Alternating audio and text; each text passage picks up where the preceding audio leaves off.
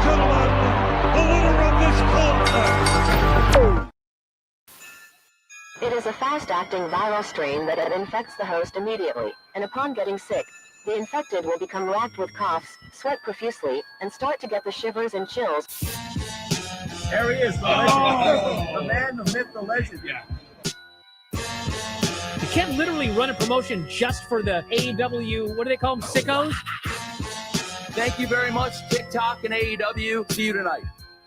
Tony Khan started telling people there's no such thing as long-term booking anymore. It's week to week. The best guy's Tony Khan. We just secured the bag.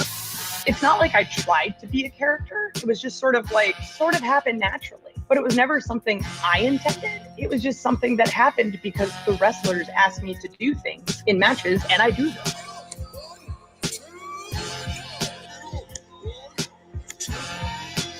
If you run a promotion just for the sickos, you're going to do 400,000 viewers eventually. Effing melts. You know that SmackDown actually went over and everything? Yeah. You know, What's the point? the point of SmackDown. What are you getting at here? That the DVRs didn't pick it up. Did they not pick it up? Mine didn't. Let's get into everybody's favorite moment, and it is called Dave Meltzer's Dumb Moment of the Week. What would you like to listen to in your ears? I'd like to hear the flute. Well, if you'd like to flaunt your flute, then we can find you a flautist. We have just secured the bag. It doesn't help me. Okay, so complain, but I will complain. Let me out of my misery. And when I heard that, I was like, what? Thank you, fuck you, bye. Boom.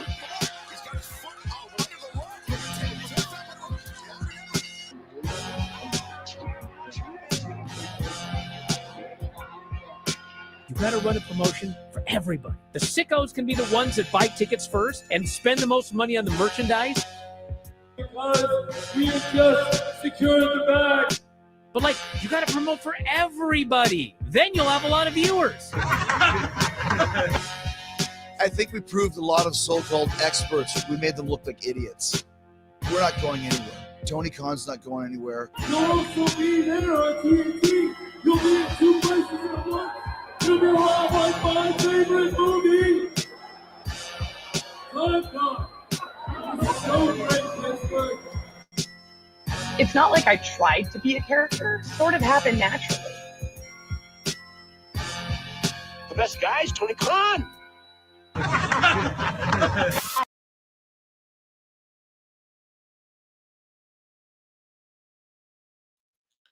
Ooh, what's happening, everybody? Welcome to another eclectic edition of PWT Live Show. Yeah. It's Sunday sermon. I am Pastor Phil Marks here. How's it going? We are gathered here this Sunday to confess our sins and get into some pro wrestling and some hot goss. And I'm a little tired. I'm moving a little slow, a little Robetronic today. We're going to get through it, though. Sundays we're usually chilling. Last night I was at a birthday party, and I was like, I'm not even going to get home in time or be coherent enough to speak. No, it wasn't. But, it was a good time. And, I'm here and ready to rock. And I know it's an early, weird Sunday show, but I still got to do my weekend live show. I can't leave you guys waiting for PWT. And I know you guys are all wondering what I have to say about a lot of the shit that's been going on. I'm kind of glad I waited till today because last night there was a bunch of bullshit going on at Collision, I guess. And so we're going to talk about that, which I'm incredibly excited for. So on Collision, as you guys can see from the title, Tony Khan this past Wednesday, he stole the national title, which we made fun of a little bit, but there's been some outcry and a lot of people voicing their opinions and their thoughts on that and going after Tony Khan for that. So we're going to cover some of that. We also have Nixon Newell and Miranda Alizé. I always forget her goddamn name. I call her like Alex. I'm like, what's her name again? Alexis. Just butchering it. It's Miranda Alizé. Okay. And so they walked out of Collision, I guess, which is funny. And Luke Menzies, a.k.a. Ridge Holland, epic fail. Okay. And I used his name Luke Menzies there to give him all the respects. But his epic fail, because that whole GoFundMe shit and all the virtue signaling online blew up in everyone's faces. I got to be honest. Like, we'll get into it. We're going to cover it all. We have some miscellaneous news, of course. I don't know if you guys saw Dave Meltzer's epic meltdown. So on Thursday, obviously, we're going to cover that. That will be primarily. And again, I'm shaving down the segments. There's stuff already where I'm like, okay, we're going to leave this. We'll talk about this in AEW news, for those shows, because 2.5 and shit, it's so long. I thought the Dave Meltzer segments were going to end up being like an hour and a half, but when you let it accumulate over a week, it's so much funny shit. But and especially with Brian, because he's been like, how do you explain it? He's just had faux outrage lately. He's like, he knows what he's doing. They're like clip baiting and shit, not click baiting, but clip baiting. They're fishing for like reactions and shit, which is funny. They're getting them, I don't know if the 50% off subscriptions are indicators that shit's working, but whatever. So we're going to talk a bit about that because it bleeds over, but obviously Dave Meltzer, Dumb Moment of the Week, we're going to fucking go off on him for all of that. Right on the last episode of DMW as well, I was like, Dave's kind of having some base takes here. I think he's doing this because he knows like all this egg that's been on his face lately and on his head lately. Like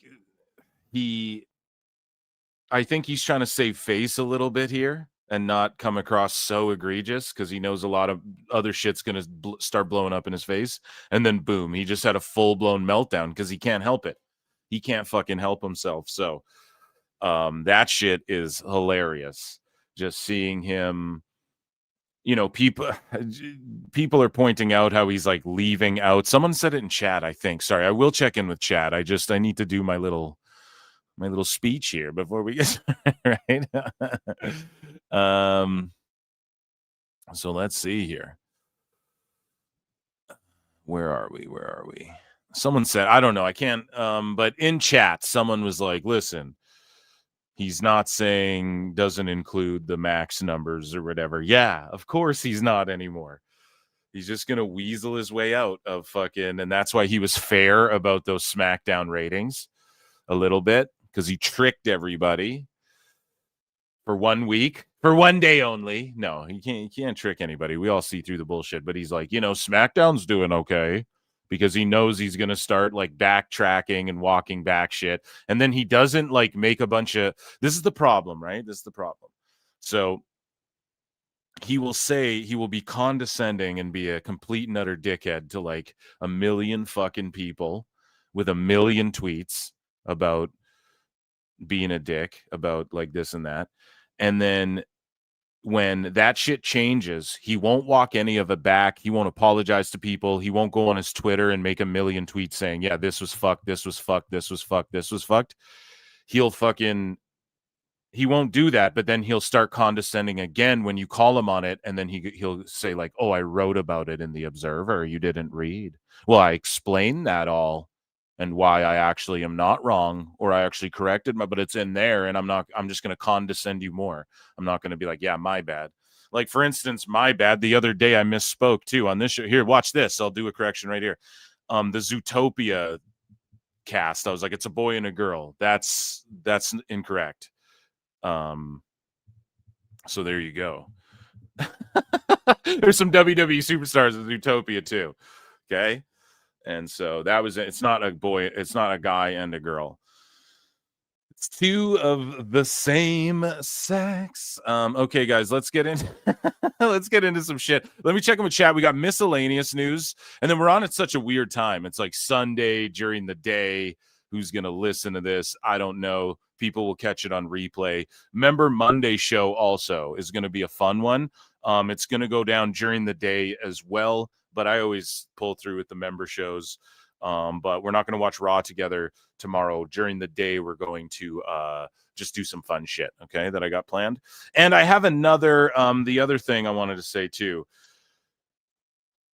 Well, I'll formally do that. I'll formally make an announcement on that. Okay, so let's get just not right now. Actually, sorry, that was a little teaser, I guess. Guys, hit like, hit subscribe. I don't anticipate many people even tuning into this goddamn show today, to be honest, because it's just out of the blue. Didn't really announce it or anything. And hope you all had a good last night. It was good for me to kind of decompress too. You throw a curveball, you switch up the feng shui of how the routine a little bit, and it's nice. I don't know, I just be like watching Stranger Things right now, or like writing or editing right now, so it's good to just fucking be chilling with you guys as well, and I'm kind of glad, like, the universe works in weird ways, because this Nixon Newell shit, like, we would have missed it, I wouldn't have even picked up on it until the next day. Then we would have had to wait till Wednesday. So this is funny. So vote in the poll. Okay. Vote in the poll if you guys think that Nixon Newell was correct in her assessment. Okay, our Rabid Wolverine LC Killer 17 has been a member for 15 months and super chats in for 5. Guys, you can super chat in or gift memberships or become a member, 99 cents. I do bonus shows every week. And then patrons, I'll do like a light sizzle, but patron, there's going to be a Patreon only show that goes on Patreon only. Okay, coming up, but I'll do like a formal thing for all of that. AEW hits so much problem, AEW has so much problems, but the IWC decides to ignore it and just complain about WWE. Yeah, I mean, there's been a lot of that lately, but there's a section of the IWC who are like, damn, these people just complain really hard about AEW all the time, and yeah, they do. They really fucking do. But it's why, like, here's the thing. Well, we're going to talk about it with Nixon Newell, but like, why are wrestlers walking out and refusing not to not lose and shit? It's because shit's got to make sense to them. We're going to break that all down today. Ray J's World 6852 has been a member for 5 good goddamn months. Spectacular. I acknowledge you, members. Acknowledge me. Or hit like, hit subscribe, leave a comment. Okay, we're about across X, YouTube. We're getting into like 100. I just kind of babble till everyone files in. I know you're coming, but let's get into stuff. About 100 watching both channels and X. Thank you guys for tuning in. Let's just start rolling here. So we have miscellaneous news here. We're going to rip through some of this. Scully Vibes chimes in here before we get into it. Member for 18 months. What's the vibes? Is fall 2025 is so met all around, like for wrestling. Yeah, dude. Yeah, you're not wrong, but it's because people enjoy fall and they start like doing shit. People start getting in the holiday cheer. There's like really good sports on and shit. The CFL, it's the playoffs. Right, the Rough Riders are taking on the Alouettes in the Canadian Football League and for the Grey Cup, and that's fucking awesome. So there was a playoff game yesterday too. It's like there's just so much going on. It's like wrestling, okay, especially in the streaming era. This is why wrestling transitioned to streaming. Well, they'll just watch it when they watch it. Hendry wins that scene attorney. Yo, we're gonna talk about SmackDown. I have it pulled up here. We're going to like review it, or just like quickly, I'm going to give my rundown, but like, yeah, I have a couple theories on that. A couple Austin theories. Oh, come on now, Eric. And Nixon and her GF are tripping. Make all your TV time count. We want Hendry. There you go. It's a great take. Shout out Scully Vibes. Thanks for that, dude. Thanks for your membership, man. Okay. Let's do some news, though. I know some people are waiting for news. Some people, all of y'all. And here we go. Where's Barrett? Let's get into this. Ladies and gentlemen, I'm afraid I've got some bad news. So, chat, who remembers Eva Marie? Okay. She was all red everything. Now she rocks the pink and the gold. The last I saw her, she popped up in like this I mean, obviously, if you follow her on Instagram and shit, she like works out, and she had her husband, who is of course on that show, Total Divas, with her and whatnot. I saw the last I remember her popping up where I was like, oh, that's weird. I didn't expect to see her. She was in like a Rain Energy, which is like a brand of energy drink, and Rain Energy ad. And the only reason I saw it is because they also sponsored Brendan Schaub, and it was on the Fighter and the Kids subreddit. So shout out the homeless cats. But Eva Marie breaks her silence on divorce and reveals why she told no one. So she didn't tell anybody that she got divorced from this dude she's been with for a long time, and he was on that WWE reality show Total Divas. So she had this to say. You would think that like I would be if you look at my personal life. It's like quite chaotic, but yet I'm the most peaceful I've ever been. Even before I filed for divorce, I didn't tell a soul. The only person that I talked to, and this was after I sat with it for quite some time, were my parents. So she's close with her parents. Listen, none of that shit matters. Ultimately, she ends up saying in this interview that she doesn't rule out a WWE return. That's another thing she noted. Now, it raises the question, do you take a third chance on her? Like, what has she learned since then? She hasn't been in the ring. She's just been, like, working out and doing Instagram ads and shit. But, you know, she was fairly popular. Like, I mean, at the time, there were a lot of people who hated on her and were like, this is bullshit. But those were the sickos and the wackos, man. Like, the general audience didn't mind when like her top was popping off and shit. And I'm not saying we got to do that. Yeah, Vince McMahon, have your top pop off. Yeah, like, you know, she didn't got to be doing that. But she hasn't. Me personally, I don't want to see her come back. I liked her on Total Divas. She kind of stirred the shit up. People were jealous of her and shit.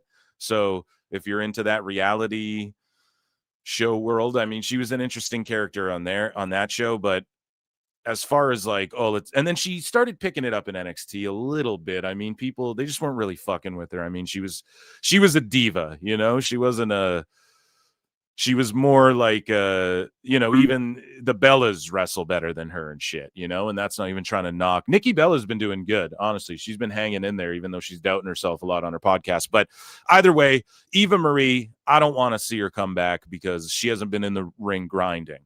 Whereas like there's been some other names, you know, we see a lot of legends or people like, hey, I'd make a return. And it's like, yeah, I would watch someone who's been in the ring, you know, get another push or make somewhat of a comeback, or, you know, an older wrestler. I don't know how old she is, but either way. Speaking of comebacks here, well, speaking of legends here, ECW icon Raven diagnosed with multiple personality disorders after getting sober. So that's unfortunate, but he also has like a narcissistic disorder and all this shit like that too, which a lot of people who know Raven are like, yeah, of course, you know, that's obviously. But they say he's a genius at the same time. So it's like, if he didn't find pro wrestling, Raven would have been like a serial killer or something. Bray Wyatt, speaking of geniuses, so Bray Wyatt gets a invitational tournament named after him by the Hernando Wrestling Club. A high school wrestling tournament in Florida will pay tribute to Bray Wyatt by holding the Wyndham Rotunda Memorial Invitational. So that's awesome, and that's like an amateur wrestling thing. On the Coach and Bro, Scarlett sort of makes a face here when Karrion Kross says something and kind of blows up his spot. Let's take a look at this. Did they shift how they treated you or brought you in or used you or anything like that? No, I wouldn't say so, no. Really? I didn't think so. I think, so like... Did they shift how they treated you or brought you in or... So just one more time. Look at how she perks up. Used you or anything like that. And she looks at him, be honest. And like, I don't want to stretch it and make just to make an analogy. It's like some guy's like, hey, fuck you, goofball. And then you're like, all right, let's just walk away. And then your girl's like, fucking fuck you, asshole, then you got to fight this guy. It's almost like that's what she's doing. That's like an extreme, right? But she's like, go ahead, say it. And he's like, no, it's cool. I don't want to burn bridges. And she's like, are you fucking kidding me? She just blew up his spot right here, dude. No, I wouldn't say so, no. Really? Really? Girl. You know, let your man have his, look at his face. He's like, yo, shut the fuck up. What are you trying? Like, Jesus Christ. I didn't think so. I think, come on. So like, he's like, come on. He's like, yo, this is public. This ain't our private fucking what are you going to blow the spot up now? Like, we could still go back there and work. Like, don't you want to, like, I'll write there one day. I write shit and stuff, girl. Don't be blowing my shit up. Like, what's going on here? And that's the thing. A lot of people put blame, maybe not a lot. I don't know. I'm just speaking in generalities here. It's a live show. We're having fun. So, you know, people, you see this discourse here and there that she kind of fucked his shit up as far as like, oh, they used me as a pawn to fucking get a deal with him. And it's like, well, yeah, the act is you and him. Look what they're doing with Black and Zelina. How about Black being in the WWE title picture? Whoa. They just, dude, they're fucking, we're going to get into that with SmackDown, but they're slapping Tony Khan around. And this is like, they're doing what Cross and Scarlett could have been doing or were about to start doing had they re-signed or something. So either way, you know, they're not going to keep just Scarlett and then just Cross, and they're also not going to offer her a deal, and then not Cross rather, and then they're not going to offer her a deal that she can levy to like AEW or somewhere else and then get more money so that he can look at her deal and go, oh, well, then if you want her for this, like, I want to be like, you guys know what I mean? They're already doing so much by keeping you guys as a couple there, like knowing you're a package deal. So yes, like Scarlett, they will keep just him or the both of you, but they don't want just you.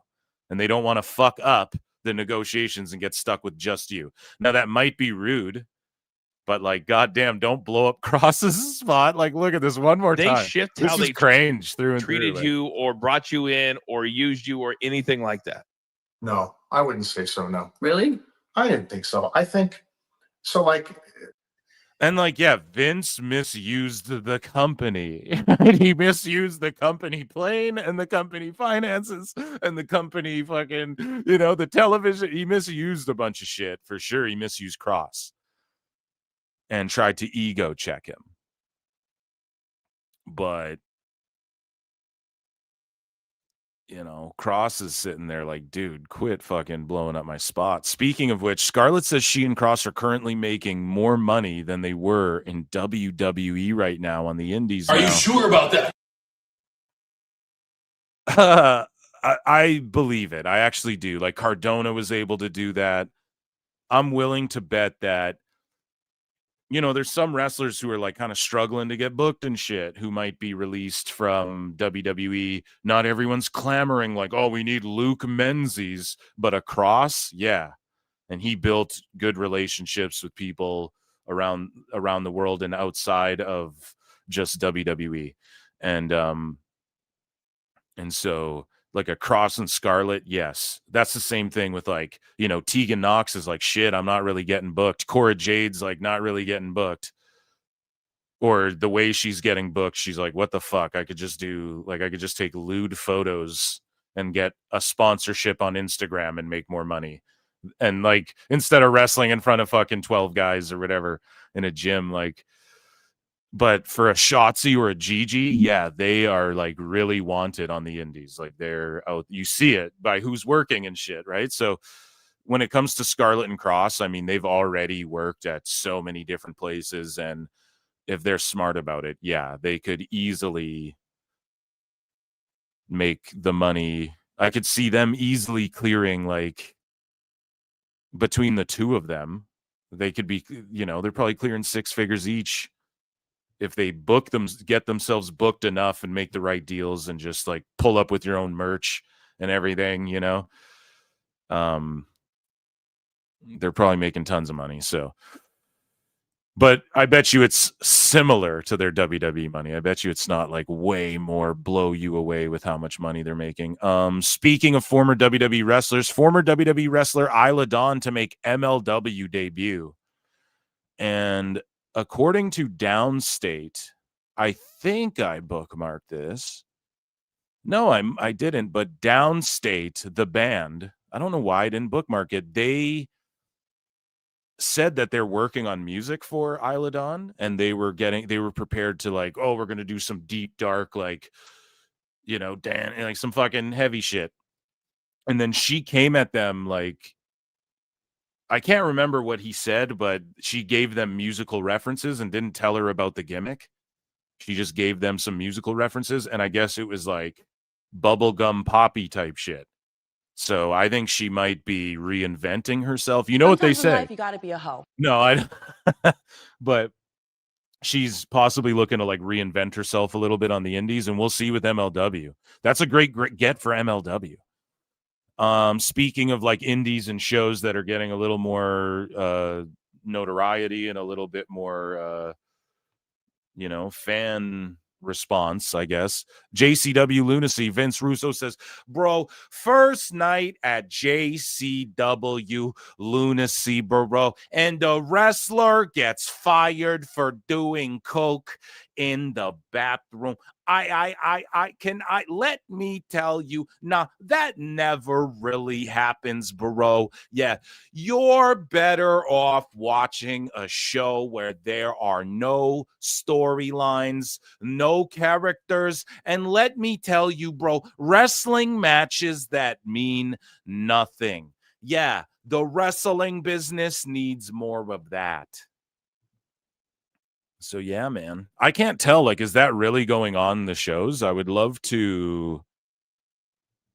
I should like watch one of these JCW shows, because it's like, the fuck.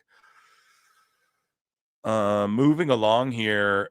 So Chris Van Vliet, Giga Chad Van Vliet, is an Emmy Award-winning host, and he's joining the Cumulus podcast network. So Insight with CVV is now going to be on the Cumulus podcast network, whatever the fuck that is.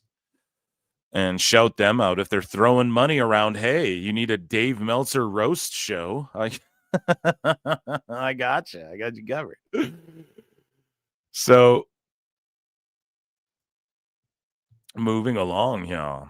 We're gonna circle back to that. Speaking of like numbers and ratings and monies, Braun Strowman's new cooking show beat AEW. I meant to put this in AEW news, but yeah, I mean, it premiered. It did 481,000 viewers and a 0.12 rating in the key demo. Each episode is 30 minutes, so in 1 hour, the show drew 760K viewers.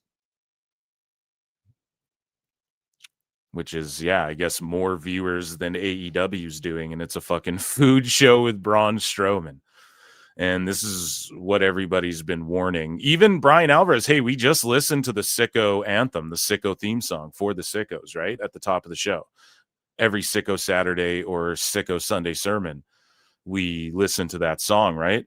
And Brian Alvarez says it. He's like, if you just cater to the Sickos, you're going to do like 400,000 views, and then what? They're going to do less than that, Bri.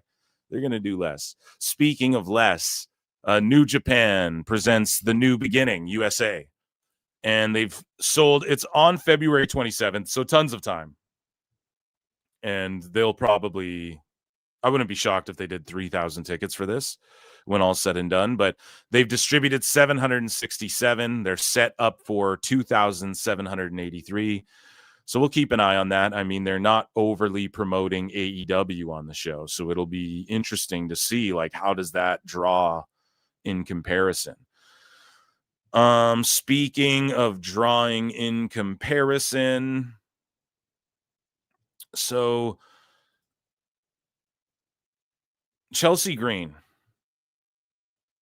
has a GoFundMe has been open for Luke Menzies. And we're going to get into this because he actually blows up everybody's spot and kind of argues with people about this. So you know what I'm going to do? I'm actually going to, well, not argues, but he just like threw it in everyone's faces kind of. So this is going to go into the sicko segment, but just because when this was originally bookmarked, it was just like, oh, here's a GoFundMe for the guy.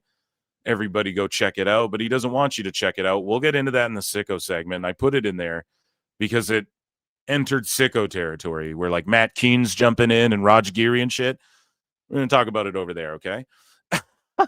So, speaking of Luke Menzies, though, Ridge Holland, aside from all of that controversy and drama, which we'll get into in a bit, on Inside the Ring, he does talk about injuring Big E and breaking his neck and then effectively ending his career. And let's just hear his take on this. I think my career, unless something substantial happens, I think that regardless of what I've done, I'll always be the guy that ended Big E's career. And that's something I'll just have to live with. And I've said, I just put like the first YouTube video, recorded the first YouTube video, and I said in that, I said, you know, if I had a time machine right here, right now, the first thing that I would do is go back and change that. Because there's not a day goes by where I don't think about it. And there's not a day goes by where I don't get reminded about it. And I'm sure that's the same for E. You know, there's not a day goes by where he doesn't yearn to be back in the ring. Maybe he doesn't. Maybe he's got closure now. But from the moment it happened right up until today, I still get, you know, hate for it and stuff. Wow. Yeah, it's you know, it started off a lot of the time with like death threats and stuff. And Wow. It's crazy people like hate on him when you know that, like, you know that everybody who's in WWE signed up and knows what they signed up for. It's like if two fighters agree to a boxing match and then one of the fighters dies after the match, if the guy who he was fighting, like, let's say the guy who cheated and like laced his gloves with a lead, or like you hear these old stories of like the padding wasn't in this guy's gloves, so it was like a bare knuckle again, you know, like that way back. People would look for ways to cheat, right? So unless the opponent did something like that, you don't blame them. Like, everyone knows what they're signing up for. It's fucking and it's crazy. It's like if the trapeze artist falls at the circus or something, do you blame the other trapeze artist? Like, they've done it a million times properly. So I do feel bad that Ridge got hate for that shit. Things like that, and which is unnerving really. And then just I think that kind of was always a sticking point in me connecting with the fans, because Big E was so loved, and they took it personally. Yeah, you know, and so it was always a sticking point for me. I would never get past. It was always there, and it was always a stigma. So maybe stepping away for a bit is good. Yeah, maybe it is, buddy. Maybe it is. Who knows? Speaking of stepping away for a bit and scares, Rikishi says he underwent a 6-hour emergency surgery and he's grateful to still be here. It was an emergency type of surgery, and I'm going to leave it at that. It took about 6 hours to be able to be under the knife. I woke up feeling great. I feel like a new person. It was just one of those type of things that was caught just in time with the grace of God and the surgeons. They were there that day. I'm here today to be able to sit and talk with you. I woke up feeling a different way when I got wheeled back into the room into the hospital, meaning just grateful.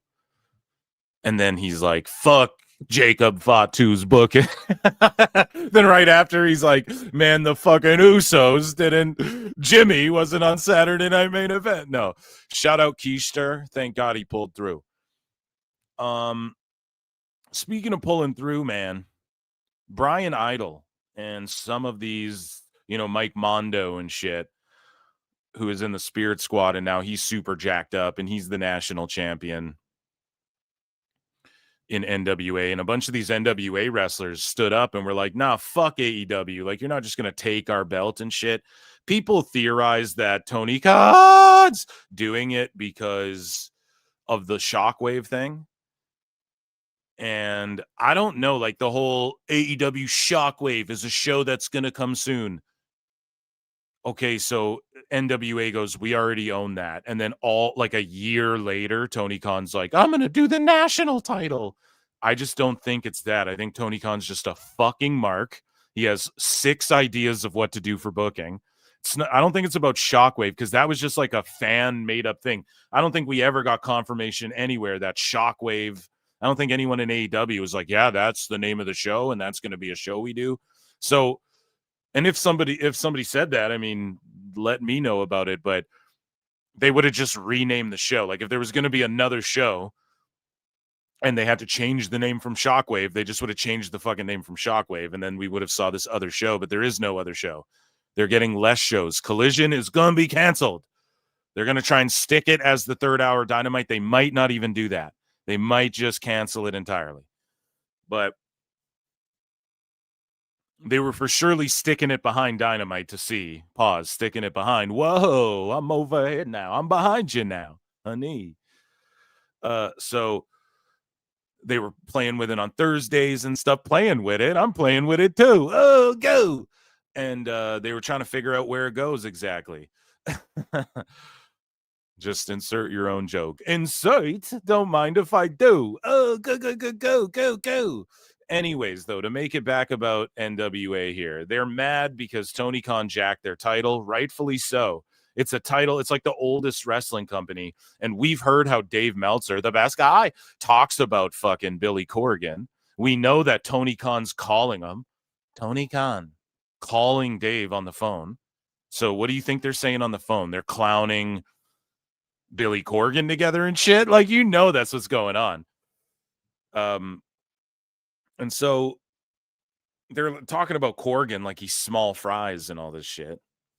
And so they're just going to hijack the national title. And that's why Tony Schiavone was so awkward in that fucking video. He has to sit there and take that.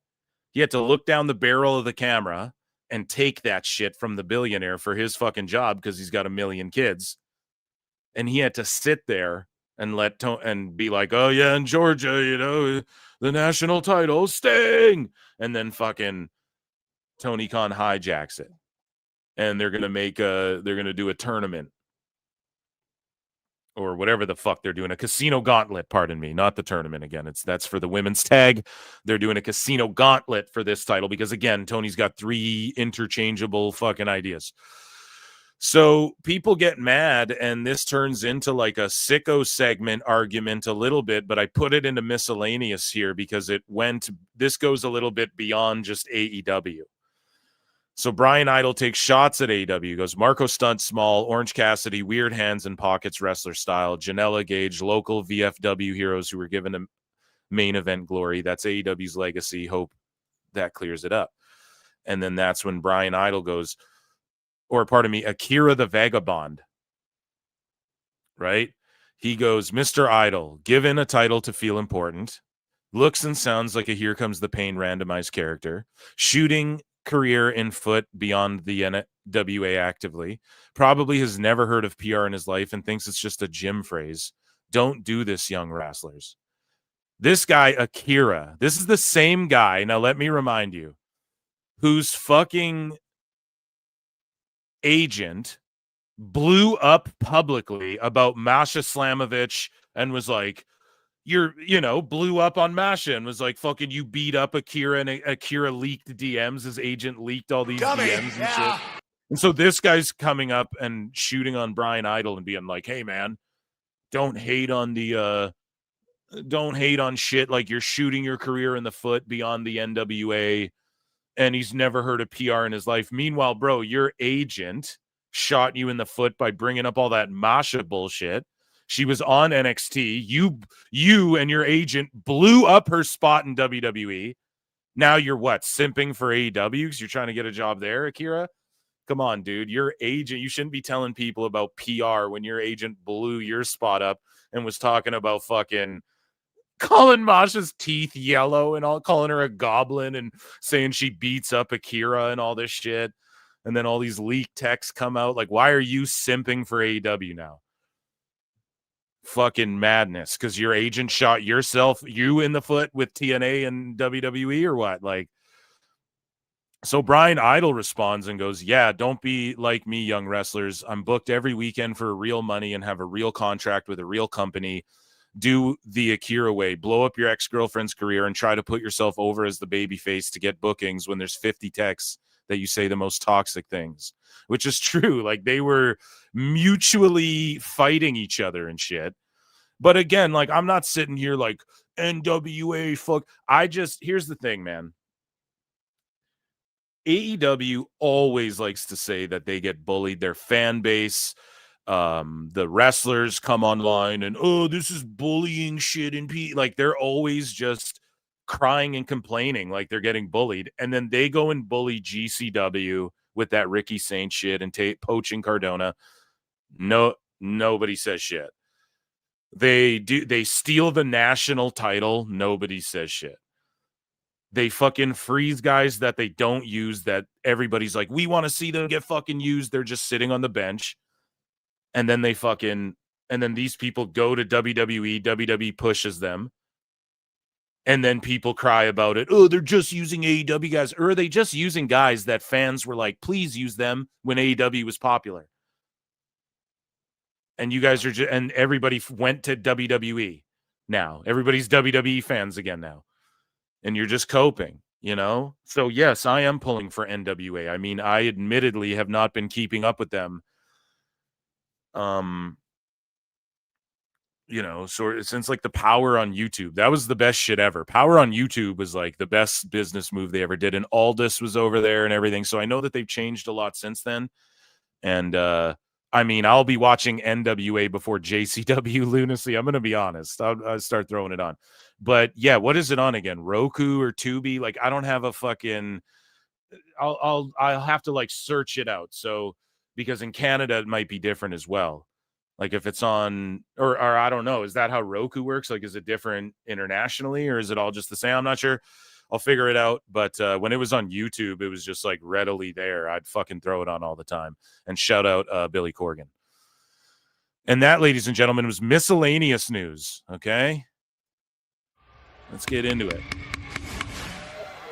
Ladies and gentlemen, I'm afraid I've got some bad news. So we talked about TNA. We're going to talk TNA a little bit, and then we'll get into WWE news and talk about SmackDown, because I know you're all salivating to do that. And we don't actually have much news. It is just like a bit of a bombshell here. It's a burial in TNA news, which is awesome. So we are going to do that. Here, let me check in with chat here. So Chris McCarty for 2 says, if you are not a big name, TK throws you in Ring of Honor. Even if you are somewhat of a name, like, would you not say, like, here's the problem, right? Mina Shirakawa, they gave ample television time to, because that was Mariah May's friend and shit, right? And then Mariah May leaves, and then Mina Shirakawa just tossed away in Ring of Honor. Loses her interim whatever the fuck belt. Now she'll be in this tag team tournament because they need teams, and Tony needs a fucking partner. But Tony Khan was just going to throw, like, they gave her prominent TV time. So let's say that's someone people like. She has charisma. She's got aura. She's hot as fuck. People love watching her dance during her intro. You know, people mark out for Mina. She's a tremendous wrestler. And then he just fucking chucks her in Ring of Honor after giving her all this TV time after she leaves Stardom and actually signs with his company. It's fucking stupid. Same with Alex Windsor, right? He shoves her down our throats for like 2 months, gives her a title shot. She loses. She goes to Ring of Honor. So what the fuck was the point of that, you know? So it's not even just about having a name. It's like he doesn't have good plans. And if you get over and it wasn't his idea, if you get over on your own, he just buries you. He did it to Athena. He does it to everyone, man. If you get over and it's not because of some shit that you make him feel like is his idea, he fucking buries you in like Ring of Honor and shit. Lincoln Hawk for 2 says, didn't Swerve run his mouth about Shockwave and Fox? Well, here's the thing, right? So to touch on that, here, I got to close the window. It's fucking cold as shit. It's snowing out and shit up here, buddies, in the old igloo land there, buds. So Swerve ran his mouth about the Fox deal and AEW, and we do what we want. Whatever, I do what I want. You guys remember that South Park with Cartman where he's like on Jerry Springer or Maury or whatever? I do what I want. So That's what Swerve was saying. He was like on the football field talking to some folks, and he's like, yo, this Tony lets us do whatever I want. And we got a Fox deal. We're going to be on Fox. SmackDown just left Fox. We're going to be on Fox. So it's not to say there wasn't talks of it, but he didn't say Shockwave. That was like the Sheets and the Marks, Lincoln Hawk. And thank you so goddamn much for your support. But that was like everyone else was, oh, there's rumors. Now, I'm not saying like it wasn't, there's no truth to it, right? But if there was going to be like a Fox show or another show, they would have just called it another show. The NWA thing, I think this is so long for Tony to wait to just be like a national title. I think he's just fucking shitty and doesn't realize like he can't just keep making belts. And I'm actually going to criticize WWE for the same fucking thing here in a minute, but thank you so much, guys. You can super chat in. You can become a member for only 99 cents. You can gift memberships. It's the holiday season, right? Gift memberships. You can also check out my other channel, Phil Marks Out, where my Christmas playlist is now public. Okay. And you guys can check that out. It's just a slaw. It's like you could just save that playlist. You won't ever need to look for any Christmas music. It's right there. It's all for you. There for you. Okay. So check that out. Or hit like or subscribe or whatever. Okay. Appreciate you guys so much. Shout out. Acknowledge me. Thank you guys for being here. Someone in chat. Okay. Dunn did what now? Says Swerve explicitly said Shockwave on camera. Now here's the thing. Find that and tag me in it then, because we covered him on the football field extensively. Like, you know, we beat that shit to death when that went down on this show. And I don't remember him saying he just was like, SmackDown left Fox. We're going to be on Fox. Tony lets us do whatever he wants. He sounded kind of lit too. Sounded like he was drinking or something.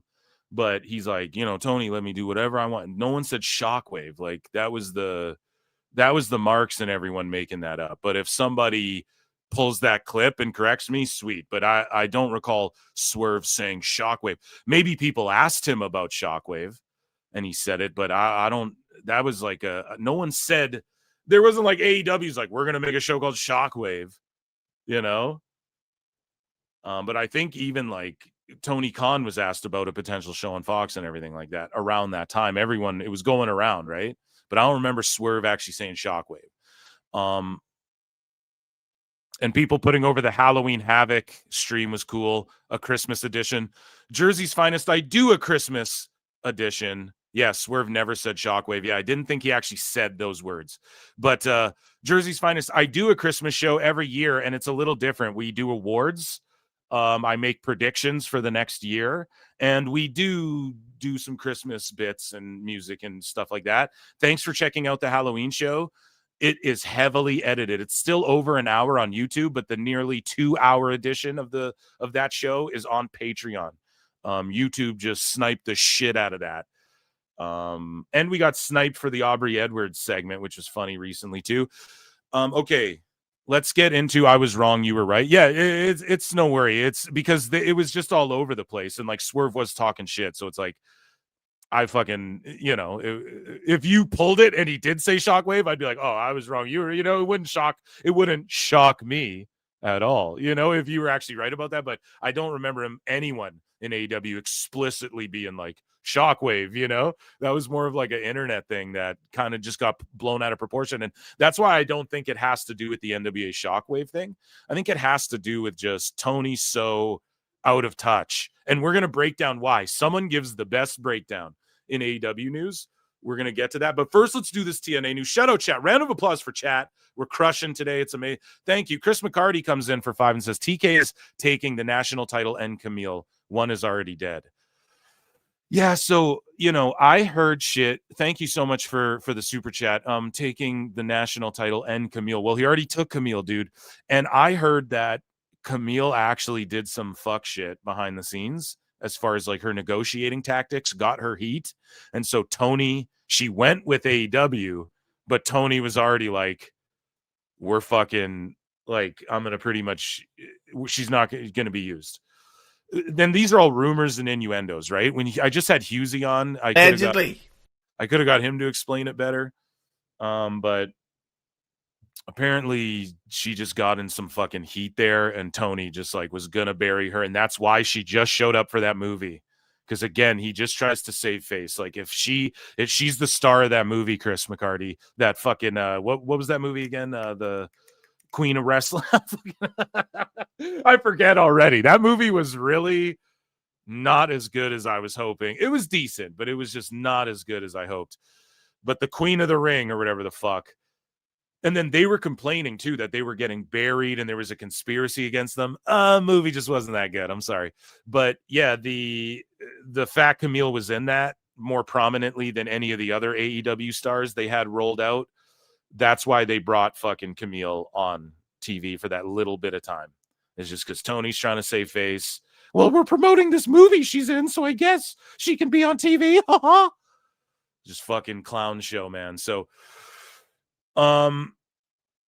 let's get into this TNA news that's fucking been. We got a burial here. This is actually really good. This is a really good bit of TNA news. So let's hit a good old country road, snowy snow banjo here.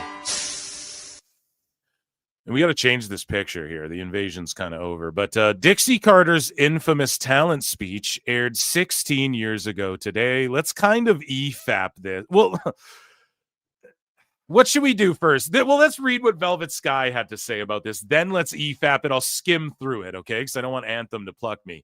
But Velvet Sky says, I remember this day. The consensus of the locker room and staff during this meeting was not one single person gave a shit what Dixie was saying. And we actually had to take time out of production day for this nonsense from her. And it had to be filmed so she could have her my way or the highway ego stroked even more.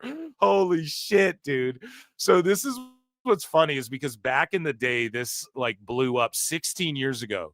You know, this blew up as like Dixie held this meeting and this meeting was.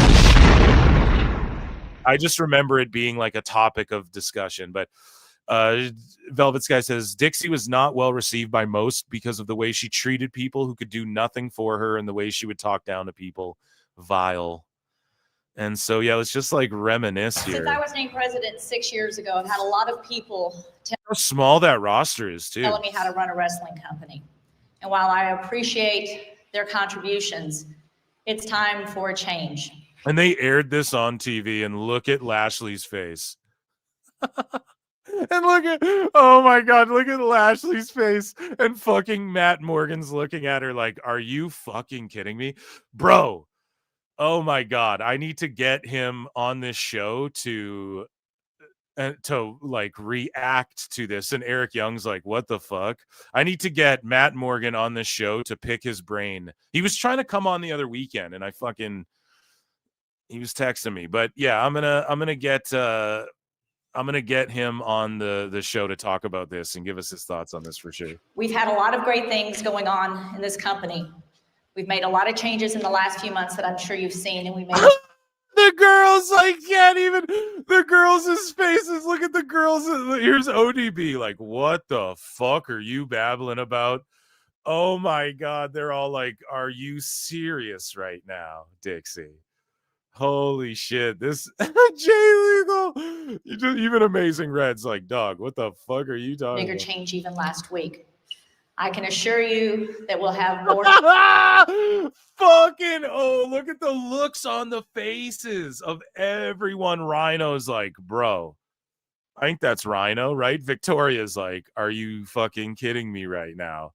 Just the deadest look in her eyes. Like, yeah, we ain't trying to hear this shit. Changes coming in the coming weeks and the coming months as well. We're trying to produce the show and you're filming this to stroke your fucking ego.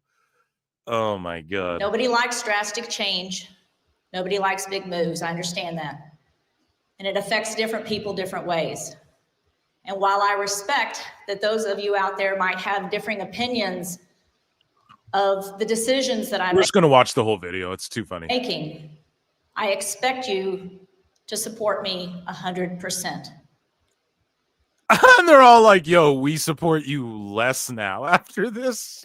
When you question things in this company, you're questioning me. And I cannot allow that to happen. This is crazy shit. This is like Tony Khan won't have a meeting like this. They had one roster talent meeting, and then Kenny Omega's like, I wouldn't even hire half of you. And then Tony Khan like won't have this meeting, but it's like that there too. He's the worst elements of every booker. Business is about choices. I've made the choice to put my finances, my reputation, my passion, my love behind each and every one of you and this company. And it's time for you to do the same thing. All this is like, dude. You have a choice to make. You can choose to support me. You can choose to support the direction TNA is going, or you can choose not to. Dude, here's the thing. You don't remember Dixie being this bad. I wish there was another, like a Dixie around for me to fucking roast and shit every week like I do Tony Khan. But you'll need to find another place to work. It's time for us to swing for the fences. She said that on TV, like, y'all got to find another place to work if you don't support everything I do. When you question me, she literally is like, if you question my decisions. Whoa. Really is. No great success comes without risk, and I'm great with that. I hope you are too. Now's our time. Oh, look at Bubba's face! Look at Bubba's face! Oh my god! Oh my god! Bubba's face is just fucking. Oh, Shut up, goodness. bitch! Look at. Look at Bubba's face. Look at Bubba and Matt Morgan. They're like, are you fucking? And then Billy Gunn. Yeah, this is Billy Gunn right here. Oh, they're like, are you kidding me, bitch? Holy. Now's our time. Bubba's face is fucking sending me, man. I look out at the faces that have made this company, and you've made me very proud. But this is a test. So I'm asking all of you to step it up in every way possible. To step it up, they're all like, bro, we're fucking we're doing our best. Like, you are fucking up. The office is fucking us up because of you. You can't get out of your own goddamn way, and it's fucking us up. That's why I try not to give the boys heat in AEW either, even though I think some of them do take advantage or have just completely learned the wrong way of like what Tony Khan has established there. But when it comes to AEW, again, it's like fucking the same thing. Like, Tony almost needs to have this meeting, but needs to be like, I'm sorry. Like, if you have to have this fucking meeting, the leader of the pack can't be like, you guys need to step it up. No, they have to be like, listen, I just need support because I'm fucking lost and I don't know what I'm doing and I need to rely on you guys more, but we need to come together. And I'm fucking sorry for leading us astray right now. You guys are trying your best. I think we could do better, but that includes me. That's how you fucking say this. Not, I'm putting up my money so you all do better.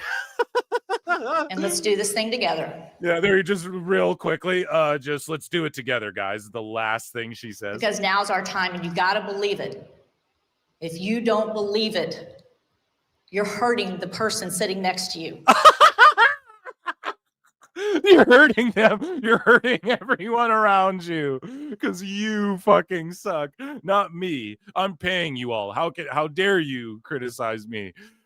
Oh shit, man. Just to hang that over people's heads like that, that's fucked. You're hurting me. You're hurting our fans. But if you believe it, let's do this thing together and let's show what everybody we're all about. That's amazing. That's fucking awesome, man. That was an amazing little short, quick TNA news segment there. Let's hit the banjo. Dixie Carter.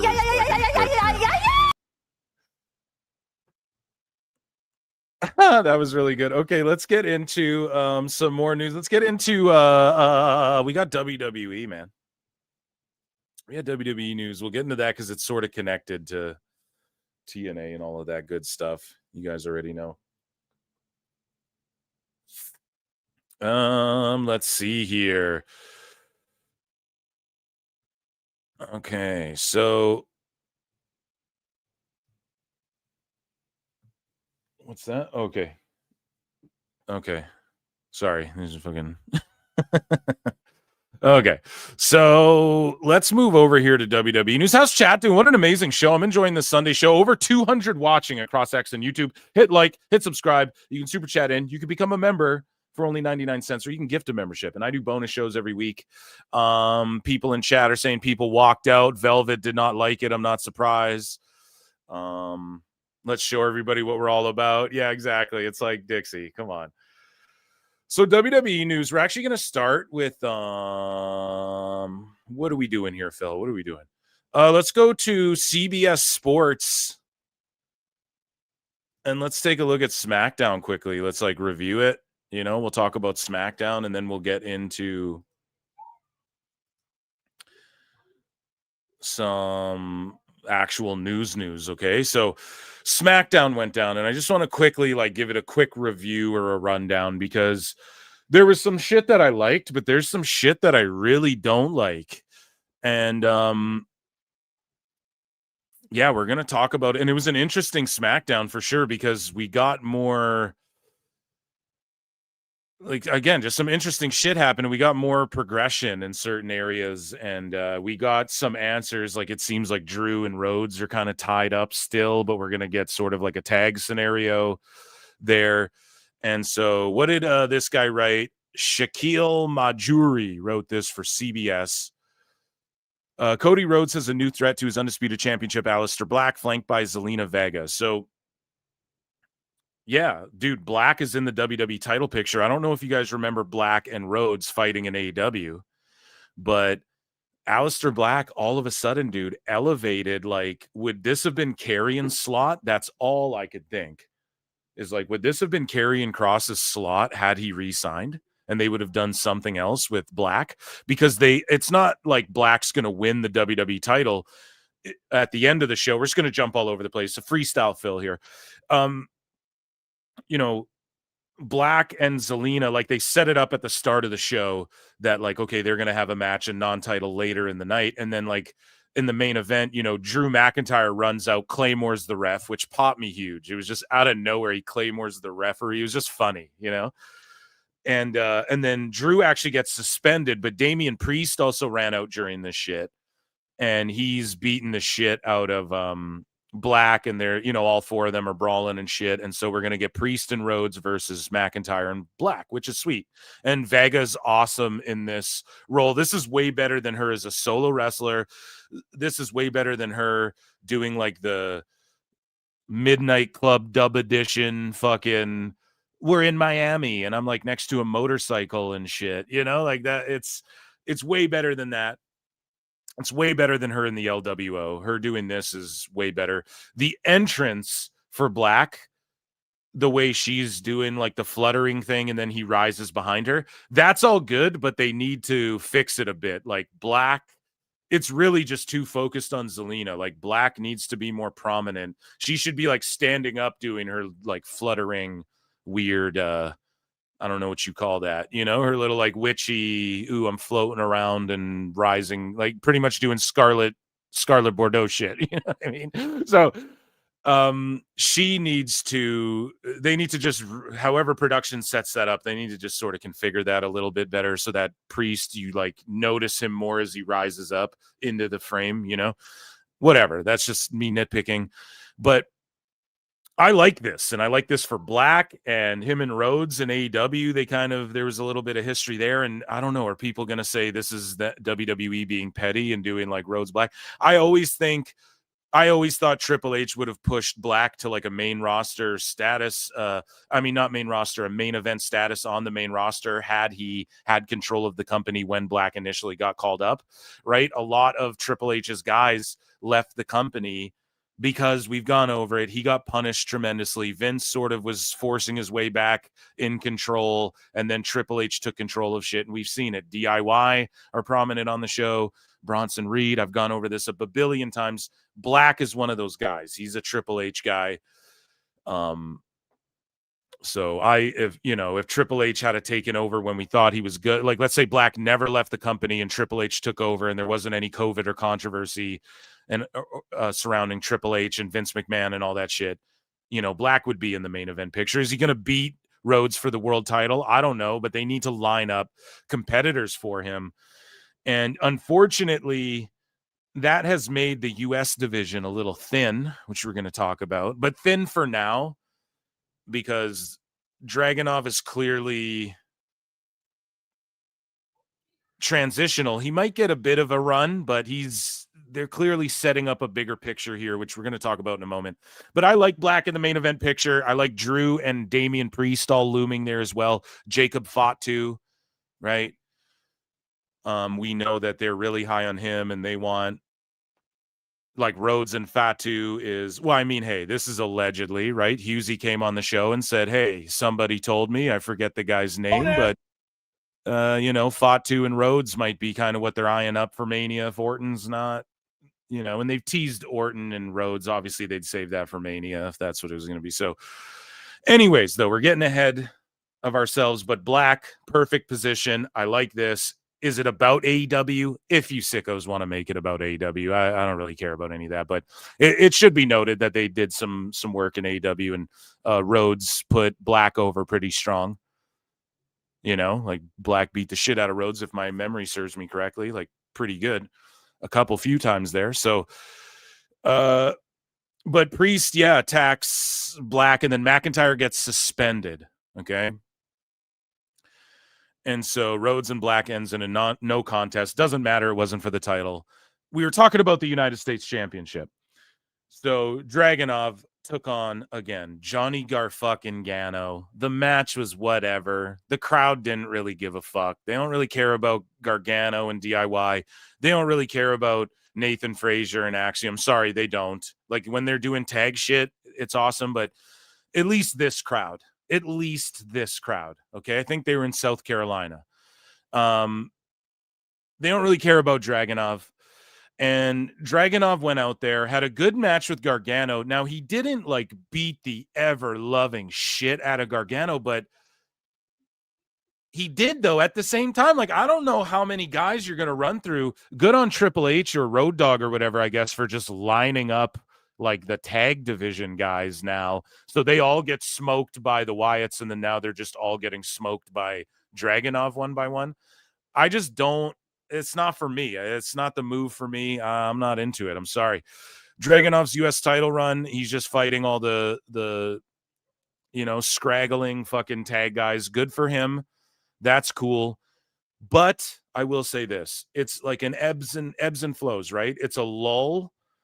It's a valley, because Tama Tonga's clearly talking about and eyeing up this U.S. title, and we're going to get, babyface Dragunov take on Tama Tonga, and they're sort of building Dragunov up as he believably can fight. He's going to give Tama Tonga all he can give him in in an epic battle for that fucking belt, and it's going to take Samoans or Tongans interfering and shit, or Hawaiians, I guess, if you're JC Mateo, but it's going to take people interfering and shit to beat Dragunov, whatever.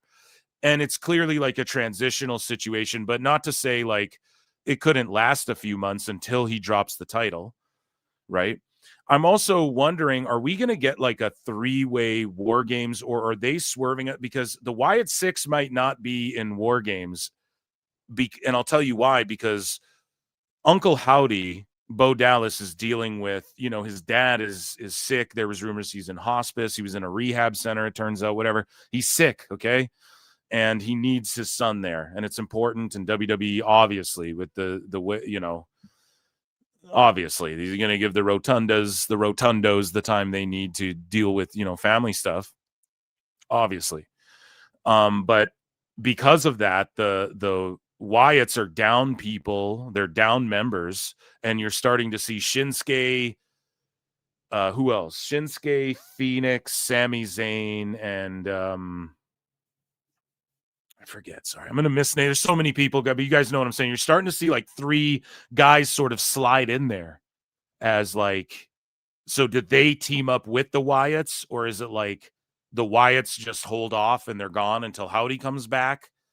Or do they just get replaced? Do we see Sammy, Shinsuke, Phoenix, whatever versus the MFTs and War Games. It looks like they're kind of setting up a backup plan, a plan B. And again, if people are going to shit on that creatively, it's like,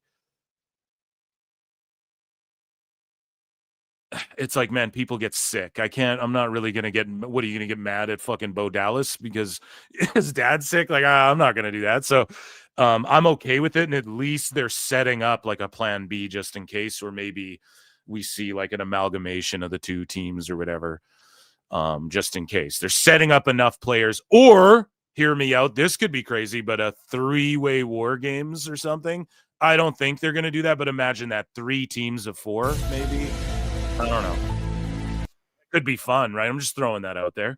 Hey, maybe they do some shit like that.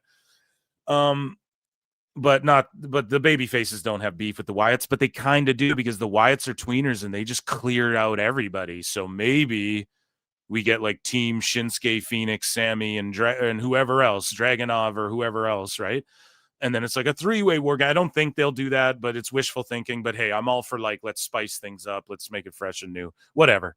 There's a lot of wrestlers. You got a bloated roster. You got to use them. But I digress. The U.S. shit, I'm not as down with as I was with Sammy. Dragunov's not having bangers the way fucking Sammy was. I think him wrestling the fucking tag division lowers the status of that U.S. title, which was in a little bit of a slump. Like it was Hayes and everyone wrestling over it, not to shit on them, but it was kind of in a slump, and then it came back a bit, and then it kind of goes in a slump, and then it comes back. Like LA Knight gets the belt, then he loses it, and then it kind of and then it's like Solo, whatever though. Tama Tonga is going to get that shit from Dragunov eventually. We're going to see the MFTs draped in gold. I'm positive of it. And so it allows me to give this Dragunov shit a bit of a pass. And it's not that it's garbage. It's not that he's not a good wrestler. It's not that I don't like Dragunov. Dragunov rules. It's just that it's not the right. It just seems like a lazy thing to just throw him in that. And then you're just giving him like, again, he's like, I'm 3-0. He was saying that at the end of the match, like 3-0, like let's go and shit. He has 3 wins. Sammy had 6, and they were banger after banger. I don't want to say dream matches, but it was like Black, Cena, Phoenix. Like it was fucking boom, boom, boom. He was running, So I was just way more into that. But they obviously need Sammy in like the bigger picture with this Floodline stuff, this MFT shit. So Sami Zayn is in the sweepstakes to enter John Cena's tournament, Aldis says. And then Aldis announces some names. So let's talk about that.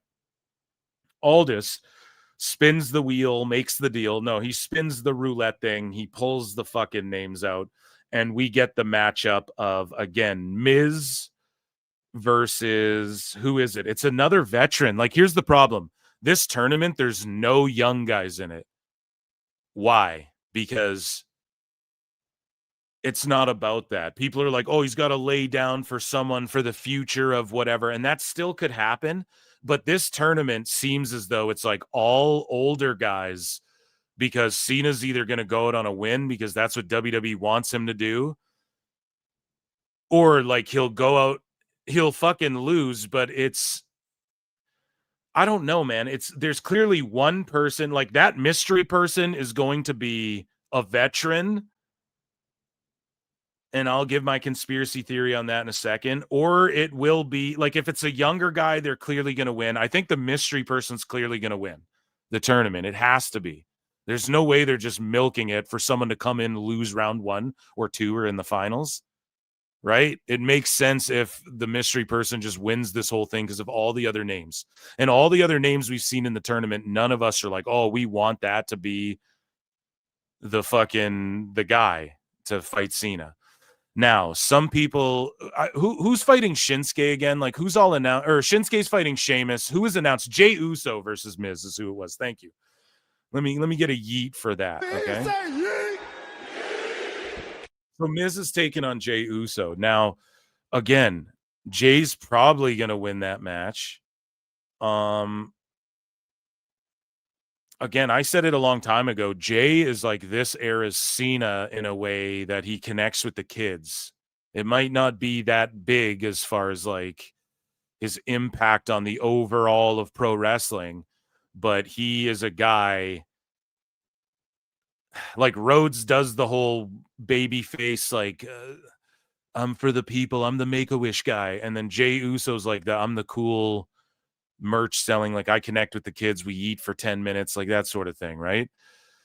So maybe Jey Uso, like I would pull for him if there wasn't this mystery guy. But again, how long does Jey Uso have left wrestling? So it's like all of these names, you don't really see any of them. I would love to see Miz versus Cena, Miz losing, and then Cena goes up. But we suspect Cena's going to lay down in his last match. So I believe these are my picks, and I'm going to throw out a lot of names. I've seen Brock Lesnar be floated around a little bit. Then he gets his win back over Brock. I don't know about all that. I don't think Nick Aldis, like he pulled names and then he's like, I'm keeping this one a secret. And it's like, he wouldn't keep Brock's name a secret. I don't think that would be like, why would you do that? You know, Brock just destroys shit. Aldis doesn't really like Brock like that, but maybe they just do it because it's a work, brother. And it is Brock. That could be the case. Okay. And because we know Brock is going to be involved in WrestleMania 100%. So is he involved in Cena's last match? I don't fucking know. Could it be Jericho? Now we're all throwing that out there. Dave's like, no, it couldn't be. I know a lot of people are like, I don't want that and shit. A lot of people do want that. I think Jericho losing to Cena for his last would just be, that's like the petty move, but I just don't know if he's like available to do that, right? They're saying his contract's not up till like the new year or January. And that's what Dave's saying. So I'm assuming Tony calls him on the phone. He's probably right. The rumors for Jericho's contract was September or this January, like when the new year starts, right? So whatever. Brock and Jericho, those are the two legends. Everyone's like, it could be them. Those are like the most thrown around, I would say. Joe Hendry's another name that's thrown around a lot. And the mystery person's taking on LA Knight as well. So it's someone who's going to beat LA Knight. Think about that.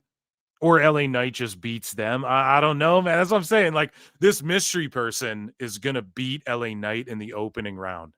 Like, what the fuck? LA Knight must have heat. Like, he's just getting beat by everyone. Unless this whole thing's a swerve to, like, yeah, get Miz or LA Knight to the final or some shit, or Jey Uso or some shit like that. Because remember, Cena put Uso over big in the Rumble and stuff like that. Helped get him over and shit, right? So that's why I'm thinking Jey Uso could slide in there and be Cena's last opponent. As much as people might be like, oh, fuck that, Phil. It's like, dude, just think about it. They had him win this shit and fight Punk. Like, could totally be that. Or it could be Roman Reigns. Think about that. But I don't know if Roman's a bit of a stretch as well.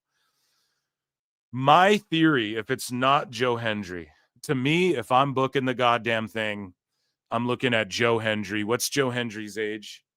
John Henry age. He's 37. So do you give it to a 37-year-old and put all the steam behind him and try and get him super over when he's in NXT doing shit with Thea Hale and shit? I don't know, man. I don't think it's that either. My theory, my conspiracy theory that I don't think many people are talking about, and this is why Aldis is keeping it secret. Ready?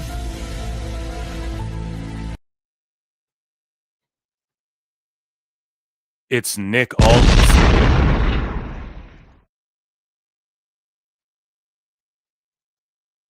It's Nick Aldis.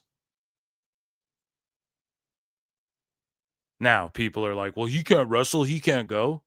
I don't know, man. He wrestled LA Knight in the NWA. They wrestled a bunch. They tagged, I think, too. So there's familiarity there for him to get back in and have a match with someone that, you know, LA Knight would lay down for him. Fucking their boys. They go way back. And then Cena beats Aldis in the end of this thing. Aldis pulls there. Maybe that's a dumb theory, but I like to give a hot take. I like to put myself out there and go, let's fucking give a hot take. Why would I'm trying to give them the benefit of the doubt that they're trying to just do more than we're just going to keep it a spooky secret because surprise. Maybe it's Aldis. Now, if it was Obafemi or Trick, I've also said Javon Evans. You guys remember Cena was putting Trick over heavily in NXT as well? Imagine Trick shows up, Crowd gets behind him. He somehow makes his way to the finals, beats Cena in his last, holy shit. Or, and again, I love that there's so many names we can throw out there for this. That's why this works. That's why this works, right? When Tony Khan does a 4-way of tag teams and then he announces the tournament the next week and we already saw all 4 of those teams fucking fight, people don't give a shit, right? When you do it this way, it fucking works. This is how a tournament works. There's intrigue in this one mystery opponent. But it could be Trick, and then Trick fights his way through, just gets a monster push. Or imagine Austin Theory as well. This is how you bring Theory back. He makes it to the end. He battles Cena in a rematch. He fucking beats Cena again, but after going through a grueling tournament and earning it this time. The story for Austin Theory is I didn't earn it the first time. This time I fucking earned it. I beat everyone. Da-da-da-da-da. Could be that too, man. And that would be a good, because you, in my opinion, Hendry's a little older. You got to give it to someone. You got to give it to people that are going to like be in the company for another 10 years. You know, it's got to be someone like that. So imagine it's all legends. Theory returns. He beats like a handful of, because say whatever you want, but LA Knight, like, okay, is Shinsuke, Sheamus, like, I would say they were legends. In like 20 years, people would be like, oh, they were legends, you know? LA Knight, sure. He wasn't the world champ, but he is like the Roddy Piper, you know? He might win the IC title. He's up there. He's a guy who fucking earned acclaim, and for sure, like, you don't need to be world champion to get a Hall of Fame induction. He'll for surely get inducted one day. But it's a way to get people over. And yeah, I'm fucking here for this tournament. So that's my theory, though. Nick Aldis could be keeping it secret because it's him, which I would pop for. And here's the thing. I could see WWE telling Cena, like, no, we want you to fucking win your last match. Now, it's not the Vince era. Like, Cena, if he wants to go out staring at the lights, he's going to go out staring at the lights. Who would he do that for, though? Bruh, it's got to be like, if it's not Braun Breaker, which I don't think he'll be in the tournament, then it's got to be Austin Theory or someone like that, man. Joe Hendry, maybe, but he's 37. So that's what makes me go, oh, fucking no. But anyway, so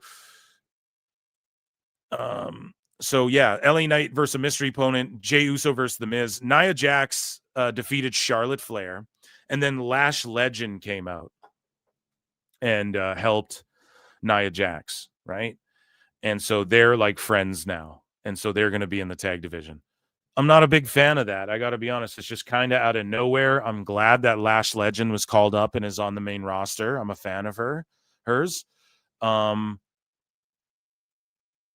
It just seems, again, random when there's better. I want to see, like, I don't know. I want to see Jade get a faction of like minions who can represent her, like fucking Mitchin and B-Fab should join her and become like the baddies or whatever. I keep saying that they need to like redo the baddies, but properly in WWE, because that did work for Jade. It really did. But either way, Jade came out and just she didn't even cut a promo. She just said, I'm that bitch. And then threw the fucking mic down, left the ring in the arena. Awesome shit. But then she got in this little interaction with B-Fab where they set up a match. Okay. I wanted to, before I covered the women, I wanted to leave the women for last because I'm going to bury the shit out of it. Tala Tonga took on Rey Fenix, and this was a solid match, actually. Now Tala definitely needs to learn. He needs some like Kevin Nash Undertaker advice, you know, because he did good and he's being more of like a monster. If you guys have seen him in Nuge or in AEW, he was way scrawnier, and he fucking just wrestled. He like, you know, he fucking dive over the top. I'm sure he did dives and shit. The guy was fucking, he was just like having matches with people and like doing shit, which is like, obviously these are all matches, but you guys know what I mean? He needs to work big. He needs to work like a monster. He can't just be like out there doing guys' moves and shit. And that's what they showcased in this match. And Rey Fenix did a great job of just like attacking his leg, using his speed, flying around. Every burst of offense from Rey Fenix was him flying around. That was awesome. Tala did do a good job, but he needs to give a little less to these guys. You know what I mean? Like when Rey Fenix is punching you, like don't even sell a couple of those. Like sell the super kick, but don't even sell. And I'll give them credit. Like Tala didn't get knocked off his feet until a big crossbody. Like that was good. All of that was good. But Tala, like he'll eat a punch from Phoenix and he's selling it like it's a guy his size hitting. I'm like, don't fucking do that. You got to Raquel up, dude.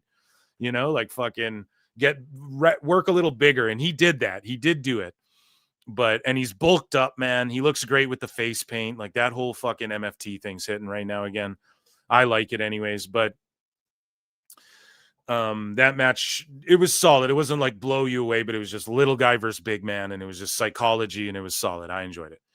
Okay, so now we get into the women. So we talked about Nia and Charlotte Flair. We talked about Jade. So when Charlotte and Alexa came out, Jade was like, nobody can touch me or whatever. She's like standing there, I'm that bitch. And then fucking Charlotte's music hits, and then they do a little face off, and then Charlotte's about to take on Nia.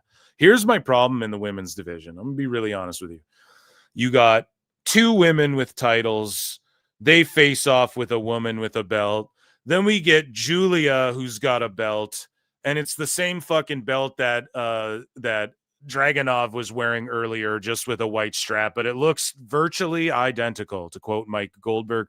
And so Chelsea Green's got a belt. She comes out with a belt, her mixed championship belt, and then Julia's got a belt, and then Green wins the belt, and she's got two belts, and then she goes and hugs Ethan Page, who's in the front row with two fucking belts. He's got the Canadian belt and then the other mixed belt, and it's AEW. It's AEW. It's AEW. Like, bro, there's way too many fucking belts. Julia just got beat super quick, which there's dirt sheet rumors like, oh, they're pushing her up to she's going to be circling around the main roster. Sweet. Julia took Phil Mark's advice, listening to PWT Confirmed, and fucking got rid of the bubblegum aesthetic with the pink and the blue. Kiana James and Julia does not work. I'm sorry. That shit does not work together. It just doesn't. Get Kiana James. She needs to be her own wrestler, or have her in a faction of girls or managing some guys where she's glomming people with a loaded purse. The loaded purse thing works. Them together just doesn't work. It doesn't gel. No one fucking gives a fuck. Julia's match is fucking crickets. You could hear the hay bales rolling by during every one of her matches. And Chelsea Green's out there. And I love Julia. You guys know I fucking love Julia. She was crushing in NXT.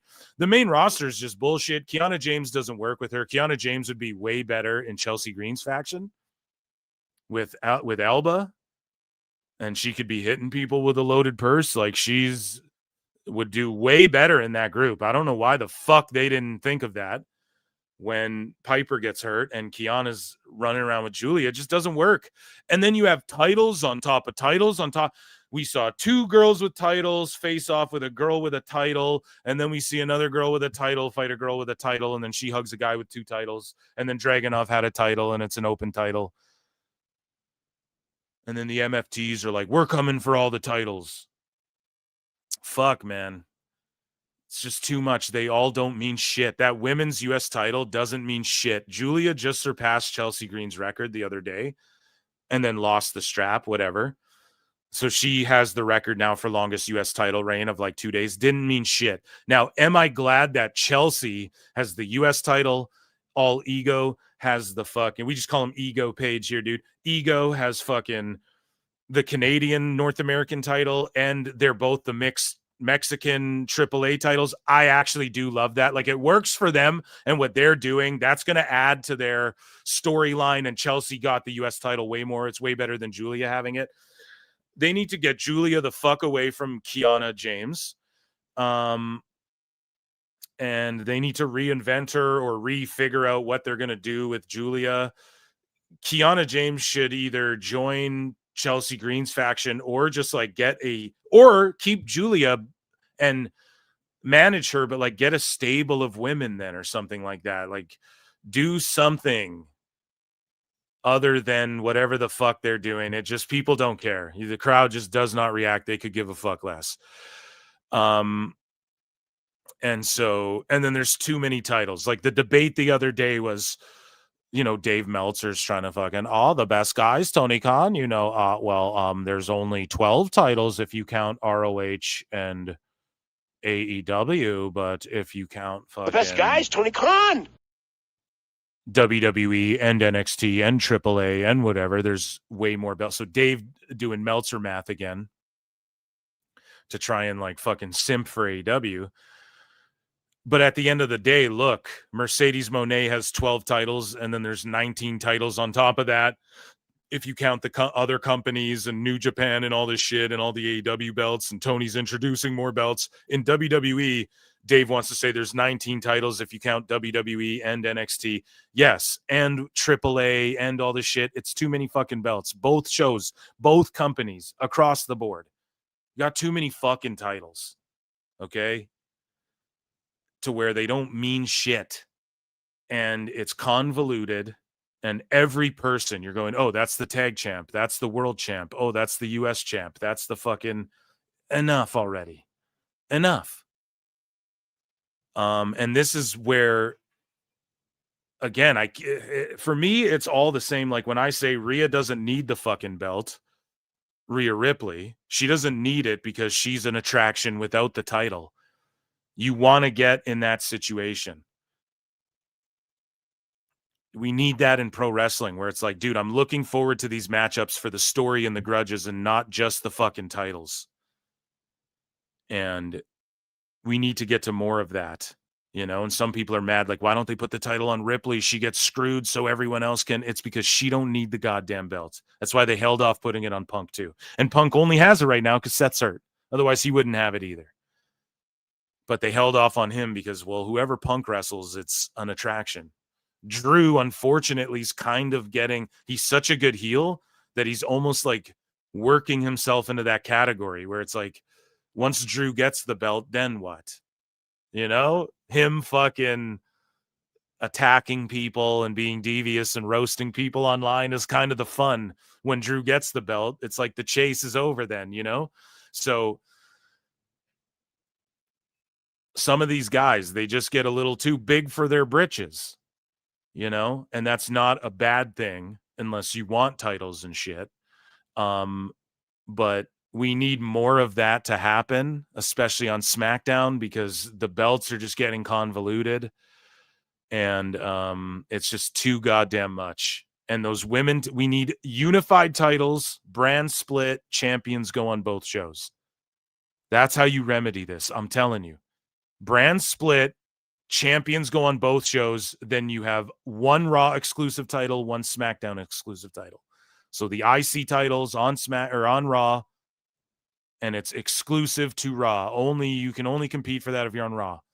SmackDown, the US title, same thing. And then all the other titles go on both shows. That's how you remedy this, man. And yeah, that's my SmackDown review. So there you go, sickos who are like, oh, you don't shit on what you just did, Idra. Again, dude, I'm shitting on fucking SmackDown. Not that it's like, see, guys, I'm shitting on something. Aren't I cool? It's not that either. It's just my honest opinion. Like, I was watching it like, whoa, what the fuck? And there was some good stuff. Like Chelsea winning that title, so good. They needed to get it off Julia. However, the fuck, way too many belts. Yeah, and that's my predictions and whatnot. So I hope you guys enjoyed that. We have WWE news. What an amazing show. This has been awesome. 260 watching across X and YouTube. This isn't even our usual fucking time. So thank you all. Round of applause to the PWT universe, guys. Hit like, hit retweet or heart or whatever the fuck, if you don't mind. Thank you. Hit like on YouTube. Run those likes up. It helps the algorithm and all that good shits. And yeah, you guys can super chat in or become a member for only 99 cents. I do bonus shows weekly. Memberships get you access to that. I have a pod coming exclusively to Patreon too. I'm going to start doing a show for Patreon only, for patrons only. Okay. And I'll explain all of that on another show, but I guess I'm announcing it here. So make sure you become a Patreon as well. And I have 3 episodes of Tough Enough watch-alongs coming this week as well. We finished season 1. Okay. And then season 2, I'm going to reach out to my pal Matt Morgan and see if he will come give us like a preamble before the season as well, where he's going to talk about, because he was on season 2, I believe.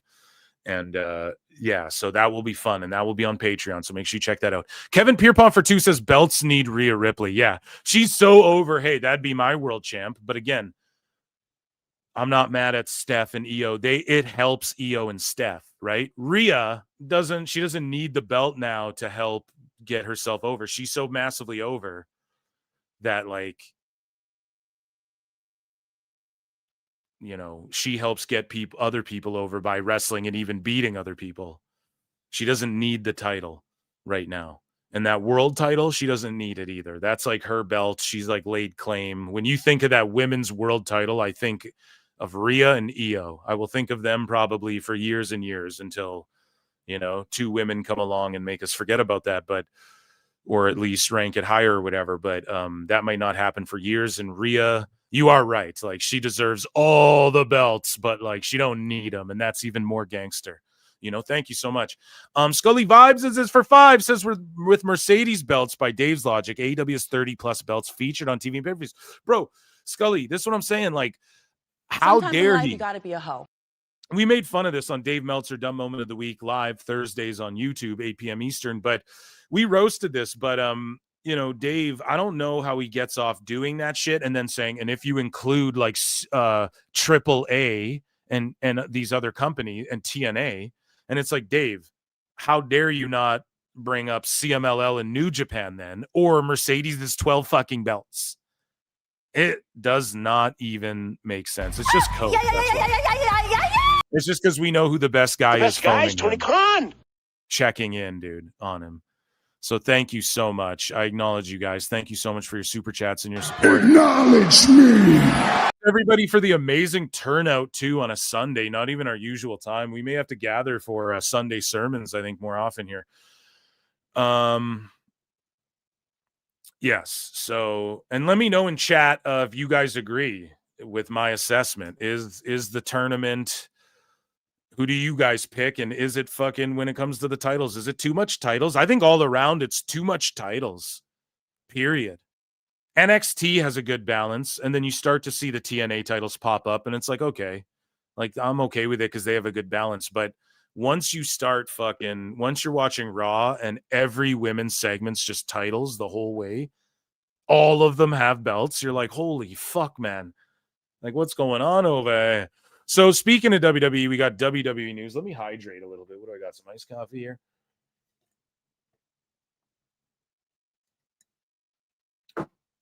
Oh, buddy, some Tim Hortons there. Yep. Someone saying Ripley's overrated, very injury prone. How many injuries has she had? I'm not sure if I agree with that assessment. Wrestling companies need to get along than going at each other's throats. It's not good for business. I think real competition is good for biz. It's not a hard fix, Lincoln. Okay. All right, chat. Let's get in. We got lots to get to. So thank you so much for everybody hanging out today. Okay, let's get into WWE.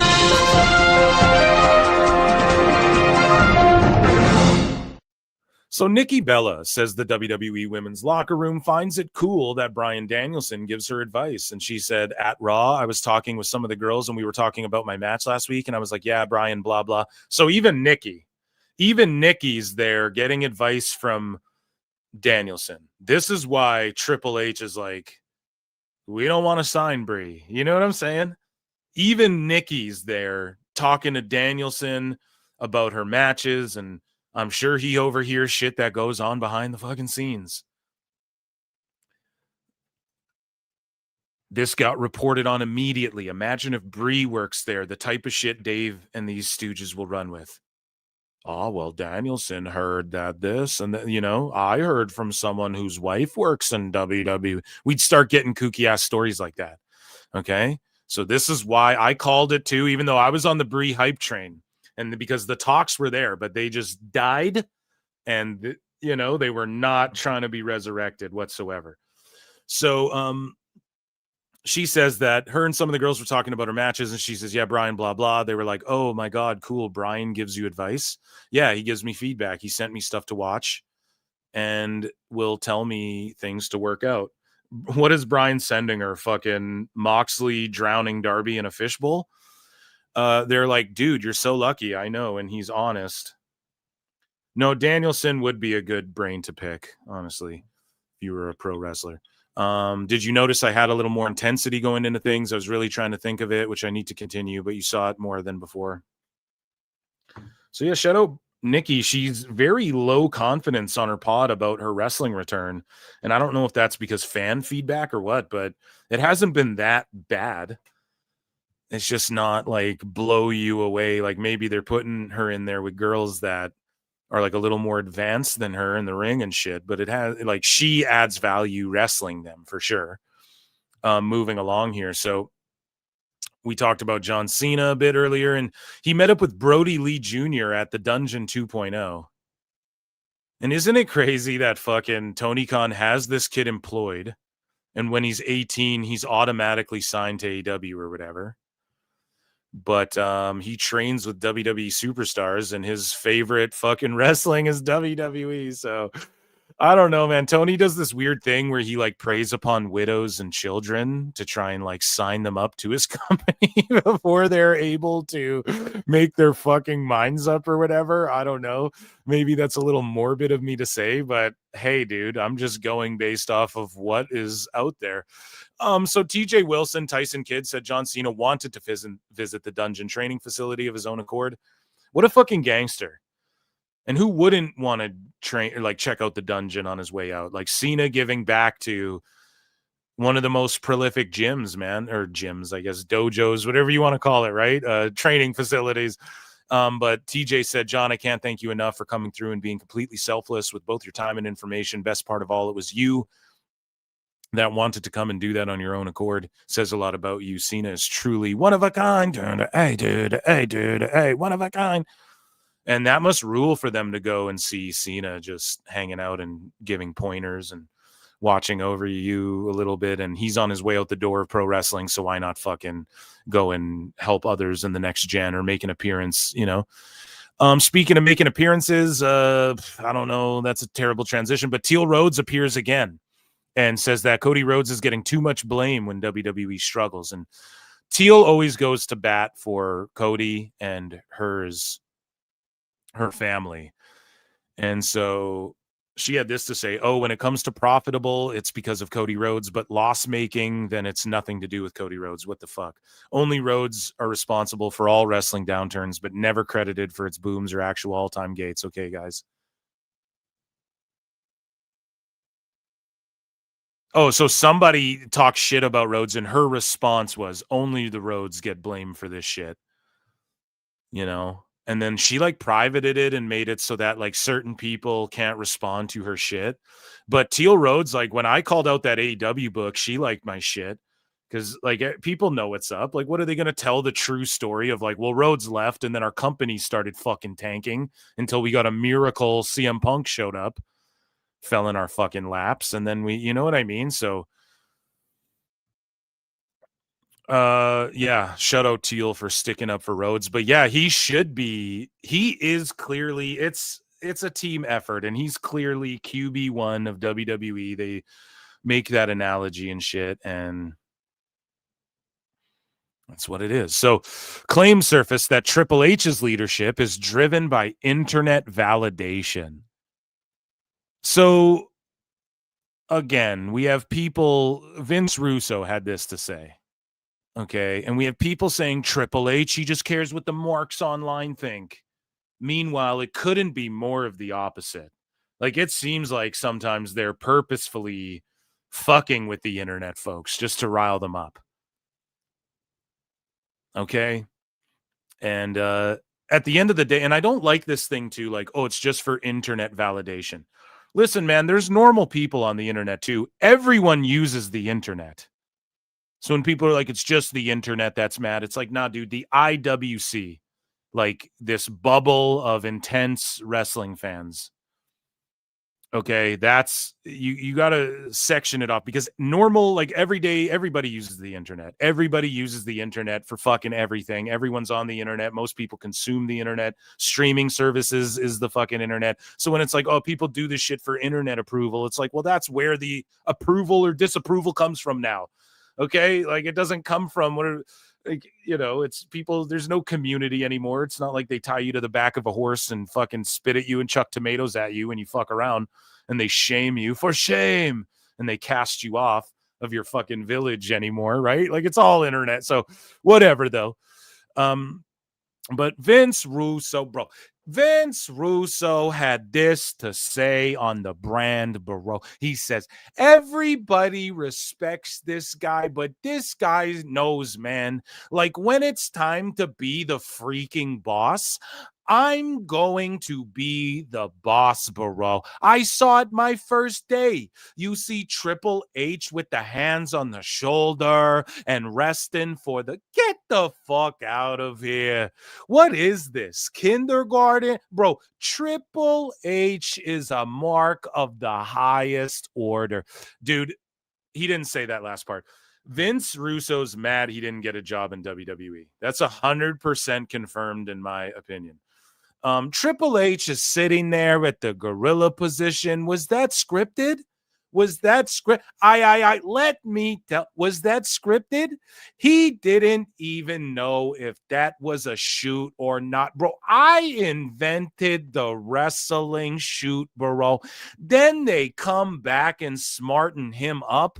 Triple H says, well, you go tell Tiffy that she needs to go apologize. So he's triggered over WWE Unreal. No, Trips, you need to go tell Tiffy. Bro, if that's Vince McMahon, who I invented, by the way, the headsets are getting thrown on the table and he's telling the agent, bring Tiffany's ass over here right now. Get on my plane. Yeah. I know what you're going to do, pal. You're going to get your ass over here right now and kiss mine or your eye. Vince McMahon, bro, wasn't worried about being freaking liked. Triple H, he's got this thing about being liked. Yeah, Russo, where the fuck have you been the last 2 decades? Do you not see what's going on with, or the last decade? Where like, HR is a huge fucking thing. People are getting canceled left, right, and center. People are fucking people run to the internet and go, my boss spoke to me weird. People are making TikToks crying about, my boss expects me to work an 8-hour day. You guys see this video? This kid at Starbucks going, my boss wanted me to work 8 hours. And it's like, bro, that's how people are these days. You got to be nice. You can't be like Vince. Yeah. Oh, yeah. You went into business for yourself. Get on my plane and let's discuss this over a laxative. Or you're like, it can't work that way anymore, dude. Triple H, bro. A talent at a high level, bro, who told me the love of the freaking internet means everything to Triple H.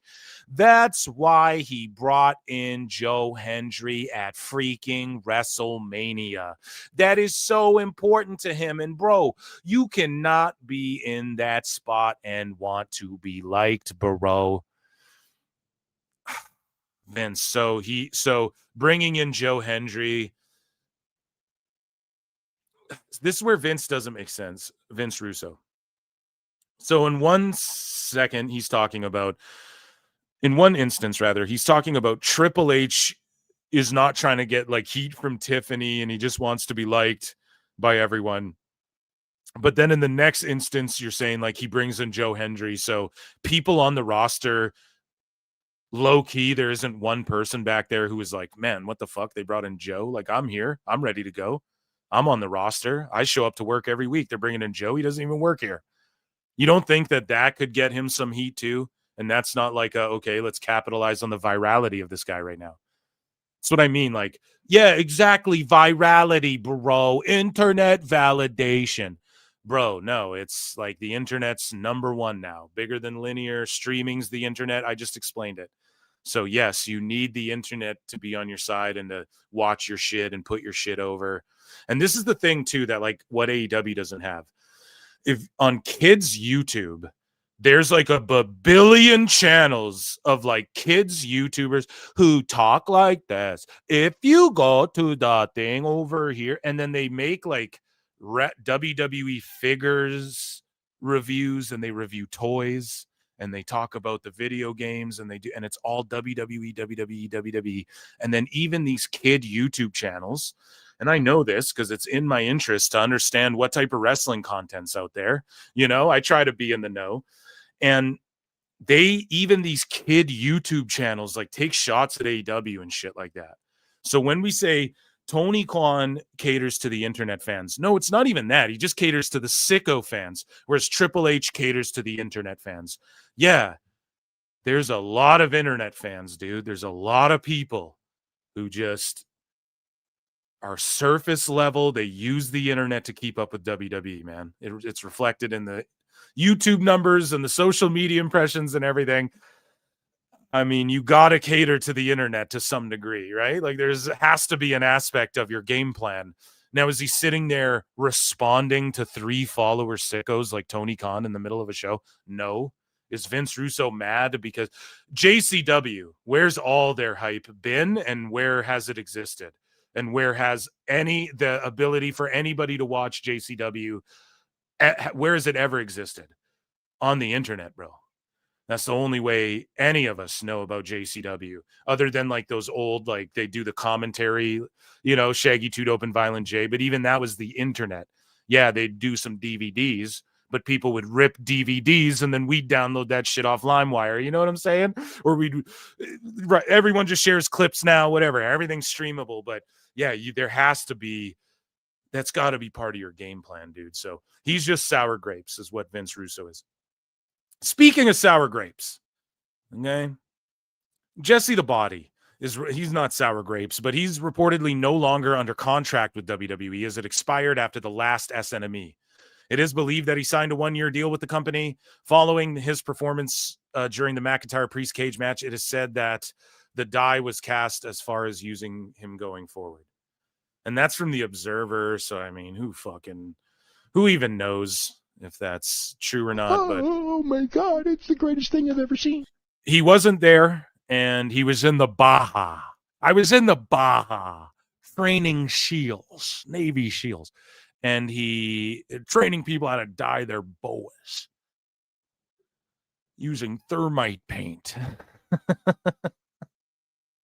Why don't you tell me what happened to my contract? And he is in the video game coming up. I believe his character comes out in like a few days. And yeah, they didn't have the retro refs either. Huge L for WWE if you don't keep the body around. And who knows, though, he could be going through health shit, or his wife could be as well. Like, we don't know. And I'm not saying it's an L on them if there's like a health thing, right?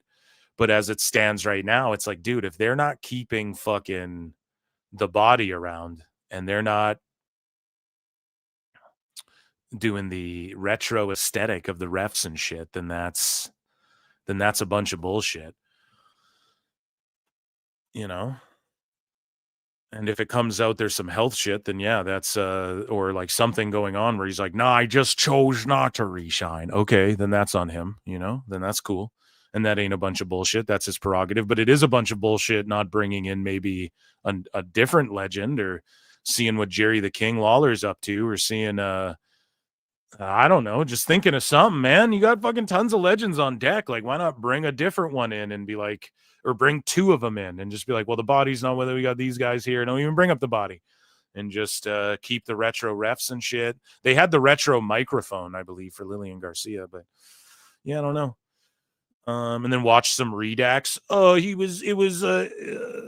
it's not an L for WWE. He was sick or something. You know, that happened to me when I was like, it came out that Wade Barrett was like no longer going to be with WWE. And I was like, what an L for WWE. All these retards. Look, he was actually just taking time off. It's like, yeah, well, we didn't know that when I put my original tweet. Do people not understand Twitter? It's just brain farts at the time. There's timestamps on Twitter for a reason. You know, But speaking of legends, it was Stu's birthday, man. From behind the camera to in front of the camera, a well-deserved happy birthday for Stu, the legendary Stu, the cameraman. He gets a happy birthday wish here, and he's been with the company forever. It's who Cena talks. Let's go to work, Stu.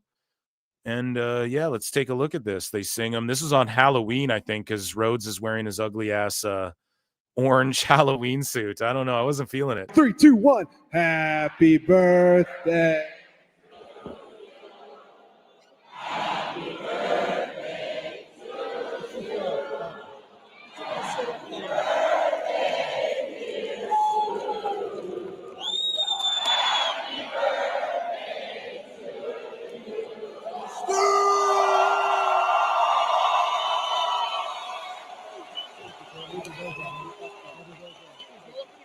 Go in the corner. Go in the corner. Go in the corner.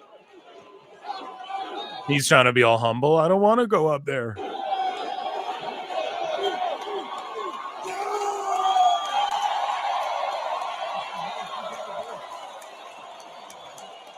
You deserve it.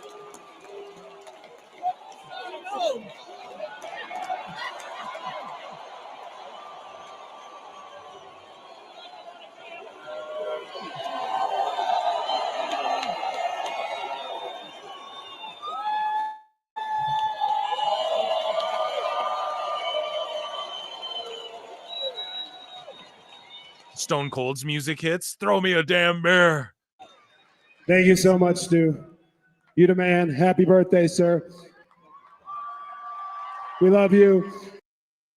Hell yeah, dude. Put his title on him. Yeah, shout out Stu. It was just a cool little moment there. Speaking of cool moments, WWE ID talks about the new women's champion that will be crowned November 17th at Rhodes on Pawtuxet in Cranston, Rhode Island. Whoever wins the championship will be ID'd. More info to come. Yeah, the steam on WWE ID kind of chilled out a little bit. You know? So let's move along here. WWE has filed to trademark Tribal Air. So it's the Tribal Air instead of the Tribal Chief. You know, it's the Tribal Heir. I don't know. The heir to the throne.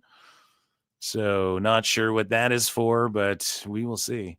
Speaking of Samoans and the Tribal Chiefs, The Rock talked about how he knew that Osama bin Laden had been deleted before it was announced by the president.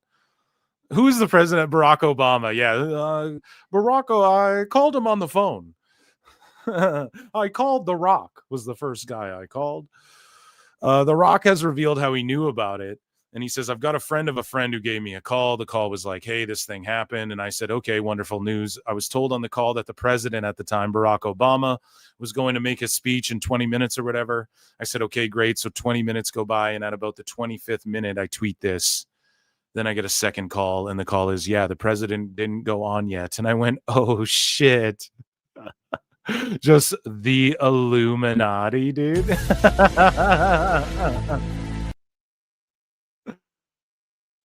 Oh, man. Yeah, it's weird. So he tweeted this out. Just got word that will shock the world. Land of the free, home of the brave. Damn proud to be an American. So The Rock just knew about it. Well, you see, the towers fell before they announced it on the news before it happened. Fucking Jesse the Body comes up with a fucking conspiracy on that.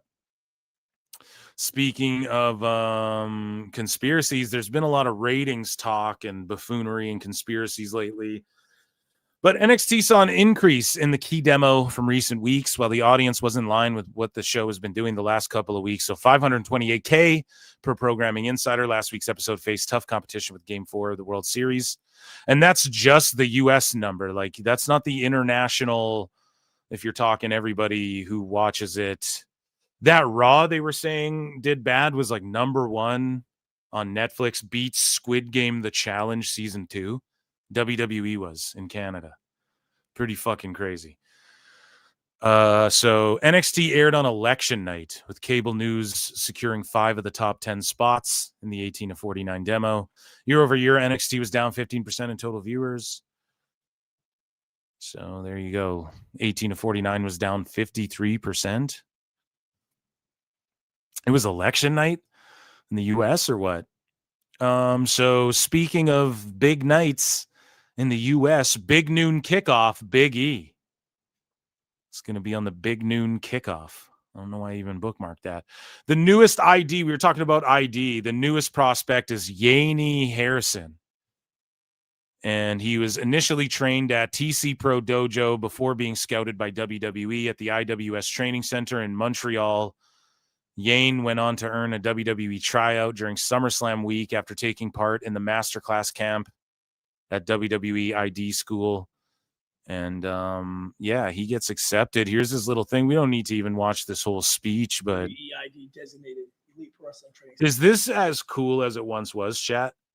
Is this as cool as it once was to get ID'd? And I know it's only been a little bit of time, and I don't think it falls under the fickle mark category. I think it reflects LFG. The ratings just tanked after season 1. Just boom, done. No one cares anymore.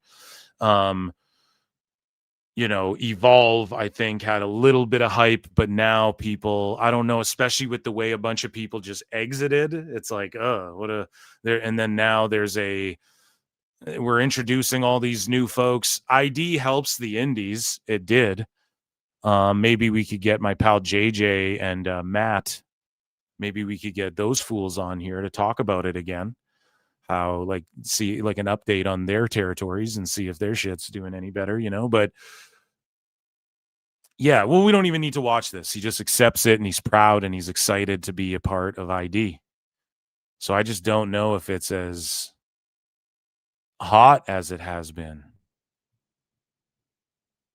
So let's move along here. TKO president Mark Shapiro says WWE needs to take the torch and move past. Speaking of moving on, PLEs created by Vince McMahon.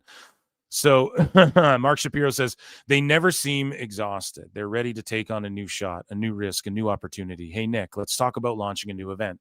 Right now, a lot of our PLEs were created by Vince McMahon. We need to get in the business of taking that torch and moving past that.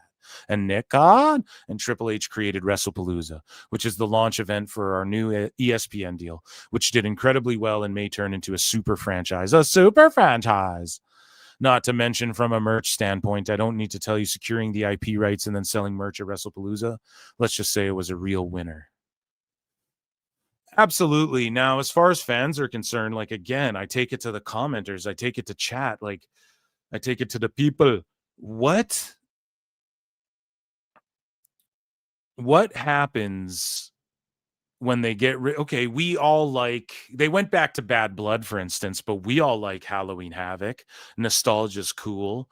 NXT, they can use the nostalgia names. Okay, that's cool, but Elimination Chamber, we all like that. Yeah, I've always loved the Chamber. I think that's one of the newer match types from the last 20 years, where it is just essentially a war games, but it's individuals, but it's just sort of a mashup of a few matches. But that original Elimination Chamber, that is actually innovative and cool. It's actually, now I know now it's all padded and kind of lame, but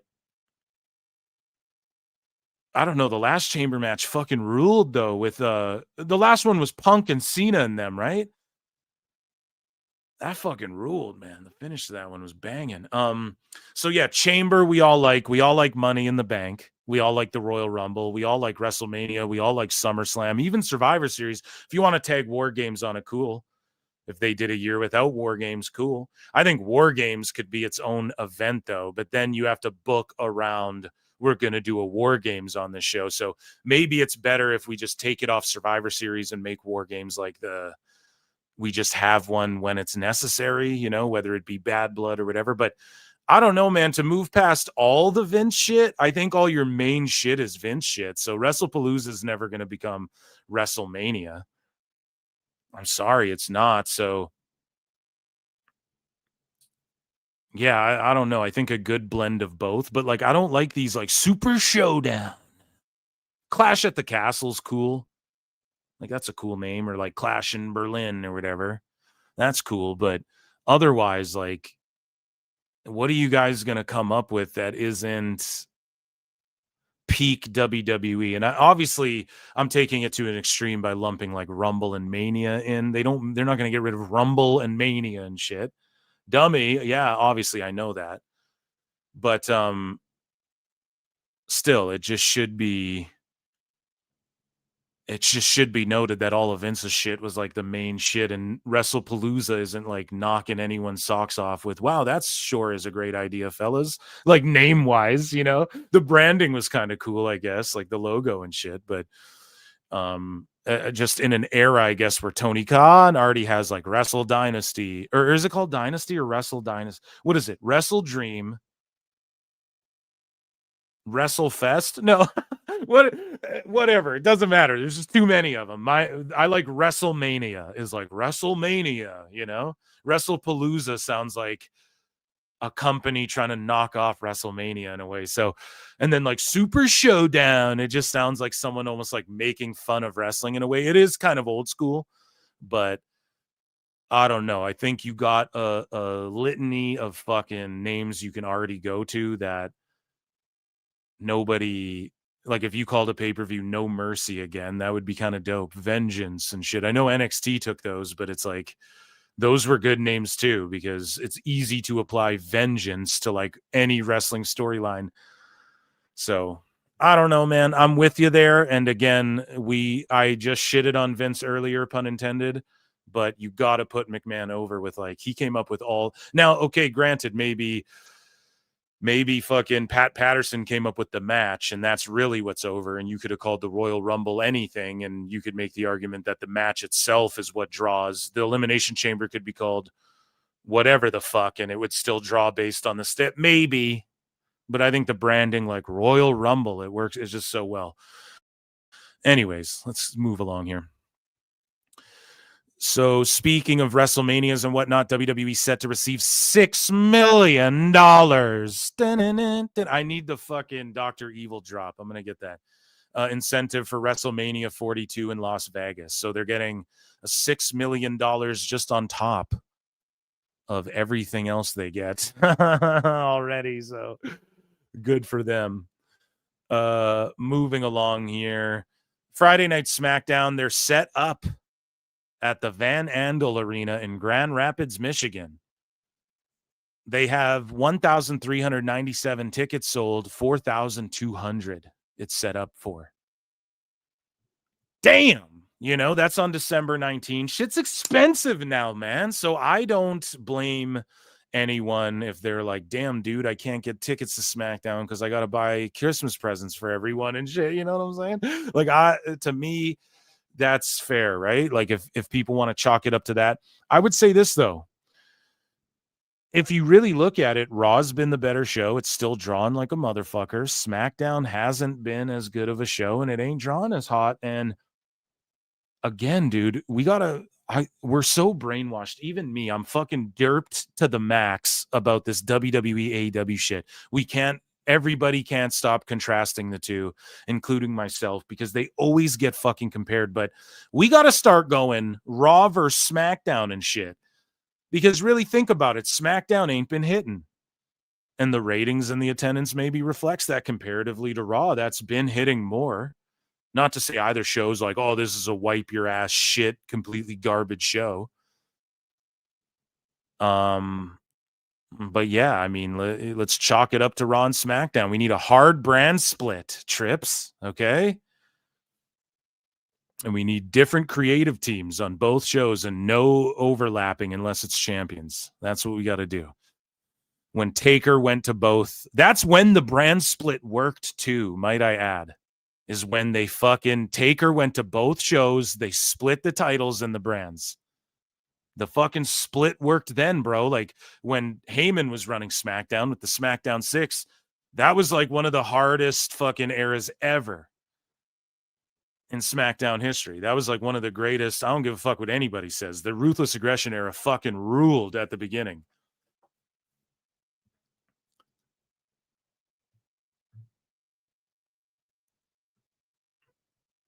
So,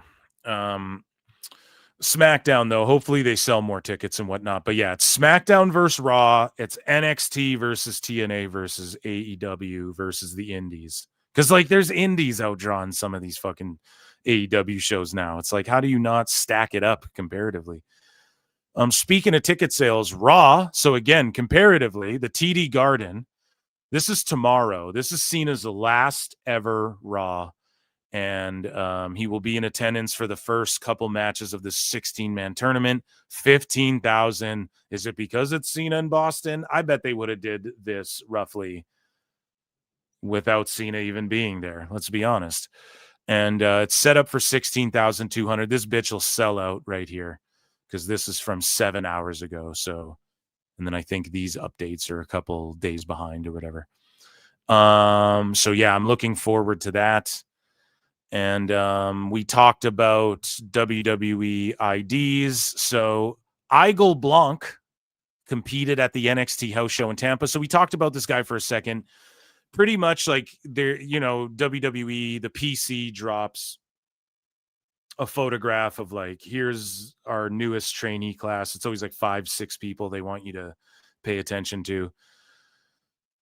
And this guy was on it, Igel Blanc, and apparently he is like well known.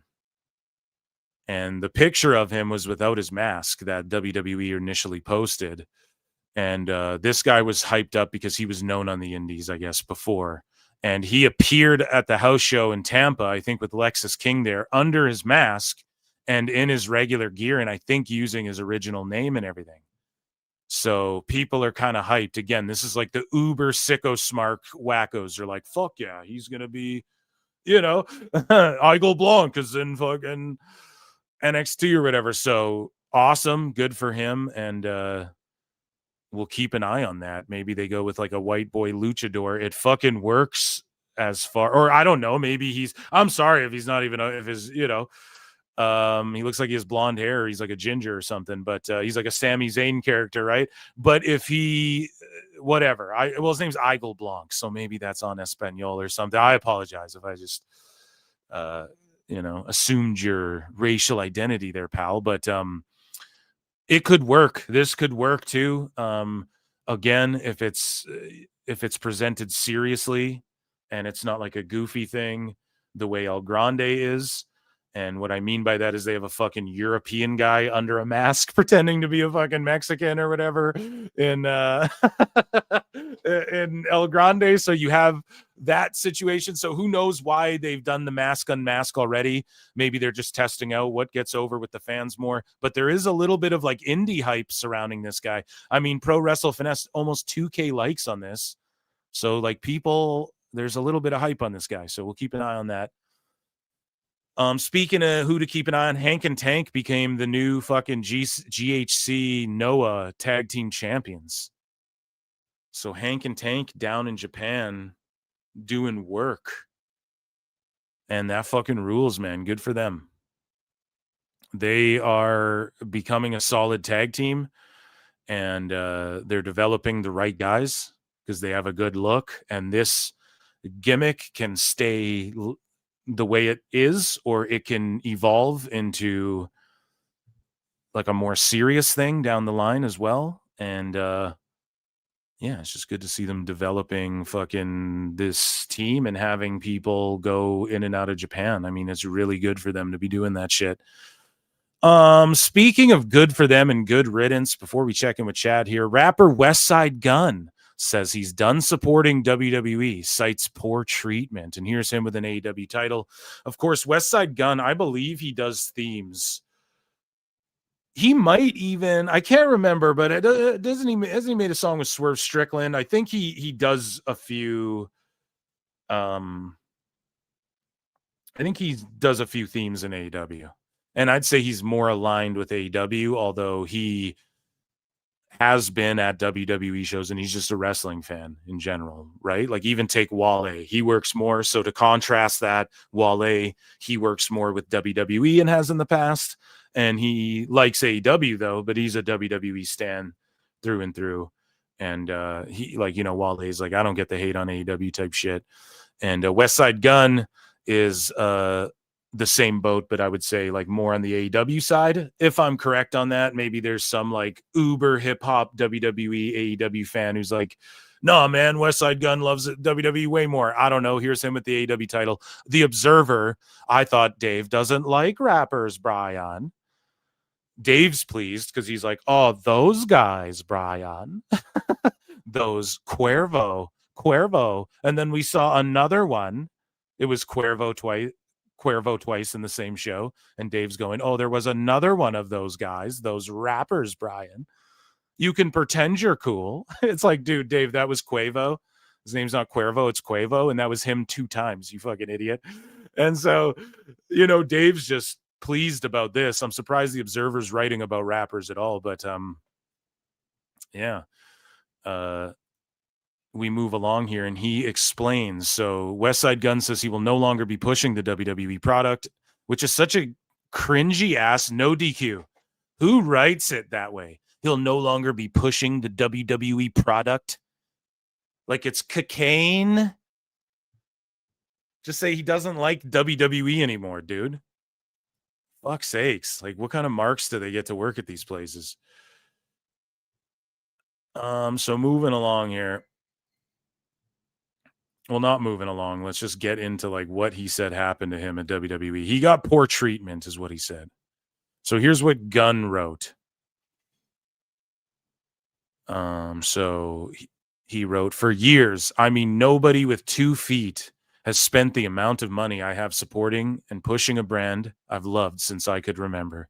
I sat front row at every big show, literally. Oh, so there you go. Maybe I just corrected myself. So like they don't put Westside Gunn on TV when he's there, obviously, because they do when he's involved in AEW, they're hyping it up all the time. But there you go. It's same with like Rick Ross. I didn't realize Rick Ross was at like TNA shows supporting Jeff Hardy and shit. Like I completely pooped that out of my brain if I did know that.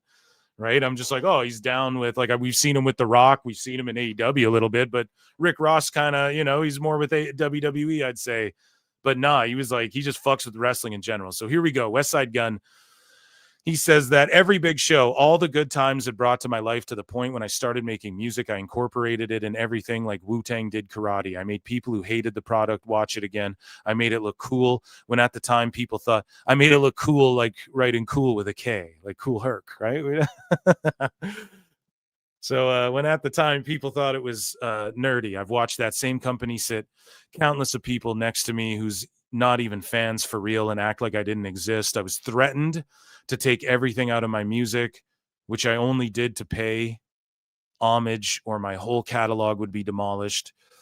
And everybody knows how hard I worked coming from Buffalo for me to get that threat for just supporting and being a real fan hurted me. But I stayed quiet and still like a crazy man sat front row because I love the culture. I even just went viral for spending $50K on sweets. On my soul, I've only been respectful. I tried having conversations with one individual because he's causing all of these unnecessary cases. And to be honest, he hates seeing a young, black, successful entrepreneur that could afford those seats and have to watch those chains dance across that screen to the point Monday Night Raw starts at 8 p.m. I was kicked out by 8:03 after spending $5K for a seat plus travel, hotel, etc. on my own city for absolutely nothing. Okay, so and Westside Gunn recently put up a billboard in he talks about it here, and I actually remember it from the other day. Like people were sharing that around actually. So he did like the $1 Million Man. He just called his album that or whatever. And it's like Ted DiBiase and Virgil standing there. That's like his album cover. He put the billboard up in Times Square or whatever. So what happened? So he's saying like somebody was being racialist towards him. Hold on. Sorry, Chad. I tried having having conversations with one individual because he's causing all of these unnecessary cases. And to be honest, he hates seeing a young, black, successful entrepreneur that could afford those seats and have to watch those chains dance across that screen to the point Monday Night Raw starts at 8. I was asked to kick.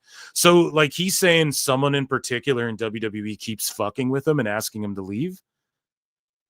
Or like, what's going on? Why are they asking him to leave? Like, why would you get kicked out? it just like for me, he's just saying a bunch of shit happened, but like how do you get kicked out though for no reason? You know, that's what I need because you had chains and shit. I don't know, dude. I've watched that same company sit countless of people next to me who's not even fans. Okay, so he says, no lie, the kid in me heart broke that day. No lie, the kid in me heart broke that day. I put the billboard up, that $1 Million Man billboard up, which he loves, and I wanted to push him in the culture because he deserves it and to show Virgil love for the culture. I get a letter saying, so I said, you know what, I'm a show love. I get a letter saying blank. So he used... So did he get a letter from... So he's like mad because he got a letter... Here, I should share this so you guys can see, like, read along if you'd like. But he got a letter saying blank, ... And a letter saying blank. So he got a letter from WWE like, yo, you can't use that. You didn't clear it. Why would you do that without clearing it with them first? That just seems like you're just setting yourself up to get sued or something, brudda. I don't know, man. So maybe is he talking about Triple H? Like I'm curious here. So I said, you know what? I'm gonna show love to the love only to the people that show love to me from now on. So you don't have to worry about me pushing that product over there again. Oh, so that's why No DQ wrote that, because he said pushing that product. He said it. And it's sad because I still love them, but I have my own company, Fourth Rope. And yeah, we're the underdogs. Damn, and Fourth Rope works with TNA, so this is fucked.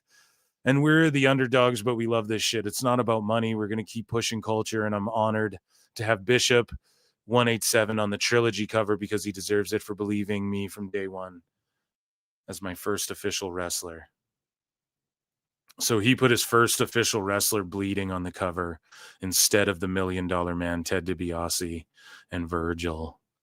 And so he's mad that he got a letter for not clearing that photograph for his album and shit that he was going to sell, putting up a billboard.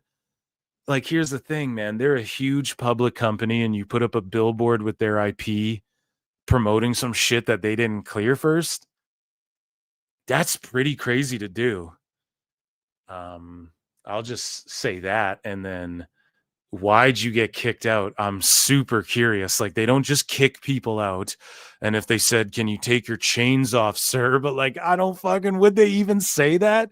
You see people fucking wearing bling all the time at these wrestling shows, and they do confiscate signs. So maybe production wise, they're like, dude, you're dripping too hard. It's like blinging in the cameras and shit. We can't get the right, like, it's distracting from the... So surely a fan would understand that. You just maybe tuck your chain. Maybe he's like, I don't tuck it for nobody. I don't fucking know, but like, something had to have happened. Like, were you backstage first and just aren't saying that part? Like, why would they just chuck you for spending the money too? Like, if they gave you the free seats, like let's say, for instance, Post Malone, let's say they invite him or he buys the seats and they're like, oh, dude, come sit here. No, we got this. We want you to be here and sit in our... Let's say Tony Hinchcliffe shows up and then he's acting a fool and just fucking shit up, and then they kick him out. It's like, all right, but they gave you the seats too, so you can't... But like, it almost sounds like he's saying they treat him like a paying customer almost all the time. He supports WWE so much that he's just like buying his tickets, and I don't see them putting him on TV all the time. And if that's the case, then it's like, what happened to where... So like Triple H, does he have a gripe with Triple H? It sounds like he thinks he does, at least as far as like... And maybe they removed him because of that. Maybe they removed him because they're like, oh, is that the guy who fucking put up the $1 Million Man thing without contacting us? Well, there could be a legal thing. We need to ask him to leave because this could... That it's, you know, maybe it's something to do with that. And that fucking sucks to lose a fan. And that sucks when you're a guy who... You love WWE so much, but like, there's also a thing called ego tripping, and none of us want to be doing that either, right? Like, don't... I would say it's more of a business thing after you put up the Ted DiBiase thing and you got a letter from them saying, yo, don't do that. And then you're at their event and they're just like, well, we need to get him out of here. Like we could be suing this guy soon, or there could be a lawsuit in tow, and we, if whatever, like we're actively not cool in our eyes because of this. So, right. It's like, maybe don't take it personally. It's not like but at the same time, it seems like there's a mess of brewing. We'll keep an eye on it. I don't know. A very interesting WWE news segment there, ladies and gentlemen.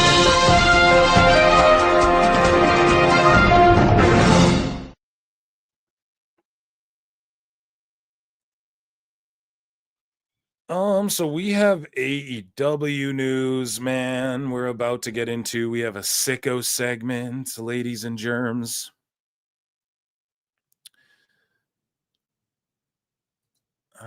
We have updates. I'm just updating shit right now for AEW news as we're about to do the segment. Okay, let me check in with chat too. See what everyone's saying.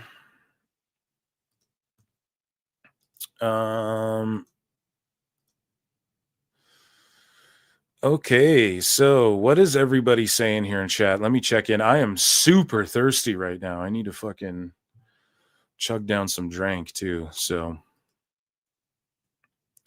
we'll just leave Tony Khan's major announcement up here in the interim. How about that? Let's check in with chat. Only 52 likes. Good God damn it. There is 300 people watching across X and YouTube. Go and hit the like button on YouTube, on the Clips channel, youtube.com/@ProWrestleClips. We're live there. We're almost at, I don't even want to say, it's like 7,300 subs or 7,400. You guys fucking rule, PWT Universe, okay? You guys fucking rule, but run the likes up. It helps get the show out there. We have members here. Mbada has been a member for 7 fucking months. That rules. Thank you so much. And at Sky JD over here now in the sky now 4 has been a member for 14 months. That also rules so hard. Thank you guys so much for the support.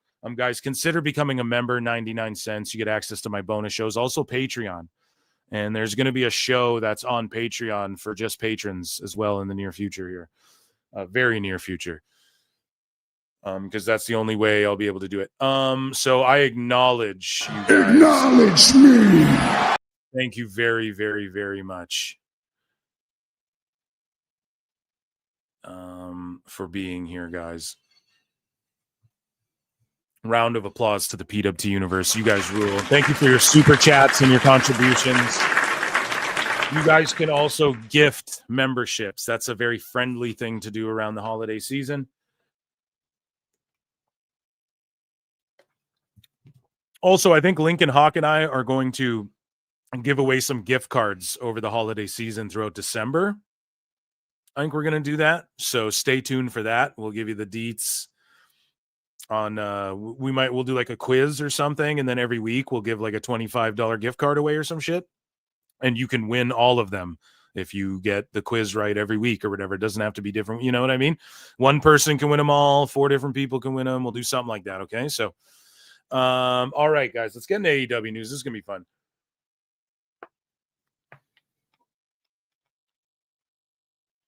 Okay, so drinking some root beer, getting wobbly here. So, ladies and gentlemen, everybody in the chat, Ichi ni Sanda. Ichi ni Sanda. For AEW news. So, Matt Hardy says AEW run led him to ask, why am I still doing this? And we actually have a clip of it. So the Hardy Boys, the guys who do some of the craziest shit you've ever seen in wrestling, we're in AEW going, why the fuck, or what are we doing this for? Why is this still a thing we do? And I don't know if that was the concussion from falling off the fucking crane talking, but yeah, I think a lot of people go there and have that stark realization and then realize, like, yeah, we want to go. I say realize too much here. in the last few sentences. And then they're like, dude, I need to get the fuck back to the Fed. During those times in AEW, there were times where both myself and Jeff, like especially me, when I was there and I wouldn't really do anything, it just made me question, like, why am I still doing this? Like, I love this, but like it kind of just doesn't feel like something I love right now, you know? And I knew if we could get into a groove of doing something good and be where we need to be, and ultimately what we need to do was does he do his pod and stream from his wife's streaming area? That fucking rules. Leave it and go to TNA. And then we found that again, and like I am as much in love with the business. That actually is funny as fuck. Business as I have ever been this year, you know, during those times.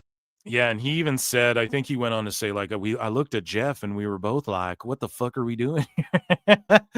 So, speaking of, you know, one half of the greatest tag teams of all time, Devon Dudley explodes on Tony Khan and QT Marshall for lying about AEW producer offer. So let's check this out here. Thank you, Ringside News, and shout out Devon Dudley. So Devon isn't holding back anymore. On the Duke Loves Wrestling podcast, the Hall of Famer made it clear he never agreed to produce anything AEW and blasted the narrative that he fell asleep while waiting to meet Tony Khan.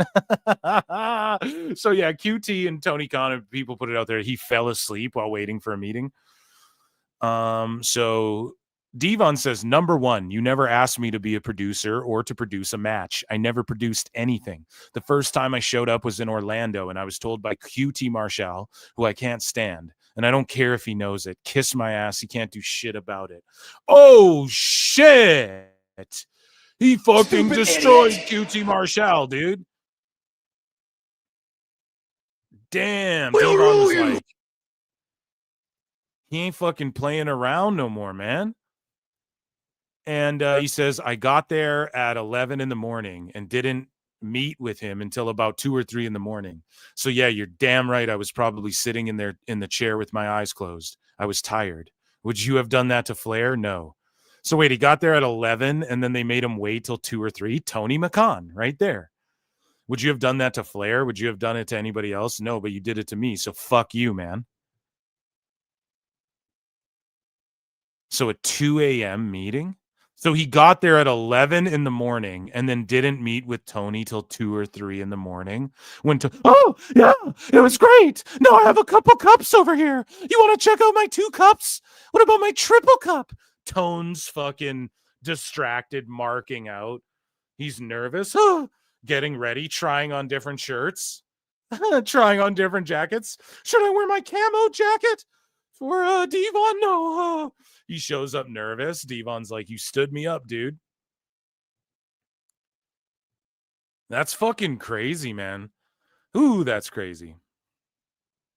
And then he goes, Devon said he was treated like a fucking young boy. He said, you could have brought me into the office and just said, hey, Devon, this is what we have to offer. I could say yes or no and go home, but instead you kept me waiting until 2 or 3 in the morning again. I said I want to be a producer. I don't want to wrestle. But Tony's like, oh, I want you to wrestle.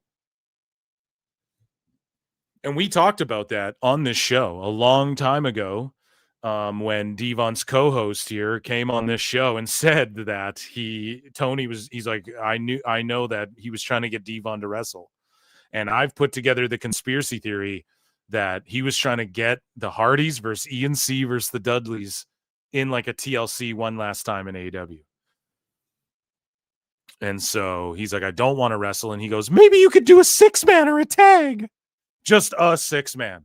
Yeah, we just want Devon to do a 6-man in AEW. Like, Tony's such a goober. Dude, I was 6 months off back surgery. Why would I risk that? You could do a 6-man with your sons. The Devon Dudleys. Oh, man. I don't give a damn what he thinks. I don't work for him, and he doesn't pay me. I'm happy with WWE.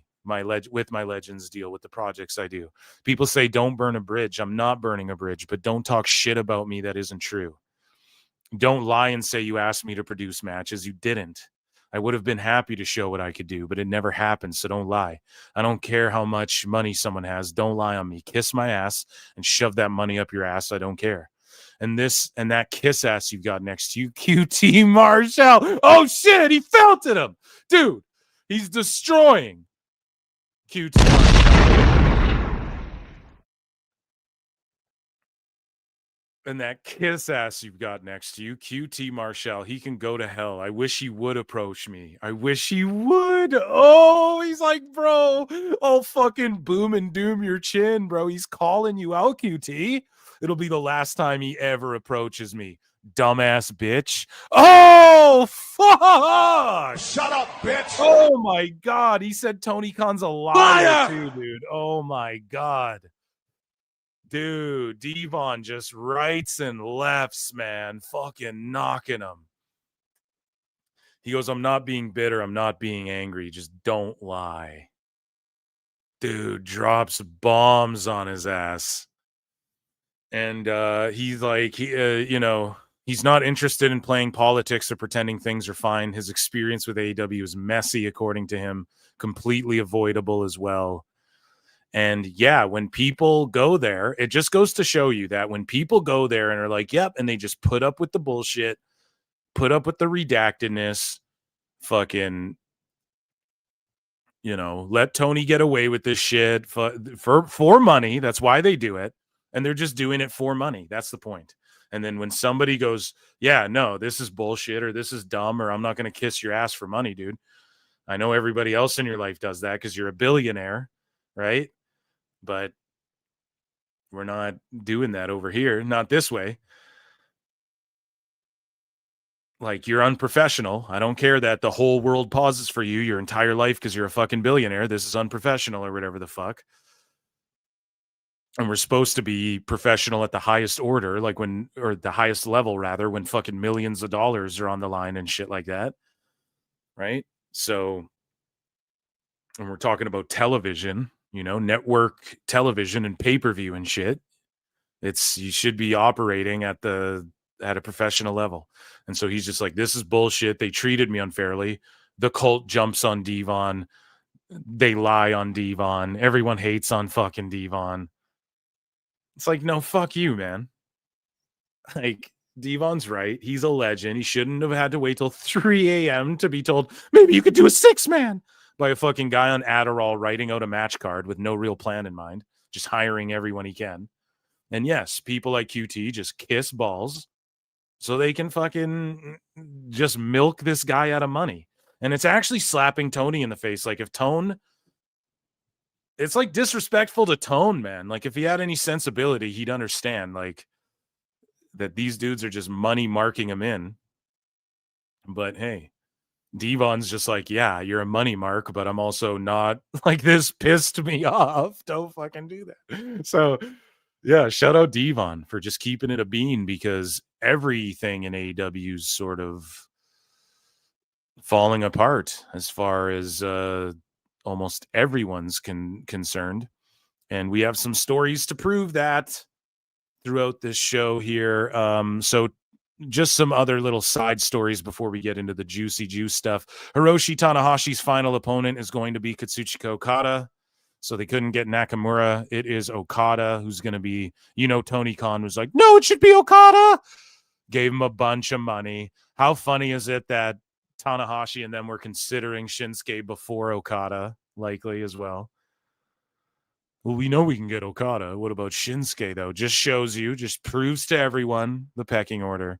But, yeah, shout out Okada. I mean, and then all the marks are asking Okada about, like, are you going to do OG Rainmaker or are you doing AEW Rainmaker? It's like, no, who gives a fuck? The fuck? None of you are even going to watch it anyways. And they don't, like, they're doing their American show with no real AEW ties to it thus far, other than Takeshita, but it's not really, it's not really real ties. This book is All Elite. The inside story of All Elite Wrestling is now available. And what did I tell you guys? It is the #1 bestseller in wrestling on Amazon. Why? You sell 100,000 books. Well, Amazon, I think, like, I'm not sure, but I wouldn't be shocked if this got like yeah, whatever. I don't even need to get it. I beat this to death already. I'm going to spend half an hour talking about this, but written by Keith Elliott Greenberg. He won, and he's a New York Times best-selling author. But again, that's about politicking.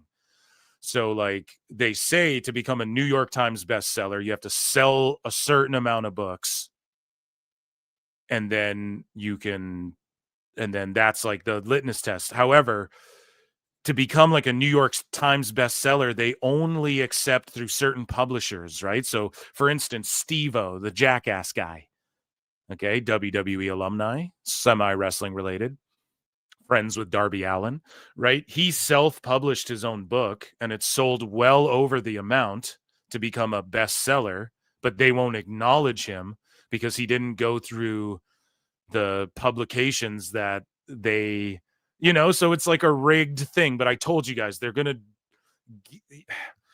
get the New York Times bestseller stamp and Amazon bestseller. Like, they're just gonna figure out how to do that so they can go, we have a New York Times bestseller. Like, it's just Tony buying his way into the history books. This book, I bet, is trash. It's just ball kissing AEW with a bunch of factoids you can just Wikipedia and everybody already knows. They're not actually going to give insight on like how Tony Khan really felt, how Tone really felt when that table got bumped in front of him. Then he went on TV and said, I feared for my life. And good on them. Control, rewrite, Carney your own history. But I don't need sickos and redacts telling me that that's not what they fucking did with this book. They pulled a Vince McMahon and just wrote their own fucking history the way everything's all good and we rule and Ultimate Warrior sucks, right? So speaking of sucking, Hook's acting debut in Money Talks movie is with this scene, and in the film, Tyler Hook Senercha plays a character named the Mystery Man, a collector who's owed money and comes to retrieve it, and he makes this guy suck on the barrel of this gun here. Now, this might be the worst acting debut. This is one of the worst fucking movie scenes you're ever going to see. It is so cringe. Let's take a look. Hopefully we don't get sniped. I don't mean to bury Hook. I do like Hook, but his good goddamn I keep saying good goddamn. I don't know why.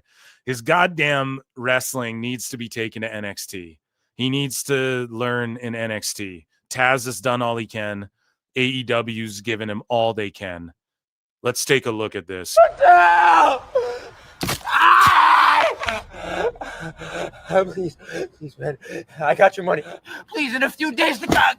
So, like, the background looks all green screened and shitty. Gotta be honest.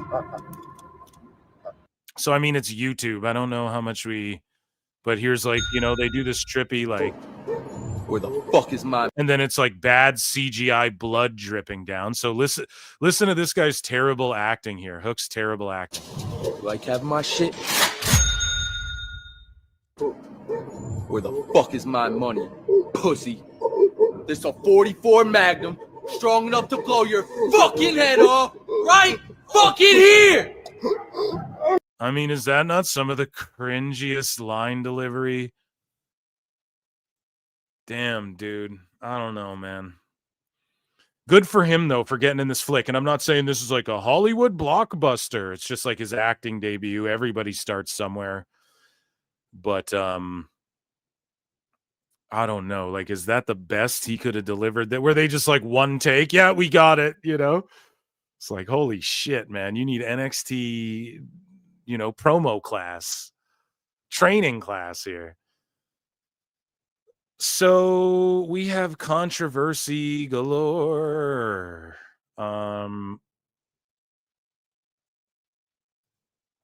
So source from people.com, Jim Cornette gets tagged in this, right? This is the Nimrod that was on an AEW pay-per-view backstage segment.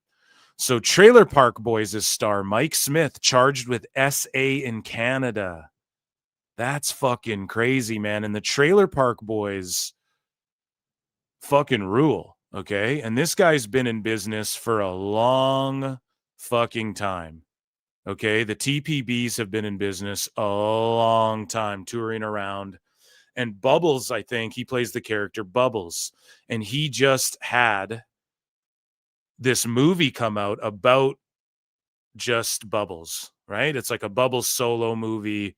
Of course, the other TPBs show up in it and whatnot. And he just showed up in AEW, right? Oh my God. Okay, that website is fucking...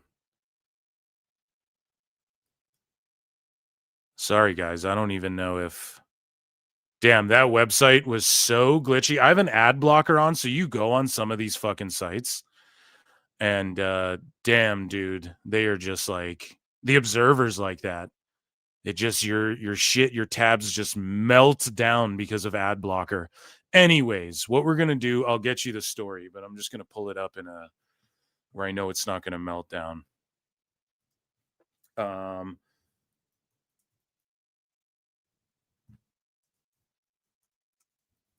Just 1 second. I'm going to get it pulled up here.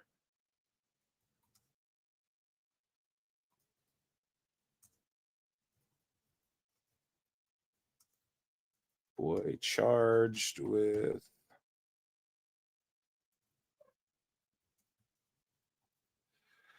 Okay, so we'll get it pulled up here to where my whole shit doesn't glitch out and fry out. I don't know what happened. Okay, so again, just controversy galore here in AEW, but so Mike Smith, the 53-year-old actor best known for portraying the character Bubbles on the Canadian mockumentary series Trailer Park Boys, has been charged with SA in Canada, according to the court documents obtained by CBC News. CBC News there, bud. Canadian Broadcasting. You guys get that down there, buddies? Smith was formally charged on October 2nd in Halifax, Nova Scotia. God damn. In connection with an alleged incident that occurred on December 30th, 2017, almost a decade ago in Dartmouth, Nova Scotia. The victim's identity is protected by a publication ban, and Smith has been ordered not to contact them or visit their school, workplace, or home. Their school? You what?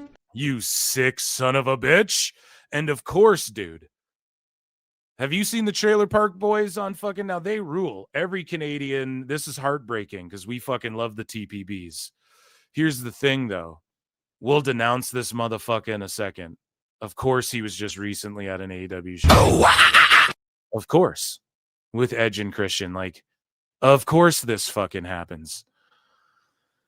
So the allegations remain unproven in court, and Smith is scheduled to appear in Halifax court, with an initial reports noting a Monday appearance following the charge becoming public. The article notes that Trailer Park Boys, which were premiered in 2001 and has aired over 100 episodes, etc., is a cult favorite that Smith co-owns rights to alongside Rob Wells and John Paul Tremblay. In response to the charge, TPB Inc., overseeing the show, merchandise, and stream, etc., issued a statement to people confirming that Smith was stepped away from the role as managing director. We are aware of the allegation concerning Mike Smith dating back to 2017. So they knew about it the whole time, right? And take such matters seriously. At this time, Mike has stepped away from his role, and Gary Hausman has assumed managing director responsibilities. People also briefly mentioned Smith's prior legal history. In 2016, he was arrested in LA on misdemeanor domestic battery charges following an alleged incident at a Hollywood hotel, but no charges were filed. The story has been widely covered by other outlets. But yeah, so this was a charge that happened a long time ago, I guess, or now officially, whatever the fuck, doesn't matter. The fact is he was charged for it, and you know, it's not proven. It's still like nothing's proven yet or whatever. But the fact remains, like, goddamn, it's public now. And it's just not a good look for AEW again. It just really isn't. Because that's their last big, like, celebrity pop. Oh, look at this celebrity we had here last time. We got to erase that Chris Benoit style now. We got to scrub that from our fucking, you know. So, yeah. Jim Cornette says, so I've never heard this guy before, but he makes one appearance on AEW TV and shit starts. Are they fucking cursed? And it is like a curse, dude. It is like a curse, but I will just say, like, that happened all the way back in 2017. It's almost 2025, so it's not like Like, they kept that secret. Imagine how many people have had him on podcasts and shows and shit and are like, what the fuck? But yeah, I mean, innocent until proven guilty, I suppose, right? We'll see how that plays out. But it's weird that they're like, he can't go to this person's school. What, from almost 10 years ago? How old are they? You know what I mean? That sounds all kinds of fucked up.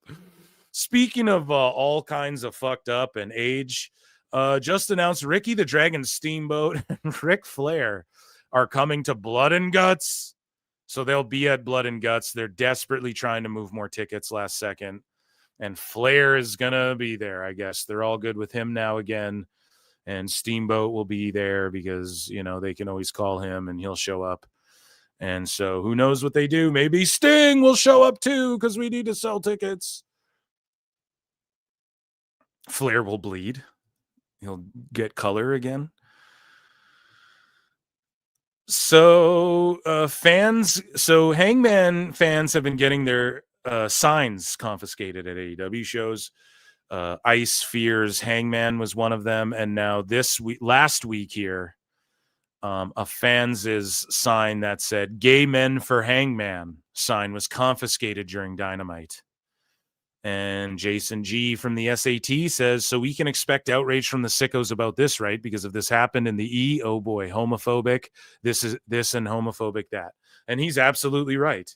If this happened in WWE, they would be like homophobic, MAGA company. Meanwhile, AEW, a MAGA company, if you want to break down it's MAGA because the owners like MAGA and shit.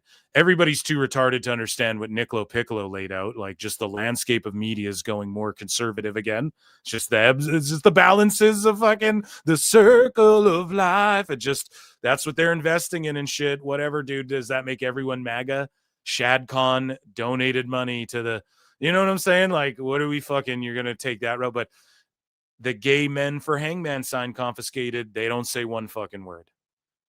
And AEW trying just not to be political or like, I don't know, if someone made a straight Men for Hangman sign, it's like, who gives a fuck? It's 2025, dude. Who cares if you're gay? I don't give a fuck. You know what I mean? Like, who gives a shit? I don't fucking care.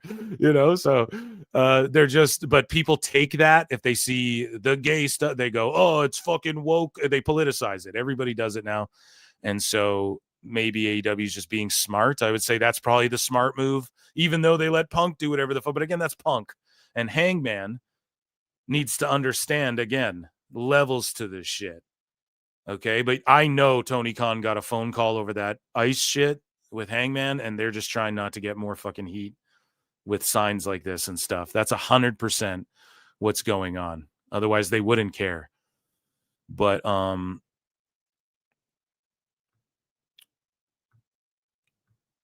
speaking of not caring, Zeta Steele was spotted backstage. I don't know why. She obviously cares, but a young Zeta Steele was spotted backstage at a TV taping at AEW. Holy shit. So she leaves the ID program very young, early in her career. Everyone's like, she's going to be a WWE superstar. Look out for Zeta Steele. I think she was the champ, right? If I'm not mistaken. She fucking dips out from Evolve, dips out from WWE ID. And if Tony Khan hires her and sends her to ROH, well, this is self-made pro wrestle. So if that's a real dirt sheet, I don't even know. Isn't that like Elboo's show or whatever? She is said to have recently filmed a pre-tape promo segment for Ring of Honor. So they're going to stick her in Ring of Honor. Fine. That's probably where she should be. And they want her to wrestle for ROH in the next coming weeks. So Tony probably signed her for way more money than WWE was gonna. And she can go to AEW for the next like 5 fucking years, make shitloads of money, wrestle indies still, basically the same thing. And then she can decide like, yeah, I'll go back to NXT or I'll go back. Like, she's in a really good position. Tony probably paid her fucking bank, dude. Probably paid her bank for this. Okay.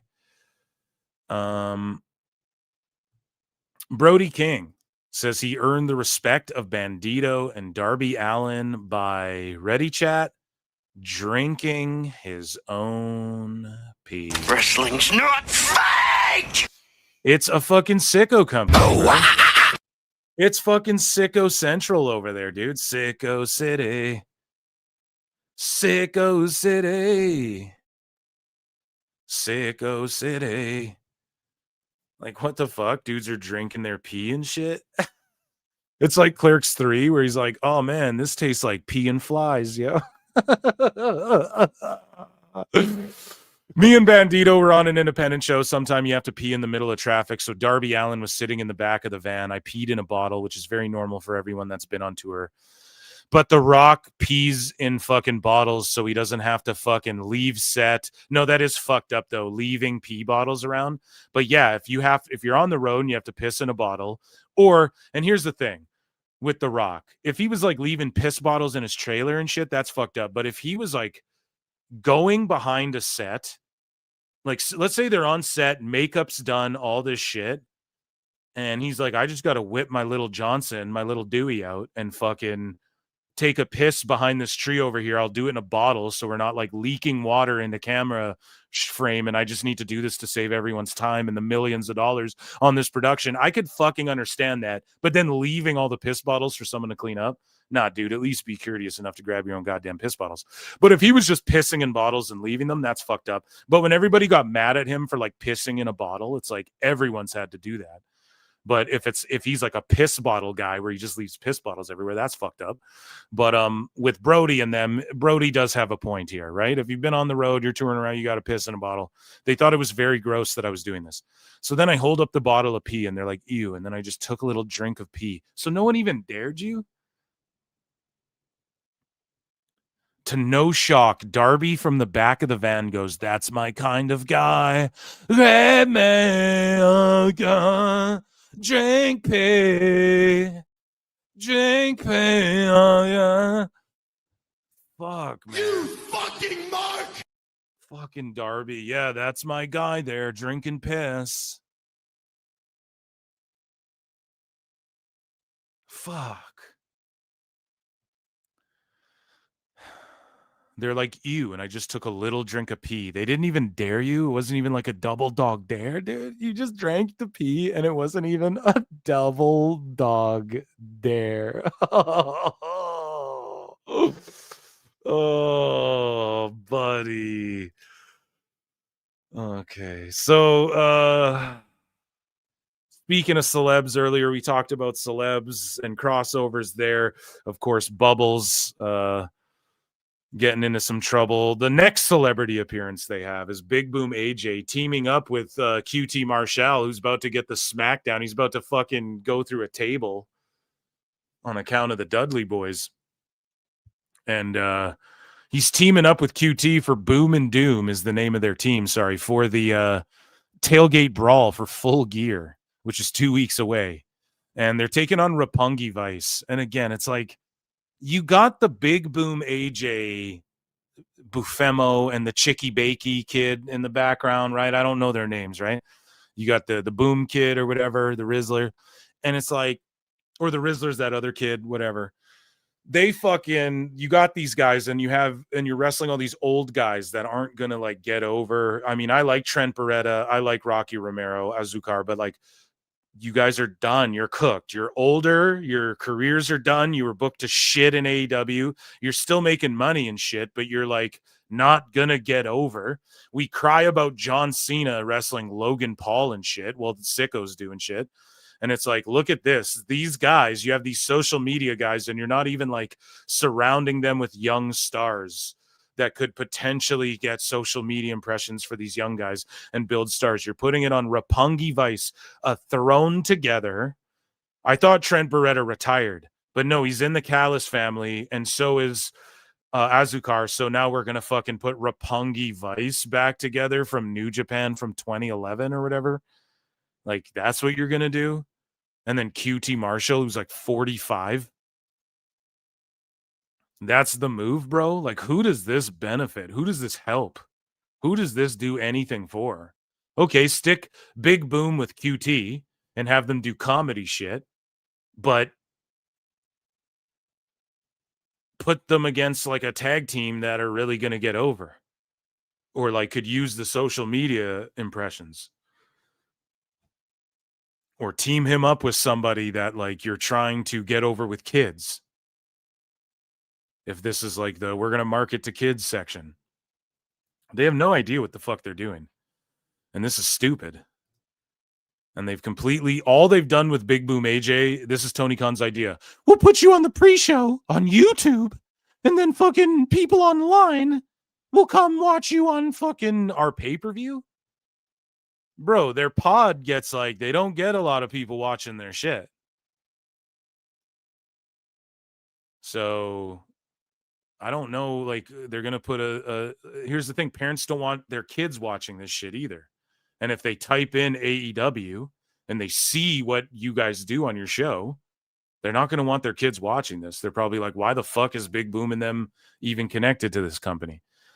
So I just don't see what the play is, man. Put them on your fucking pay-per-view and do a gimmick celebrity match and get someone over. Put them with someone. Roppongi Vice. What the fuck? Who does that get over? What's the point of that? So speaking of what's the point, Thunder Rosa says she would like to finish the story with Britt Baker. And it's why, man? No one fucking, that's 3 years old. I like Thunder Rosa. Okay. I've heard rumors and innuendo. I'm not a dirt sheet. Allegedly. People make shit up all the time. That's likely what this is, right, Chad? But, Britt Baker, there could be I think AEW is going to see legal trouble in the future from people they've frozen, man. I think that's really going to come back and bite them in the ass, is all I'll say. And people they just fucking benched for no reason other than I don't like you, or this person left the company that was your friend, and so we just have nothing for you, or, you broke up with my friend who I like more than you, so now you don't get used anymore, or whatever the fuck, right? I think some of that shit could come to light, and, God forbid Tony finds himself in even more lawsuits and shit with WBD utterly regretting this fucking TV deal, which we're going to get into in a moment. But Thunder Rosa says, it's not up to me. It's not up to her. It's up to the people above us. That's above my pay grade. I would love to. I think it would be a good idea to close the chapter on our story and do it right. It's time to finish the story, whatever that is. Here's the problem. And shout out Masks, Mats, and Mayhem. Here's the problem, though. What fucking story? I think you guys did close it out. Britt and Rosa, when they were both active consistently, was AEW was doing way better than it's doing now. And there's a reason for that. And Britt is completely cooked. She's not in the ring. So, unless she's in the ring every fucking day and we don't know about it, she's just not in the ring. And the last time we seen her wrestle, last few times, she looked terrible. She just looked fucking terrible. And I'm sorry, I'm not even trying to hate on her because of that shit. It's just the truth, man. And if she came back, no one would give a fuck. She wouldn't get a pop the way, because the sickos wanted her. The sickos just go with the cult. The sickos don't like Britt anymore because she's called motherfuckers out, and her and Thunder Rosa are just benched until their times are up. And, I don't know. Ray Phoenix got out of his shit, whatever conundrum he was in. And I told you guys there could, some talents had their people looking over contracts whoa, can this guy just do this to us? And hey, Ray Phoenix got let go. So if you're really trying to get out of there, you got to pull a Santana. You got to keep your fucking mouth shut and just ask and ask and ask until you get let free. And just be cool and do business. Don't stir up any shit. Just ask until you get free. Or put hands on Angel Ortiz. No, I'm joking. And, you got to put hands on someone or whatever. And it's fucked because this was the company that was free Ali. All the sickos were free Ali. And we're not going to treat people like this. That's what Tony based this whole shit on. Healthcare. We're not going to treat people we're going to treat everyone equal and fairly. And then they realized, okay, Sonny Kiss doesn't draw as much as Sonny Kiss was one of the first announced people ever signed to AEW. And shout out Sonny Kiss. I actually like Sonny Kiss, and think that for the position he was in or she was in, I'm not sure pronouns, pal, that they crushed it. Okay, for what little they did, honestly. So for Sonny Kiss to be like one of the first announced wrestlers, and then because they're trying to be progressive. That's what I mean. It was just virtue signaling bullshit. It was like, okay, well then do something with Sonny Kiss. Oh, you're not gonna actually, are you? This was just all you put the legless guy in the fucking match because it was just virtue signaling bullshit. In hindsight, Tony Khan had no intention of like giving people health care and all this shit he fucking, all the shit they were crying about when it came to WWE. And he's not freeing these people either. So Thunder Rosa, this is bygone. Like if I was you guys, I'd just be trying to get the fuck out of the company. That's all you can do, dude. You'd be better off working in like NWA again or like TNA again or something. Honestly, it's not worth it. So speaking of, we have tons of like we're about to get into the juicy, meaty, juicy, controversial stuff. But first things first, Eric Bischoff just completely buries. Oh, come on now, Eric. That's not very fair to come on my goddamn show. Eric, you didn't use the promo link below and head to savewithphil.com. Save 20% on life insurance, Eric. Oh, come on now, Eric. Oh, come on now, Eric. That's not very fair to say AEW isn't healthy right now. Chat me up about how much you fucking hate Tony Khan. So Eric Bischoff fucking goes off on AEW, and he also went off on, I was listening to one of these, like they're talking about like the first WWE show that the first show that WCW beat WWE in, and Dave reported some shit, and it was kind of putting WCW over, but Eric couldn't help him because it was just fucking stupid. He was just like, no, like, I don't know. It was so epic. I should have clipped it, but all good. It was a good 83 weeks, man. It's a good show. It's held up over the years, but anyways, Bischoff, he doesn't pull any punches, and he goes off on AEW here. And he says on 83 weeks that he warned that with Warner Bros. Discovery possibly being sold and AEW's TV ratings dipping, Tony Khan needs a backup plan fast. So we're about to talk about the ratings and all that, people walking out on the show and all types of shit when it comes to AEW. But Eric said, I would be working so desperately hard on a plan B right now, it would make people around me crazy. Agreed, dude. I would have a YouTube show going weekly. Rampage on YouTube weekly if they're legally allowed to do that. I don't know if Warner Bros. Owns the fucking rights to that or what kind of weird deal they made in the beginning of this shit. But also, if the rumors are true, guys, that WBD owns 5%, AEW's fucked in that regard too. They're going to ditch that so quickly. If like Netflix buys WBD, they're going to ditch that so quickly, but it would make people, or maybe they don't, maybe they buy up more of AEW. No, Bischoff added that AEW's viewership and revenue just aren't where and attendance just aren't where they need to be for major network TV deals, saying Dynamite primetime, you're looking at 500,000 viewers. You're either driving revenue or you're not. And he just completely buried this shit, and he is absolutely spot on about his assessment in all of this. So speaking of WBD, guys, we have 300. We're going to get into all that. We have 320 watching across X and YouTube. Hit like, hit subscribe, hit retweet, the little heart, one of those shits. Thank you very much for being here tonight. What an awesome fucking turnout and show. We got all the controversies here. This is the juicy part of AEW news, and we have a Tony Khan cringe. So don't go anywhere. Guys, you can super chat in, you can gift a membership, you can become a member for 99 cents, and that's how you support the goddamn show. Those are my shills, okay? What is chat saying? 70 likes. Yeah, run those up to 100, even if you're hate watching. Guys, fucking Jericho's got something to say about these likes if we don't run these likes up to 100. Cornette got in a feud with, okay, sorry, that went by. Chat's going crazy tonight. She's in the dental ring. Okay, guys, let's get into fucking, we got the juice here. Let me get a hit of this coffee. Let's get amped up. Everybody hydrate now.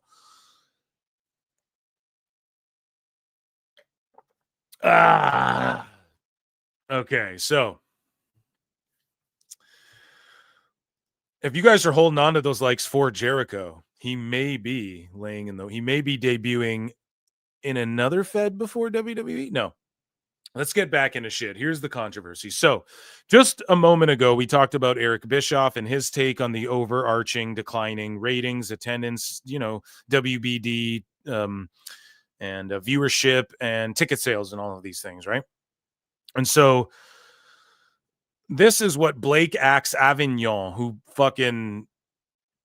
this guy pulls hard, dude. He's a sports business insider and IP expert, CAA. So it's like, again, why are people not mad at this guy like they are Niccolo Piccolo and shit?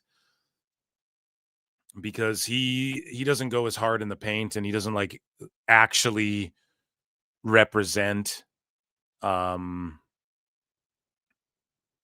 he doesn't actually represent like WWE talent, right? This guy is just a sports business insider and IP expert. Blake Axe Avignon, he's had some great pulls, but Jedi Goodman, who's like mostly in the MMA sphere. If you guys follow MMA, you likely follow Jedi Goodman. He's always on top of that shit. And he says that Warner Bros. Discovery CEO David Zaslav confirmed sale talks and that sports would no longer play a role at HBO Max. So now we have fucking sickos spurging out and saying, well, AEW wasn't a sport. They didn't consider it a sport. What the fuck are you talking about? We've been told it's a sport. We've been told it's a drama. We've been told why? Because it's just an ugly duckling that nobody fucking wants. Why can't people accept this? It's just this thing that they own a chunk of, and they're like, we're peeling money off the top of whatever deal they make. We pull a little bit off the top. I guarantee when all is said and done, we're going to find that out about AEW. That's always been my theory. Warner Bros. Might own 5% of the company, but they have some deal worked out where they get, no matter what, we just get this off the top, Tone. So you do a pay-per-view, we get a little cut of that too. You do a fucking deal with them, we get a little cut of that. And as long as you do that with the ad revenue, okay, we'll give you 185. And they're probably fucking angry that they gave him that much money. They're probably angry they fucking did it. Notice Dave Meltzer too. People have pointed it out. Someone pointed it out in chat earlier. I wanted to give you credit. The best guys, Tony Khan. Chat's going crazy tonight. I couldn't find it. But Dave Meltzer isn't saying, and that's not including the Max numbers, because that's about to blow up in his fucking face. That's why he's been spurging out. That's why he's being a little friendlier to WWE as far as like, well, the ratings, because he knows real people are covering this shit now. ESPN and Niccolo Piccolos and Business Insiders and all these motherfuckers are jumping on board now. You're cooked now, Dave. And so this is what this article said. And he says, right on the nose, hashtag I am not certain. He goes, AEW retains genuine cultural currency, but is showing signs of fatigue. Ratings slid throughout 2025. One Dynamite episode dropped to 465K viewers and a 0.09 demo rating, down 25% week over week. Critics cite uneven pacing and creative congestion. What critic says creative congestion? And hopefully they mean that in like a writer's block way where it's like it's congested, like the motherfucker's got writer's block and doesn't know. Because if this is trying to say like Dave Meltzer, there's so many stories. No, that ain't it. It's because there's nothing happening. There's nothing going on. It ain't it. It ain't the bee's knees, man. When the stories hit, they land. And again, how much credit is that to like, yeah, when Cody Rhodes' stories hit, they landed, and they land in WWE and they land in AEW and they landed in Ring of Honor, just like CM Punk's stories landed before he ever got to WWE, and they landed in WWE and they landed in AEW, right? So how much of that is up to the individual? I don't know what other stories you can attribute to Tony Khan that were so fucking good that have happened in this company. When they miss, they drift. So this is it right here, okay? This is the fucking cue your Undertaker gongs right here.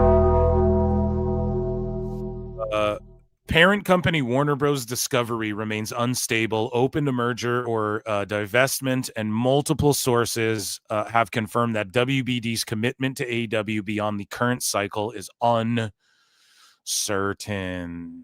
Oh, no. Tone, what did you do? Tone, what did you do? And that's from that article there. Multiple sources have confirmed that WBD's commitment to AEW beyond this current cycle is uncertain. Tone. This just in from Phil Marks of PWT. He says, I told you so. Like, dude,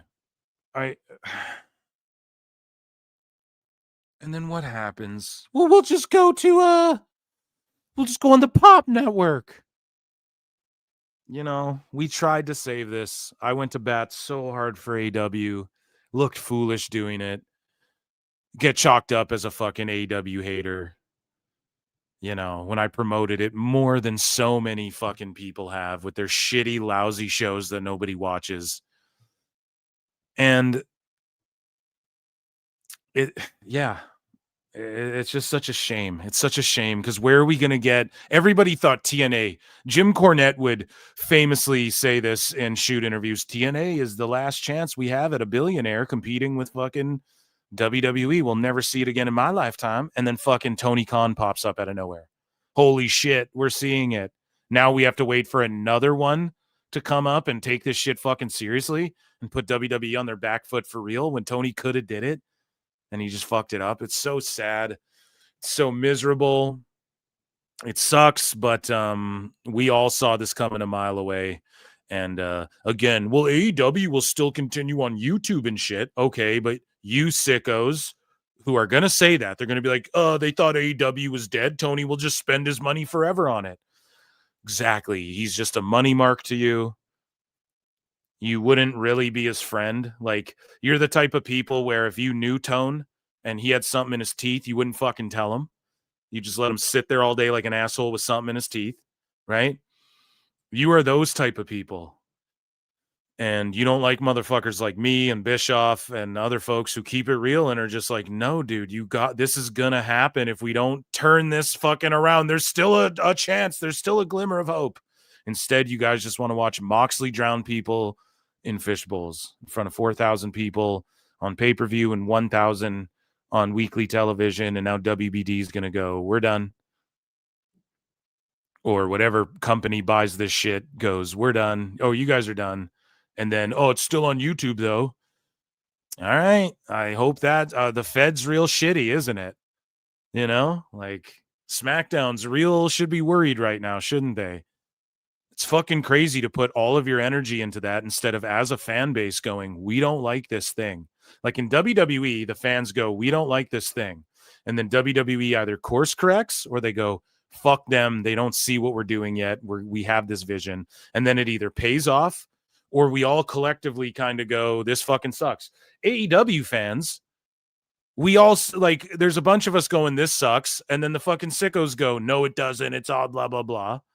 And then meanwhile, in every metric, in every quantifiable, scientifically measurable form of data, it agrees with us. And then we get told we're not actually fans and shit. Like, it's just so fucked up, man.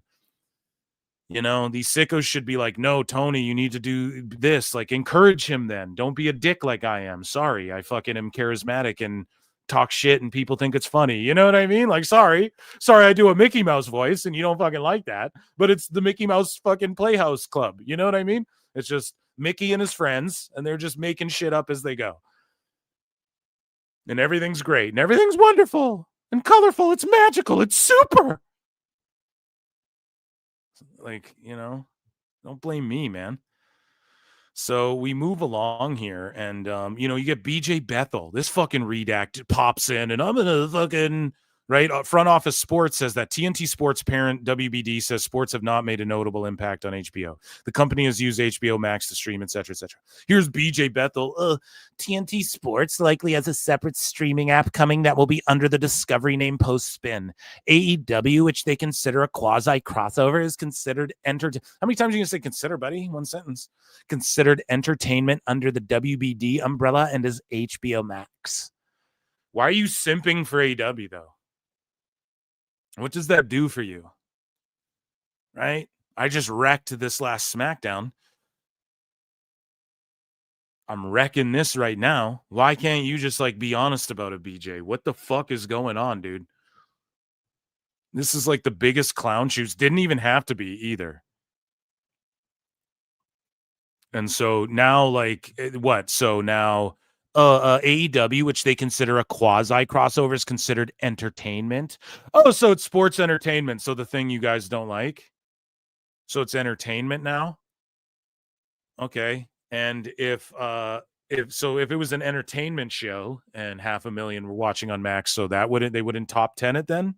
So it wouldn't get top 10 if 500,000 watched live, like you guys claim, in a simulcast? Over 1 million, so that wouldn't top 10 for them? The fucking lowest streaming service, like, bro. Are you sure about that? I do your job better than you. I don't even know what your job is. You know what I'm saying? Like, go fuck yourselves. Just figure this shit out, man. So again, like Dave Meltzer, and we'll cover this more in depth during Double DMW. Dave Meltzer, Dumb Moment of the Week, live Thursdays, 8 p.m. Eastern on YouTube. But ladies and gentlemen, flutes in the chat, because this is a Dave Meltzer Dumb Moment of the Week right here. Not a bass Meltzer. I don't know why that was the one I had, but you know, Dave, he just comes out with these series of, it's common sense. Streaming viewership skews much younger than television. Max confirmed AEW is one of the top sports on the station. That was in May. He said that back in May. You're a fucking liar. Max has already stated AEW gets among, this is in February, stated AEW gets among the biggest numbers in sports. None of this. Liar! What Dave's alluding to, they confirmed it. No, you are just taking BJ Bethel at his word. BJ Bethel's a fucking liar. Tell us what you know, you goddamn liar! And I don't see any flutes in the chat. So again, Dave, we're going to like roast him and toast this guy. We're going to cook him on fucking Thursday for this. But again, it's like, Dave, now you're just right back to shilling. And this was in February, dude. He's talking all this shit. And so Switchblade says it's actually true that AEW was moved out of sports in 2021. So there you go. Switchblade comes with the fact checks. He doesn't give a fuck about these little wrestling wars. He doesn't care. So they were moved out of sports in 2021. Okay. So when Dave, though, in 2025 is saying, Max already stated AEW gets among the biggest numbers in sports. So if Dave studied and learned and actually knew this, he would fucking know that this would be an irrelevant talking point, because first off, they weren't the top in sports in 2021, or else they wouldn't have been moved out of sports, you stupid fucking idiot. But then also, Dave, you need to study and learn. Baby, learn Meltzer Inferno. This is a double whammy, because in 2025, this wouldn't be a talking point if you knew what Switchblade knew right here, bud. So Switchblade felt some more and says, but since Max, it's been lumped into a sports on Max. So still sports. So there you go. Dave knows the latter, but is trying to walk it back because Zaslav's comments yesterday go against the bogus 300 to 500K numbers he was pushing for months. Exactly. It's just, it's not doing well. And so, speaking of not doing well, TNT Sports, we have this. The company has used HBO Max to stream its sports portfolio. WBD CEO says the service is strong in other areas than being dependent on rental sports. Pay-per-view. I don't know. Maybe their pay-per-view does good enough, but Heel Uzi posted this here, and this is courtesy of Screen Time. Universal Comcast is putting together a bid to buy Warner Bros. So now NBC's getting in the mix, dude. So NBCU has hired Goldman Sachs and Morgan Stanley to evaluate an offer. Would only buy studio and streaming businesses. Access to Warner Bros. Financials has been given. God damn. So, like, what people have to remember is that all of these companies, WWE, and this is what Niccolo Piccolo tried to point out in that thread, which I just don't know if everybody's extrapolating, which I tried to cover as best as I could. Nick would fucking correct me if I fucked up the explanation. So I think I did pretty good. He took excerpts of it and like put fucking ether behind it or whatever. He put like Kendrick Lamar behind me talking and fucking roasting Dave and putting over some of my fucking breakdowns of his shit. So shout out Nick for that. But either way, WWE has its fingerprints in all of these NBC, Disney, and Netflix. So whoever buys it, it's a backdoor WWE's going to fucking Falcon punch AEW the fuck off of television. You know, that's sort of what Nick was laying out there. Right. And again, I would like hire him up. Bischoff's been saying the same thing as me too. Hey, Conrad fucking followed. Oh, come on now, Eric. Okay, so maybe they're listening. Who fucking knows? But Bischoff said the same thing I've been saying. Like, why wouldn't you look to these guys or like try and get like a Niccolo Piccolo on your team instead of like a BJ Bethel? You're calling Dave Meltzer. Fucking pick up the phone and call Nick and pick his brain. Like, he's just tweeting out all this free game for you to prepare an exit strategy like Bischoff's saying you should do. Where's your plan B? You're not even thinking about that. You're thinking about fucking cups, dude. Thinking about how many cups you can stack up. Well, they call me triple cups, so now I'm just only going to do 2 cups. I swear, dude. So speaking of fucking just lack of creativity and everything being a fucking mess in AEW, we covered this video. We watched it on PWT. Tone announces the creation of the new AEW National Championship, bruv. And then how do they determine the winner? A casino gauntlet. Now, for all 360 plus watching across X and YouTube, hit like, subscribe, become a member for 99 cents, get access to my bonus shows. The casino gauntlet is a fucking stupid match. It's fun, it's exciting, but in kayfabe and IRL, the stipulation makes no fucking sense. And I've broken this down a number of times. But it especially makes no sense because it's like, so you're just having a casino gauntlet. Like, there's no pecking order in AEW. You can't tell who's the number one contender ever unless they go, here's a number one contender match. But then they insert people in it who haven't gotten a win all year. So you're like, well, how the fuck are they in a number one contender match? It's just terrible creative. It fucking sucks. It stinks. This is a clown show. The casino gauntlet makes no sense because we're supposed to believe that the first 2 guys could pin each other, but you got 20 guys waiting back there to potentially get in this match. And if the first 2 guys pin each other, you don't even get a chance to win it.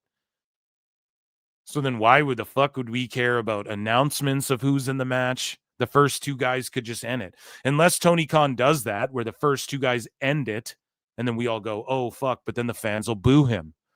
So just make the match elimination style, Tone, or make it so that the match doesn't start until everyone's entered the ring, because in the casino gauntlet, nobody ever ends up getting pinned until everyone's in the ring. For fuck's sakes. So, Full Gear, there will be the first national champion. So this is just the worst idea ever because of the reason I just pointed out, but also because of the NWA, which we'll get to in a second, but someone else breaks this shit down. Break it down. And I also broke this down a little bit on the last show, but somebody put out a tweet saying, I know I have it here. So this guy here, the Ronnie brand, Ronnie, shout this guy out. He says they had an all-Atlantic title that was to be defended outside the U.S. and had a Japanese flag on it. Exactly. Japan's on the Pacific. They changed it to the international title to fix that error and stopped the rule they had of defending it elsewhere. MJF wins it and proclaims it's the American title just because he's American. It's later unified with the Continental Championship, and again, international / continental title. Like, what the fuck's the difference, bro? So it becomes the unified title. Fucking worst title, name, and concept ever.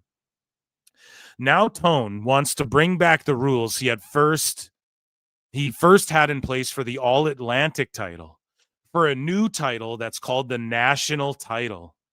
Even though it's national specific to a region, it should be international. No, bro, beyond that. But he's already unified that belt. And not to mention, bro, he's like, New Japan guys can challenge for our national title. So national meaning like the nation, right? It's like a U.S. heavyweight title. Or am I wrong in my interpretation? Tone is sitting there like, no, it means like any nation or okay, it's the international title then. I don't know what the fuck is going on here in this fucking company. It's so Bush League and confusing and stupid. It's a clusterfuck. And he's just breaking out the national title. Now, some people have conspiracy theorized, okay, that this is to get back at NWA for the Shockwave thing. We talked about that earlier. Now, again, I think that was an internet mark thing. I don't think people were actually planning to doing a show called Shockwave. I think AEW was likely talking to Fox and shit, but who knows if the Shockwave thing was real or not. So I just think if that was the case, they would have just made another show with a different name, and then they would have yapped up the national title earlier than that. It just seems like that was a couple years ago. I don't know if that would, if that's the reason to do with NWA, but they jacked the national title, and some NWA wrestlers got fucking pissed about it, including Brian Idol. Okay. So Brian Idol makes this post here about Austin Idol, and he says Austin Idol's the first ever national champion and basically the creator of it all.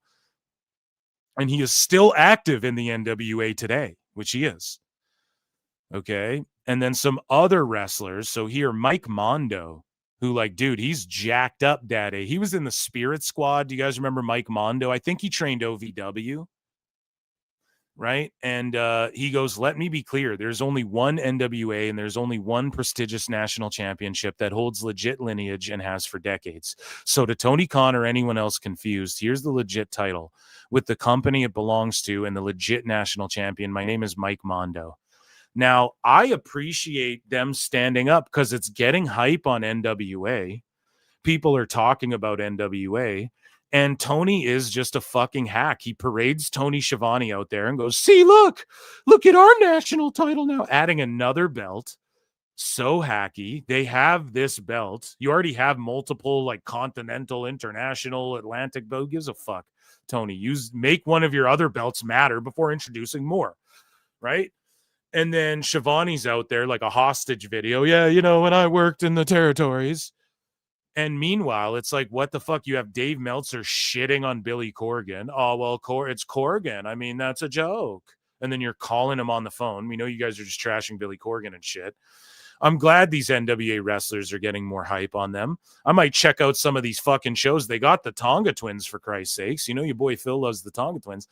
And so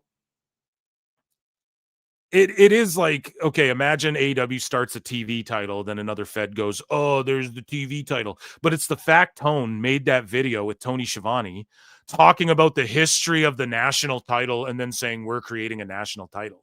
You can't fucking do that, bro. The NWA guys are like, no, you mean this belt we have over here? Fuck you, dude. You're garbage. And you're unoriginal. Your belts don't mean shit. And we're trying to build something over here. Now you're just trying to scoop up our shit. Fuck you. And I don't blame them for being mad. And it gets more hype on their shit. And it's wrestlers calling out Tony Khan and AEW and shit, which is good. More and more of that is happening. There's a reason for that. There's a fucking reason for that, guys. What's like, hey, sickos, what's more likely? That it's a shit show and a bunch of workers are working the money mark? Or is it likely that, no, it's just everyone's just hating. Everyone is just making up in our heads he's a clown because the Fed. Yeah, the NWA guys really hate Tony Khan because they pitched to be a fucking WWE ID and WWE doesn't want that. And so, yeah, they really are just sticking up for the Fed, man. They're all shills for the Fed. Like, what's the excuse, man? It's just goofy. Okay? It's that fucking simple. And it's unoriginal bullshit. And Tony Khan's just trying to jack wrestling heritage and buy his way into the history books. And I've said this too, and people got mad at me on Twitter. They're like, oh, it's just wrestling. It's like, man, no, fuck you. How many sicko reports from what is it called? I think it's called Voices of Wrestling or whatever. Sorry if I'm calling out the wrong publication. It's just all these sickos, Bix and Span, and all these fucking weirdos writing all of this crazy shit all the time about the Fed. I just put out a tweet saying, dude, Tony Khan fucking has bought his history. Like, bro, he approaches dead wrestlers' wives so they can come on TV and go, well, my husband would have loved this. And he fucking is signing up kids like the Rizzler and this fucking Brody Lee's kid, which is like kind of taking advantage of a fucking kid, bro. You signed him for when he's 18 or whatever. And then you're just hijacking and this is what I mean. Tony's scraping the bottom of the barrel. He's going back to NWA, stealing from NWA now. He stole from TNA. He stole from WCW. He stole from ECW. He stole from WWE. He stole from All Japan and New Japan. He's out of shit to steal from. So now he's just stealing from NWA. What the fuck, dude? It's just like, come on. Like, I don't know what to tell you other than this guy's fucking creatively bankrupt and doesn't know what the fuck he's doing. He's just spiraling, introducing more belts, man. And so, you know, some NWA wrestlers, they fucking went off on him. So Brian Idol claims AEW's national championship is retaliation after NWA lawsuit fallout. So with the Shockwave thing, okay, this is what people were talking about, that there is a lawsuit, I guess. And remember when Tony Khan was yelling about, ask them, it happened in court. The Friday Night Wars in court. Rampage beat SmackDown or whatever the fuck. So Brian Idol's claiming here that this is the lamest thing in the history of wrestling. He was speaking to Ringside News directly. He said AEW and Tony Khan are trying to use the NWA National Championship as one of their belts and pretending as if we don't currently have the originator and original champion Austin Idol and the current champion Mike Mondo on the active roster. The use of the word Shockwave in programming as a name of a program was originally owned rights by NWA. That's why it never came out for AEW when they announced that it would, because they got hit with a lawsuit, Idol explained. So I guess Billy Corgan hit them with a fucking lawsuit when the rumors came out about Shockwave. Now, we talked about this earlier in the show. We deliberated. Myself and chat, we were like, hey, did Swerve say the word Shockwave? Like, Swerve talks shit about Fox, so we know that there's talks there. But, like, did the marks make up Shockwave? Hey, there's some proof that maybe that was actually fucking what it was going to be called or whatever. Then why didn't another show materialize that was just called like Lightning Strike or whatever, right? Full Force, AEW Full Force. I'm jumping Jeff Farmer and I'm going Full Force. Why didn't like that become a show then? Is my only, but clearly Idol knows if Billy Corgan threw a lawsuit their way, like you aren't going to do that. And Dave Meltzer, we heard the other day being like fucking, oh, Billy Corgan, that's a fucking joke. Who cares? NWA, that's like, who gives a shit? You know, poor people don't like AEW. So just sticking up for Tony Khan, his son, dude, like that's what's crazy. And we're starting to puzzle piece this all together. And there's a beef there with NWA. And also, remember when Tony Khan brought in the NWA title in that early on in AEW, poached Thunder Rosa and Eddie Kingston and all the guys that were cool over there, and then fucking, well, a handful of them, Ricky Saints, right? He poached all them from NWA, threw them to the curb. He abused, took advantage of so many people. Tony Khan doesn't give a fuck about the future of pro wrestling. They just got rid of their only training ring that they had. He doesn't give a fuck about any of that. He just gives wrestlers lots of money. That's not good for the wrestling business. I don't care what anybody says. Just giving people lots of money. Yeah, that's always been good for society, right? Fuck you. No. Like, he doesn't care. He brings people's widows on and shit. Why? You think he's not paying them? He was paying Rita Chatterton. He's fucking paying these Luthez's wife widow to come and be like, oh, you'd love this. Sure, why not? Fucking loves people giving me money because he loved me and he wants me to be taken care of. He'd fucking allow me to say he would have loved this for me to get money from this fucking money mark. That's what he loved, was working marks. That's what Luthez loved more than anything. Trust me. And his wife knows that. Okay. So again, man, he says this is retaliation for AEW already currently losing a lawsuit to NWA over the use of intellectual property. So now Brian Idol's like, dude, no, they're losing this lawsuit currently over the use of our intellectual property. But here's the thing. They didn't fucking use it for anything. That's why, is Brian actually on point? I'd love to know. And shout out Brian Idol.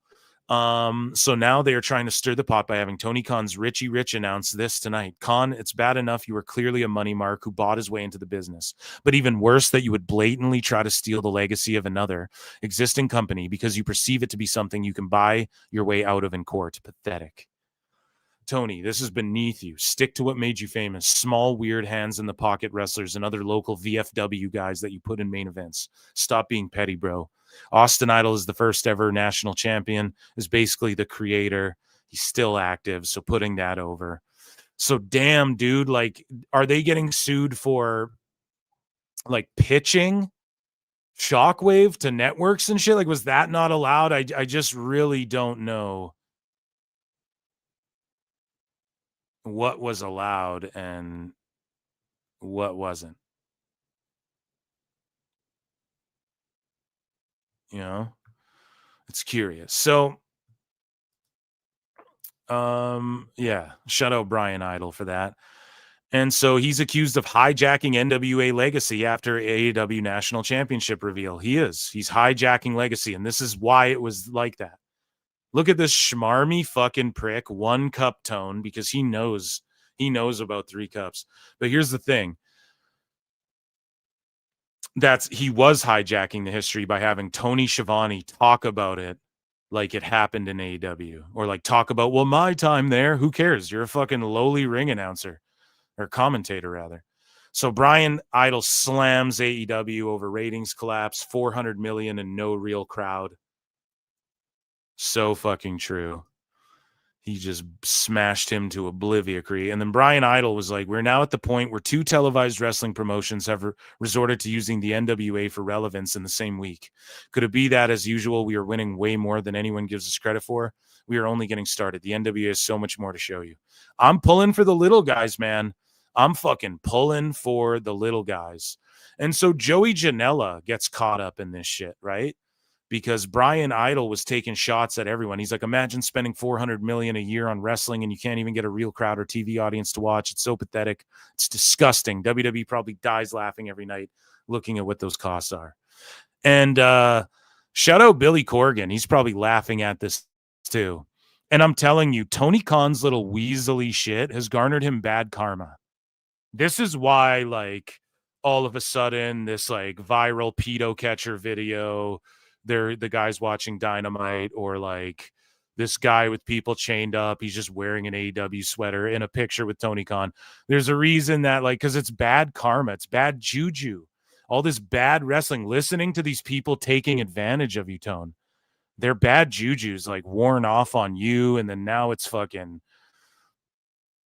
spreading and shit, you know? I'm telling you, dude. And so this is Joey Janela firing back at Brian Idol here for talking shit about him, which in fairness, Janela's not even there in AEW, hasn't been for a while, but Brian Idol's like, Marco Stunt, small. What? Orange Cassidy, weird hands in pockets wrestler style. What?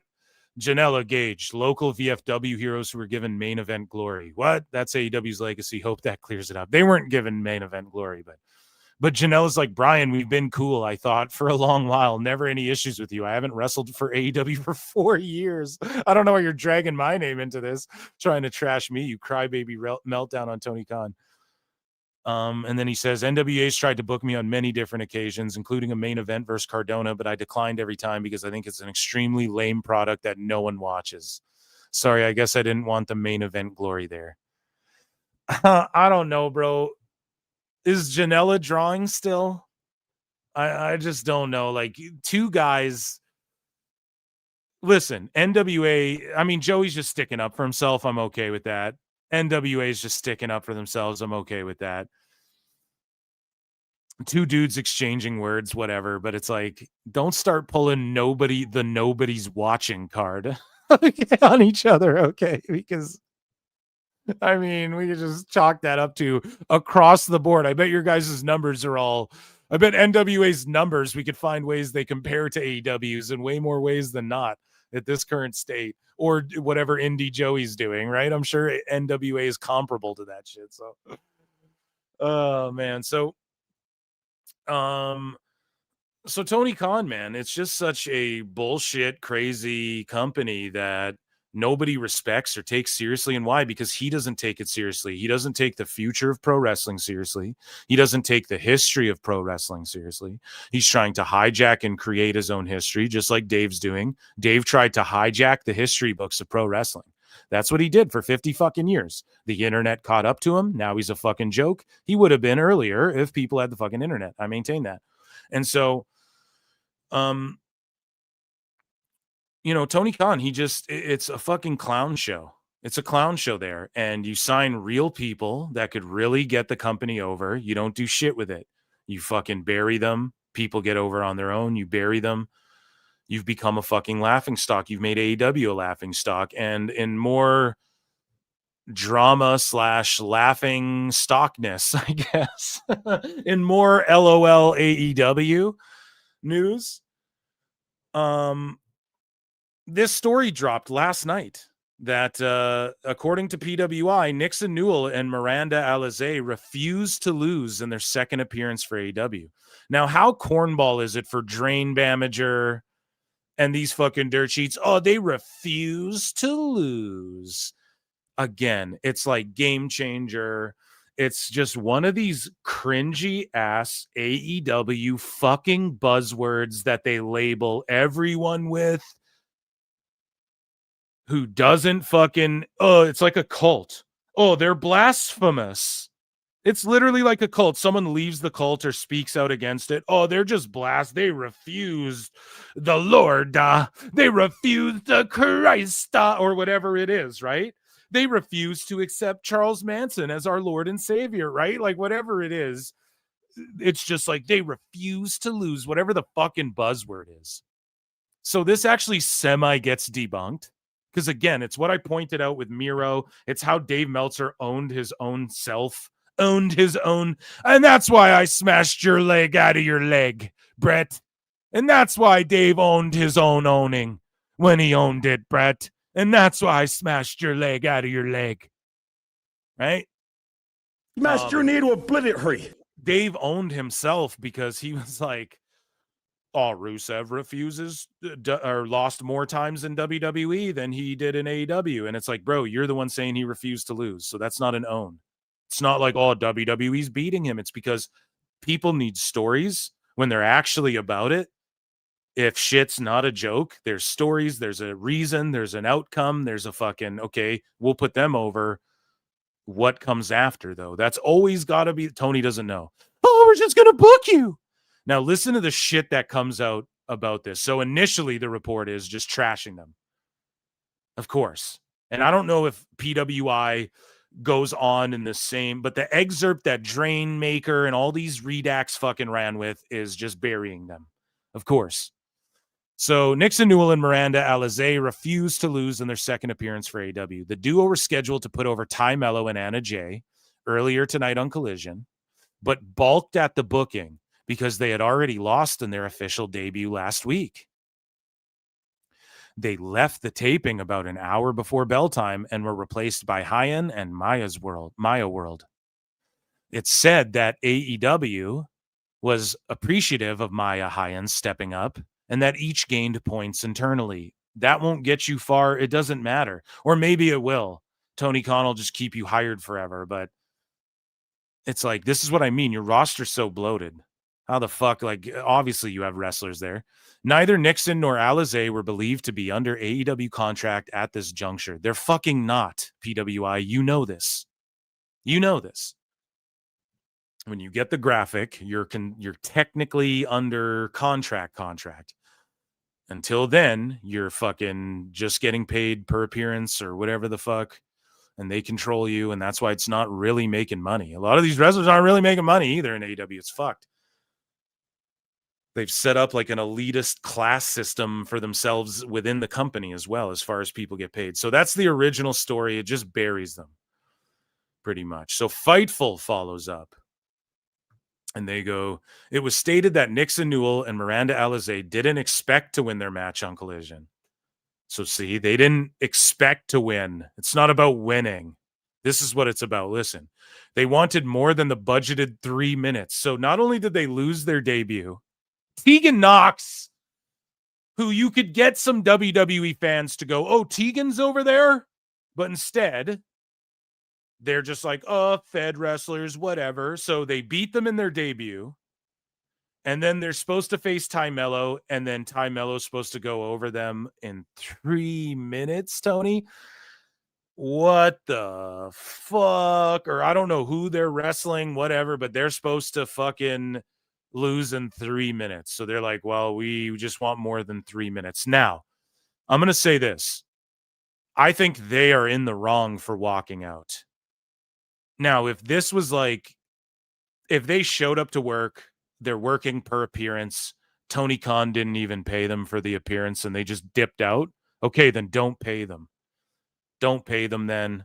That is kind of fucked up if they were advertised for TV. It's like, there's got to be a sense of, like professionalism there. At the same time, though, how many people need to go into that locker room, get fucking slapped with the realization of like, whoa, there's no one to even talk to about this. Tony Khan just is Vince McMahoning you. This place is fucked up, man. This place this is rant. And let me tell you guys this too. People are going to say, what, Tegan Knox is unprofessional after she worked? Hey, what about the boys? Oh, they just no-showed work. Nope. Didn't go down that way. Sorry. Didn't go down that way. They didn't just no-show work. That's fucking dumb. They've never done that ever. All of a sudden, it just happened. No, there's miscommunication. And with Tegan and Alizé, what are you going to say? Tegan Knox she just walks out of companies. Where Tegan Knox, she's a known troublemaker like CM Punk. She is. Nope. It's because like there's probably a big part of it is there's probably no communication. If I had to guess, there was probably wonky communication the whole time they've been there. Last minute, come to this TV. Then all of a sudden it's like, yeah, go cut an angle on Ty J. And then you show up to Collision the next week, and then they're like, oh yeah, you guys get 3 minutes. And Tegan and Alizé are like, or pardon me, Nixon. I'll use her not slave name. Nixon is like, what the fuck? We cut an angle for this on last week's show to lose in 3 minutes? Like, do you not care? Like, bro, women's wrestling's hot right now. I thought you're trying to bring, you know what I mean? You have a tag division. We're going to go do 3 minutes. Like, what is it? Tony doesn't get that, and none of these people understand that, and they don't understand how bad the communication is back there. Devon just talked about it too. I show up at 11 a.m. This prick can't meet me till 3 a.m. That's terrible communication. Yeah, people with perfect track records are now all of a sudden no-showing and leaving and shit. Oh, yeah, that's for sure, because they're just like, not showing up for work and fucking not like it's so insane the way, to me, it is all chalked up to terrible leadership. You don't pull this shit in WWE. Why? You fucking can't. And there's communication. There's no bullshit. And if there is some bullshit, they work it the fuck out. And especially since Vince has been gone, it's been that way. Maybe while Vince was there, a lot of bullshit. And I'm sure there's bullshit in different ways. But it's just not like where you're supposed to be, when you're supposed to be there. You have an idea of when you're going to be on TV. When Vince had it like this, where he was just pulling shit out of his ass and changing TV last second, we all shit on it. So when AEW's doing the same thing, we have to shit on that, guys. And we can't start blaming wrestlers now. Well, we can. Sure, if you want. I'll tell you this. I would never work with them again if they walked out on my company. I would never fucking work with them again. Even if it was my bad communication and all this shit. But then also humbling moment, because let's face it, like now this is like a blemish on Nixon Newell and Alizé. Like they just walked the fuck out. That's like a blemish now. Some companies, Tony might go, don't book them. They'll just walk out on you, right? Will Ospreay might take that personally. How dare they, bruv? Let me tell Rev Pro don't book them and shit now. Like that's why they should have just went and lost the 3-minute match. I know it fucking sucks, but that's where you just grit your teeth. You do the JOB. Like, don't You don't bury shit. You don't pull an Austin Aries, but you just get the fuck out of there. Just roll out the powder and fucking leave as soon as you get covered. Like still sell, but just do the job. Like they are like ultimately what it boils down to is it was unprofessional and they are in the wrong for doing that. But when you're seeing people with no track record of fucking up in AEW, quote unquote, or they're just like, this is such trash bullshit, I'm getting the fuck out of here. You cannot blame people because we all have heard the stories and we all know what goes on there. When a guy like Punk shows up and they can go, he's a cancer. Why? Because he's had problems elsewhere, but he goes to this company, tries to be the company ass kiss that he's doing. No, if I love Punk. I love my fellow Phils, but he's fucking my fellow Phil, rather. I'm sure there's some asshole Phils out there. But the company man thing he's doing for WWE, that's what he was trying to do in AEW. You all hate what he's doing in WWE. That's what he was doing in AEW. That's what he was doing by putting over Jungle Jack. If you hate Jungle Jack, there's a problem with you. He's saying all this dumb shit that he didn't mean because he was trying to fucking be the company man for AEW. Here's our chance to take it to the Fed. He lost his mind there. He looked around. He realized, holy fuck, I'm going to smack a bitch. And he fucking did. Smack some motherfuckers. Yeah, because that's Punk. We know he's kind of an asshole, but we're seeing people like Nixon Newell like walking out of shows. What the fuck? That's how bad this place is, man. You have Devon challenging wrestlers to all cold cock that young fella, right? Like, Devon, don't fight nobody, but you got a hip replacement. Chill, just call them out, but you're not fucking fighting anybody, right? So, to me, it's just, yeah, like I just think they fuck themselves, but at the same time, I like don't blame them in a way. Like, it's got to be so shitty being back there, and just like getting no communication and all this stuff, right? So, Miranda Alizé says we have so much to say, right? And Nixon Newell and Miranda Alizé pound drinks after walking out of AEW Collision. They were pounding them drinks, dude. And Nixon Newell teased that she's going to do a Twitch stream tonight. I think it was tonight. And she was going to address the AEW walkout drama. Now, here's the thing. She's going to, here's a conspiracy theory. Let me throw this out there. What if they did this shit? Maybe it would get them over with WWE again. If you want to pull like a Russo Barrow and go real conspiratorial, like maybe they were like, okay, we'll just walk the fuck out and we don't need jobs there. We'll do what? Work on the indies? Like, I think Tegan was kind of struggling to get booked. So maybe this was like, we'll get in good favor with WWE if you want to go conspiratorial sicko, because now she's going to get a bunch of people watching her fucking Twitch stream. Yeah. But maybe not. Maybe that's just conspiratorial. I'm sure there's some sickos. There's a freebie, sickos. So Wrestle Purist put this out, and this is courtesy of Fightful Select. Sources in AEW claim that Megan Bayne and Nixon Newell also had a disagreement last week on how their tag match would go. Nixon Newell denied this when reached out to. So where's this rumor coming from? Why is Megan Bayne again tied up in some weird controversy where they're like, Megan Bayne, remember that thing with Thunder Rosa and the fucking and the chair shot or whatever the fuck? Like, that was terrible. So why is Megan Bayne keep getting her name thrown out, wrapped up in shit? Do they think like she'll just actually beat these bitches up or something? I have no clue like why her name keeps getting muddied up, but apparently Newell denied this. So good. I mean, that's sort of saving, helping Megan Bayne out there by denying that. as well, because it's not like she hasn't been racked up in some controversy before. So it's just a fucking mess. And I mean, sickos can try and shoot the messenger, and they can be angry at everybody who points this bullshit out, and they can fucking cope and seethe all they want. But at the end of the day, it all falls on the cult leader. And this is why they're not willing to admit any of the faults, because it goes on this guy, and he puts on this fake fucking smile, and he's a billionaire's kid, and it's fine.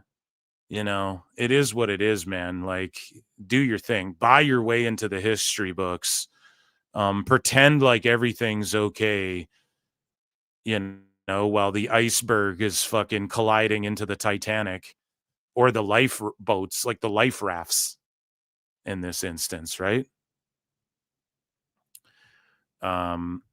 But ultimately, Tony Khan needs criticism. He needs to listen to criticism, and he needs the diehard sickos.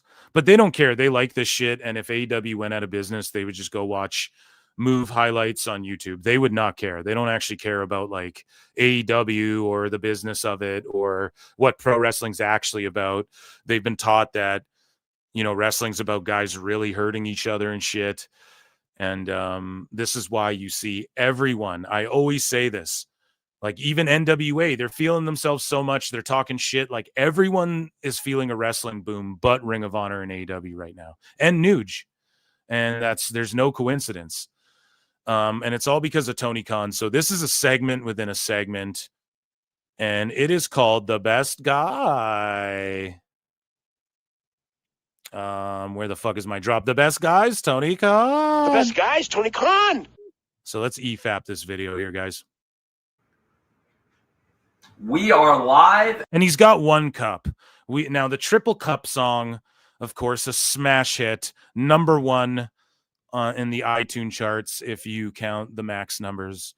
And Tony Khan's gone down to 2 and singular cups.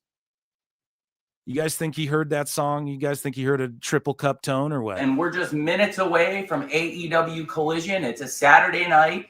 We're on TNT. We're on HBO Max. And tonight, we find out who has the advantages in the blood and guts matches. We're just days from blood and guts. Collision starts minutes from right now. Collision starts minutes from right now. But guys, notice he's taking your boy Phil Mark's advice too. Like, I said it, dude, he needs to get in, get out, be excitable, plug the couple of things that you're trying to get over on this show, and get the fuck out. Maybe even hire an editor.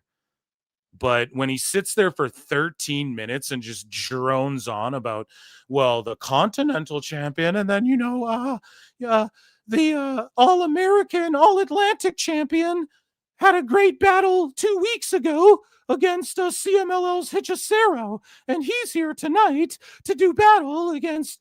It's just like, bro, who is this for? Like, you're just talking to the sickos who are already going to tune in and watch your shit. They're already going to do that. Like, what the fuck? So this one only 3 minutes long, still a little long, but he's more excitable. 1 cup, not triple cups. And I'll give him bonus points. He is seemingly just getting to the point a lot quicker. Let's play this again from the top. We are Look live. at the excitement. And we're just minutes away from AEW Collision. It's a Saturday night. We're on TNT. We're on HBO Max. And tonight, we find out who has the advantages in the blood and guts matches. We're just days from blood and guts. Collision starts minutes from right now. And I have an announcement about tonight's show. We found out that the #1 contenders to the World Tag Team title that's currently held by Brodito are going to be... Brodito, look at, he's excited. The FTR. FTR have the title shot at Full Gear. It's locked in. They're the #1 contenders.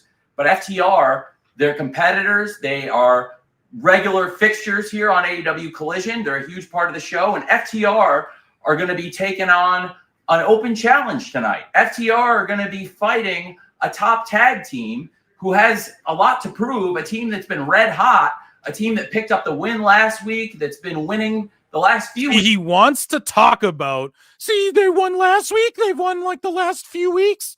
They win. It's great. Bro, just fucking get to it. We get it. They win. We assume that. Fucking get to it. He was right there, but he wants to go back to his old ways. All good. Is a group. We're all creatures of habit. The Bang Bang Gang. Juice Robinson and Austin Gunn. They're a top tag team. Now they're a top trio with a. So he sits there and puts over how much of a. They're just an over tag team. Now they're an over trios. You just fucking put them over as a tag team. Why you just switch to trios right away? And not only that, they're a top team. Bro, they just are like getting their wind back under their sails after everyone was gone. The Bang Bang Gang is, one half of the Guns are broken up. Juice just came back. Jay's nowhere to be found. They just added Ace Austin, which that actually rules. I fucking love Ace Austin in the BCGs.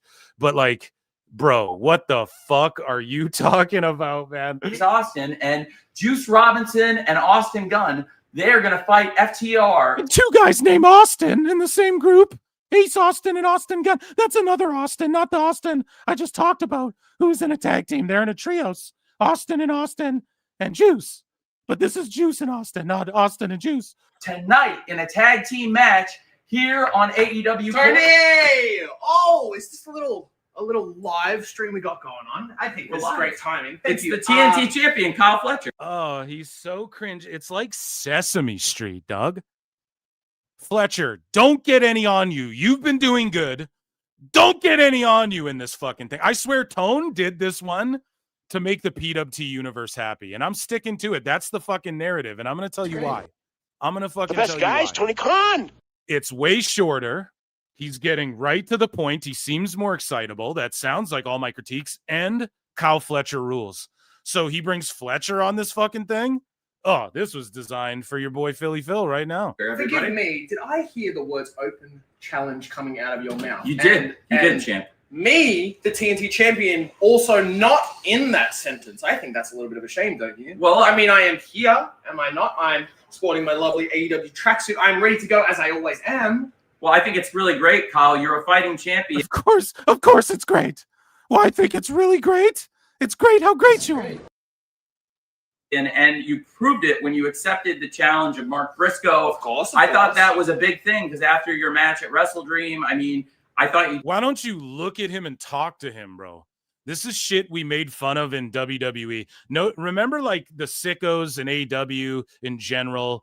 The AEW literally made fun of this on their TV show, and all the fans, when people are looking at the monitor, but then they're like looking off screen and they're talking to each other off. Like we would roast that. Everybody roasts that. They do it in AEW. Tony's doing this. This is supposed to be like a real life video. He's looking at the camera. Why the fuck isn't he just looking at Fletcher and talking to him? It's so phony and cheesy and just incredulous. Took a bit of a shortcut to win the match. You did hit Mark Briscoe in the nuts. And I think you are grossly taking things out of context. Well, with this. Someone in chat just said, you a whole grown man talking like a kid. LMAO, you good, gang. You're retarded, okay? This next match is a no DQ match, and if Mark Goofy, yeah, I'm talking like a kid. I just said incredulous. Your turn. Briscoe does not get the win. He'll have incredulous to join the Don Callis family. You're incredulous, sir. Indubitably. I am very much looking forward to it. I hope you are as well. I'm looking forward to the the match. But I am still here, and Full Gear is a full 2 weeks away, Tony. Oh. I am here, and I'm ready to go. I do not want to go into that match with any rust whatsoever. So, open. Fletcher gets it. He's talking to Tone while, like, presenting to the camera. Fucking Tone, dude. Challenge gets my brain cooking. What do you think about tonight, huh? You would do a match tonight? We're minutes away from starting. Hey, I can get my gear on in like 5 minutes stat. Well, I was just talking about how the Bang Bang Gang have been red hot 2 weeks. So who tuned into this that wasn't going to watch Collision? Some fucking soccer hooligans? Some like Jacksonville Jaguars, some Jaguars fans tune into this? Oh, what's the owner's kid saying or what? We're just adding this match last minute. Why didn't you do this on the TV show? Why isn't there a segment where he goes in the office and says, dude, you announced this thing earlier on Twitter, on social media. I saw it. I'm the TNT champ. I'll get my, I'll be ready later tonight. And then like later at the top of the hour, Fletcher has a match or whatever. And then you show us this on the show. It's just exclusively for IWC sickos. That's what the show's for at this point. I In a swear. to row, God. we've seen Ace Austin picking up wins. This guy's very impressive. Would you put the TNT Championship on the line against the red-hot Ace Austin tonight? Let me think. I absolutely would. Thank you very much, Tony Khan. Wow, See you guys soon. that's going to be a great match. That is a fighting champion. You have to give a lot of credit to the proto star Kyle Fletcher. He's a fighting champion, and before Full Gear, 2 weeks from tonight, Kyle Fletcher will put the TNT title on the line against Ace Austin. That fucking rules. FTR That does rule, dude. I like Fletcher. I like Ace Austin. will take on Juice Robinson and Austin Gunn. We'll have the advantage battle matches. We know Jamie Hayter will fight. What the fuck, bro? It should have ended when Fletcher left. Oh, I'm just going to keep pitching these other matches. He just waited there till I waved him over for his little segment. Sky Blue, and if shit. necessary, Harley Cameron will fight Tekla. Plus, John Moxley versus Roderick Strong will decide who has the advantage at Blood and Guts. There's so much to look forward to. It all happens tonight on AEW Collision, and it starts just minutes from now. Thanks for watching AEW, starting at 8 p.m. Eastern. Oh my God, bro! You can't go minutes from now. Thanks, AEW Collision, 8 p.m. Eastern. Bro, you just said it's a few minutes from right fucking now. Holy shit. He always does this. It's like in that video where he's like, and he's done talking. He can just end the video, but then he goes, and thank you, AEW, and thank you, TikTok. And it's like, dude, you just thanked yourself and TikTok. Just fucking end the video.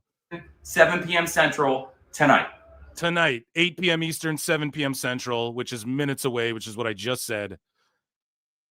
But it's 8 Eastern, if you can't tell. Minutes away. Holy. And then he points, you good? You good? Remember last time when he's like, give me the countdown. And that, ladies and gentlemen, was a segment within the segment called The Best Guys, Tony Khan. Guys, Tony Khan. And everyone all together now, Ichi Nissan. For AEW News. Amazing, amazing, amazing. Okay, guys, let's we have another segment here. How long have we been going? God damn, over 4 hours. This show fucking flew by. What a fun ass time. Okay, so here we have an update from Nixon Newell, actually, we're gonna get into. Exactly. I predicted it, and I was absolutely 100% correct in my assessment, at least from their side of things. I fucking knew it. So here, this is a little sidebar AEW news. So let's go over here. So Nixon Newell and Miranda Alizé were backstage at Wednesday's Dynamite. They asked if they had anything for them, and they were told no. So again, this happened with the boys as well. With the boys, everybody's like, they no-showed work. No, just read the text. They put them all out there. What happened was they kept asking, what is, are you going to need us? Are you going to need us? Are you going to need us? At the last minute, they were told, okay, we need you. Here's your flights. And then out of nowhere, the flights are from Nashville. They're like, we never have flown from Nashville ever. Right? And then people got pissed at them. And then they said, oh, we'll change your flights. And then they didn't send the new flights. So how is that them no-showing? It's just poor communication. So Newell and Alizé were backstage at Dynamite. So this is after their original Collision debut. And they asked if they had anything for them, and they were told no. They turned up on Saturday, but wasn't told anything until after doors open. They were informed of their match and came with some ideas. They came back later and informed them of a 3-minute match. After the promo they cut, they decided 3 minutes wouldn't make anyone look good. They said they really appreciate it, but they called their producer over to tell them they don't think 3 minutes would benefit anyone. Says there was never bad blood, and they spoke to everyone involved. It wasn't an FU, we're leaving. Claims a lot of people were in agreement that 3 mins was not enough. They were then told they were free to go home. So they were told they were free to go home, and then the dirt sheet Spurgs and the fucking sickos jump fucking melt down and shit, lose their minds. You fucking Mark! And just lie and say that they walked out and it was fuck you and da-da-da-da, and that AEW, the people backstage were shocked that left. Meanwhile, that's not what happened. They were told they could leave. And then a shitty, fake story gets leaked about them in the fucking dirt sheets. How many fucking times have we seen this happen? How many times does this shit need to happen before people wake the fuck up? It's just ridiculous, man. And people defend this. There's people who defend this shit and get triggered that I make jokes. It's a fucking clown world. So Nixon Newell claims there's no bad blood from her side, confirms they were scheduled for a couple of shows. At the first taping, they were told to film a promo. Next week, their match was changed, and they were told pretty late into the day. They were then told it was not going to be a long match, claims she doesn't know about the rumor of a disagreement, claims it didn't happen at all. So then we get more fake news then about Megan Bain and Nixon had a problem too. You see how people fucking spin this all the time. So now, oh, she had disagreements with other people with fucking Megan Bain, not just this instance where she walked out and shit, or they walked out. And it's like none of that ever happened. Just gets completely fucking blown out of proportion, dude. It's fucked up this keeps happening, man. What do you expect with the good goddamn sickos, though? Okay, let's check in with chat here, guys. Wow, we've gone long today. We got one more segment we're going to do. This has been a long one. I told you guys it'd be an awesome episode because we missed last night. So today's stream has been spectacular. I'm going to check in with chat. How did the poll vote, actually? Let me check that as well. What did you guys vote in the poll as far as was Nixon Newell and them right to walk out of AEW? YouTube.com/@ProWrestleClips. Thanks everybody for being here. We're cruising to 7,300 subs on the main channel, 2,200 subs, I want to say, on the secondary channel. That's where the replay will be. So 59% of you guys said yes, they were right. And then turns out they didn't even walk out. They were told to go home. So that's pretty interesting to say the least. Guys, I know some of you are withholding your likes. And so here's Chris Jericho. I look and see it's not just me. So many others have stood where I stand. We are the young, so raise your hand. They call us problem child. We spent our lives on trial. We walk an endless mile. We are the youth gone wild. We stand and we won't fall. We're one and one for all. The writing's on the wall. We are the youth gone wild. Let me get wild. Yay!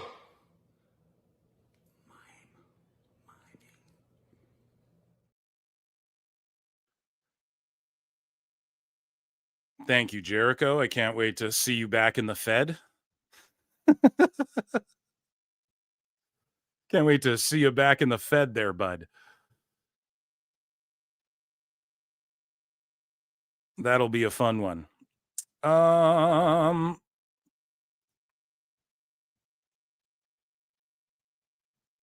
So, ladies and gentlemen, yes, okay, did I close that poll? Excellent. Yeah, so what did you guys say? It was like 59%, yeah. Sometimes it shoots up or down a little bit when you after you close it. Okay, let me check in here. I have a super chat. Lincoln Hawk for 2 says the worst part is being part of Shafir's finisher. What was that promo she cut? You don't know me. You know who I am. It was like Batista. You know what I want. Lincoln, thank you for the support. Okay, so we got those likes up for Jericho. Excellent stuff. So, ladies and gentlemen, it is time for nobody's favorite segment, and it is called So BJ Bethel, right? He melts down. We talked about him earlier in the show, but you know, the 4 ex AEW horsemen, I guess, who have taken over WWE. BJ Bethel, you know, he melts down about this photo. He's like, another story to this photo. Cody and Punk walked out. They wanted Jade to go to NXT, drop her fitness sponsorships, and leave her daughter for less money. Ricky was on the scene for years and was picked up in an open challenge. You can make an argument WWE fumbled them worse. How did they fumble any of those people when they're there now with the biggest names they've ever had? Doing record fucking gates and attendances and all this shit. How is that a fumble? Fucking kooky, man. So moving along here, Brian Last gets into a bit of a scrap over these new WWE LJNs. Okay. Not a scrap, I guess. He just trashes them. He says, I don't know why this is in Sickos, by the way. Brian Last says, I bought the new WWE LJNs and got an extra set so my son can play with the kind of figures I played with as a kid. He somehow broke his Logan Paul in a battle with Hulk Hogan, revealing that the figure is seemingly half dildo. Certainly not built to last like they used to be, which is shitty, man. If you're someone who collects toys or heists them, like that one guy we fucking covered on the show. And then Brian Last has a follow-up on yesterday's post about the new WWE LJN Logan Paul figure. It's actually 3 parts. It would be one thing if this was labeled as not a toy, like many collectibles are, but this figure was sold as being for ages 6 and up. Hey, Mattel, what the fuck? So Mattel cutting corners and hopefully not ending any children's lives by accident. Get fucking caught up in a lawsuit, right? We don't need any of that shit. So BJ Bethel blocked me, and I just said, I don't think I've ever interacted with this bum, because I don't think I have, but he blocked me. So there you go. Same like Brian did. Bunch of motherfuckers getting mad, dude. It's because all this AEW shit's about to blow up in everyone's faces. That's all. So somebody found this, some beep boop beep activity, right? Anti WWE at Protect Tony Khan is the account or whatever. And then they just put a verbatim tweet out that AIR Gold put out, like word for word. So they either swiped his shit or it's just bots. They get an email. They're all in a group chat. They just copy and paste the same thing. Or like it's the same guy running both accounts. Because it's just fucking sicko activity, dude. And then, yeah, like this guy here says, Juan Carlos says, now that Zoran Mamdani is NYC mayor, NYC is officially AEW territory. The Fed can't claim it as their territory anymore.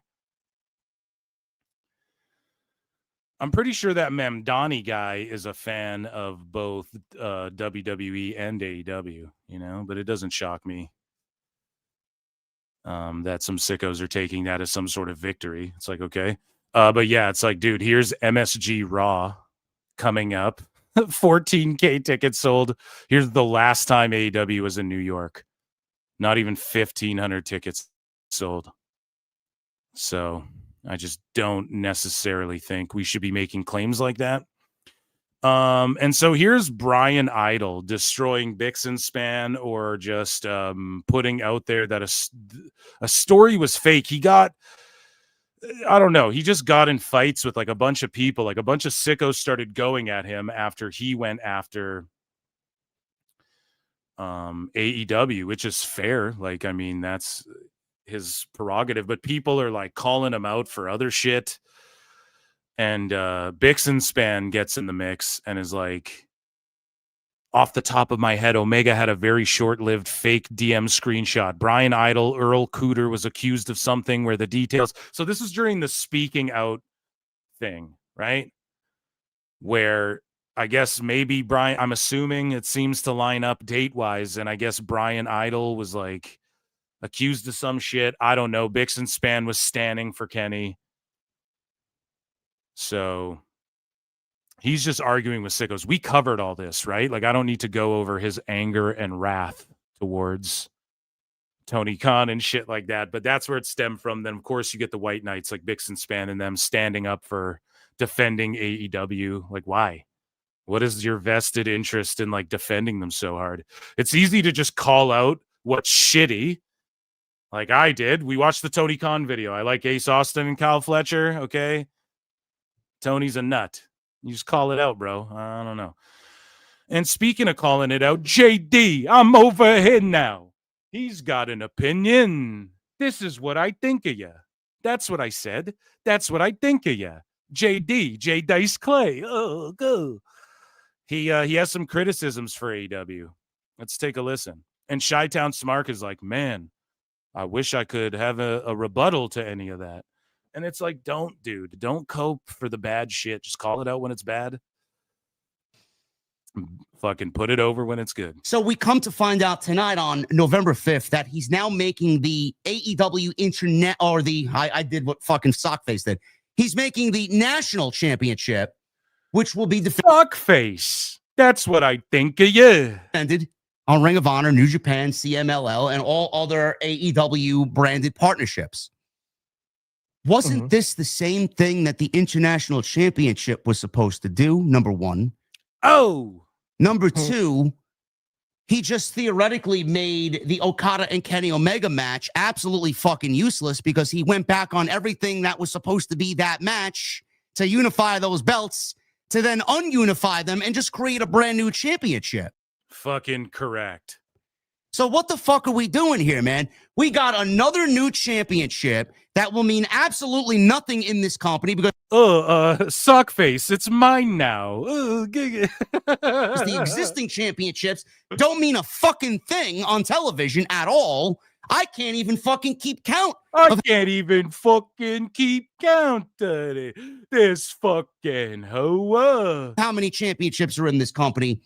And what he did, in my honest opinion, he's using this championship as a vehicle to pretend that someone is better off with the championship because he has no fucking idea how to use them creatively. And I honestly think with Ricochet and Bobby Lashley and the Hurt Syndicate, that's probably going to end up in one of those factions because they basically canceled each other out for the last month and a half, 2 months.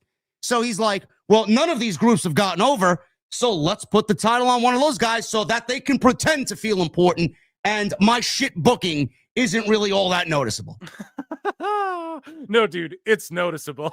We notice it. Bro, this is fucking absolutely terrible. And they got so many problems that they're masking by creating more and more championships. We got Mercedes carrying around 14 titles. We got Okada carrying around 3 championships. We got fucking how many championships in the Don Callis family? Championships that don't matter. Bro, what the fuck? I love it. I do love it. What are we doing here? Well, that's an interesting take. Let's listen to Chi-Town Smark. And this just always felt it. He just loves AEW. I wish I had a fucking comeback. I don't. I wish I had a comeback. Why do you wish you had a comeback though? Like, why do you wish you could defend that bullshit? Why? Just be like, dude, it's ass. Women's Tag Team Championships actively being competed over in a tournament, and he's going to crown the champions at the pay-per-view probably, and he's got this other championship being contested in a gauntlet match, bro. A gauntlet match that we just saw 4 months ago. That should absolutely be a staple for their biggest show of the year, and only at their biggest show of the year. He's abusing the gimmick again because he doesn't know what to fucking do. How does this new title not take away from the luster of the women's tag team titles? I mean, I know that's the other thing too. Thank you, Chi-Town Smark. It's like, bro, what? You just introduced new titles. Why the fuck would you introduce another new? Because Tony hates women's wrestling. I'm convinced of it. He doesn't understand how to book women. Even wait to crown those first. He's already presenting a new one. Don't you think this takes away from the belt that Okada has? Because that was the Continental and International Championship, which is basically the National Championship.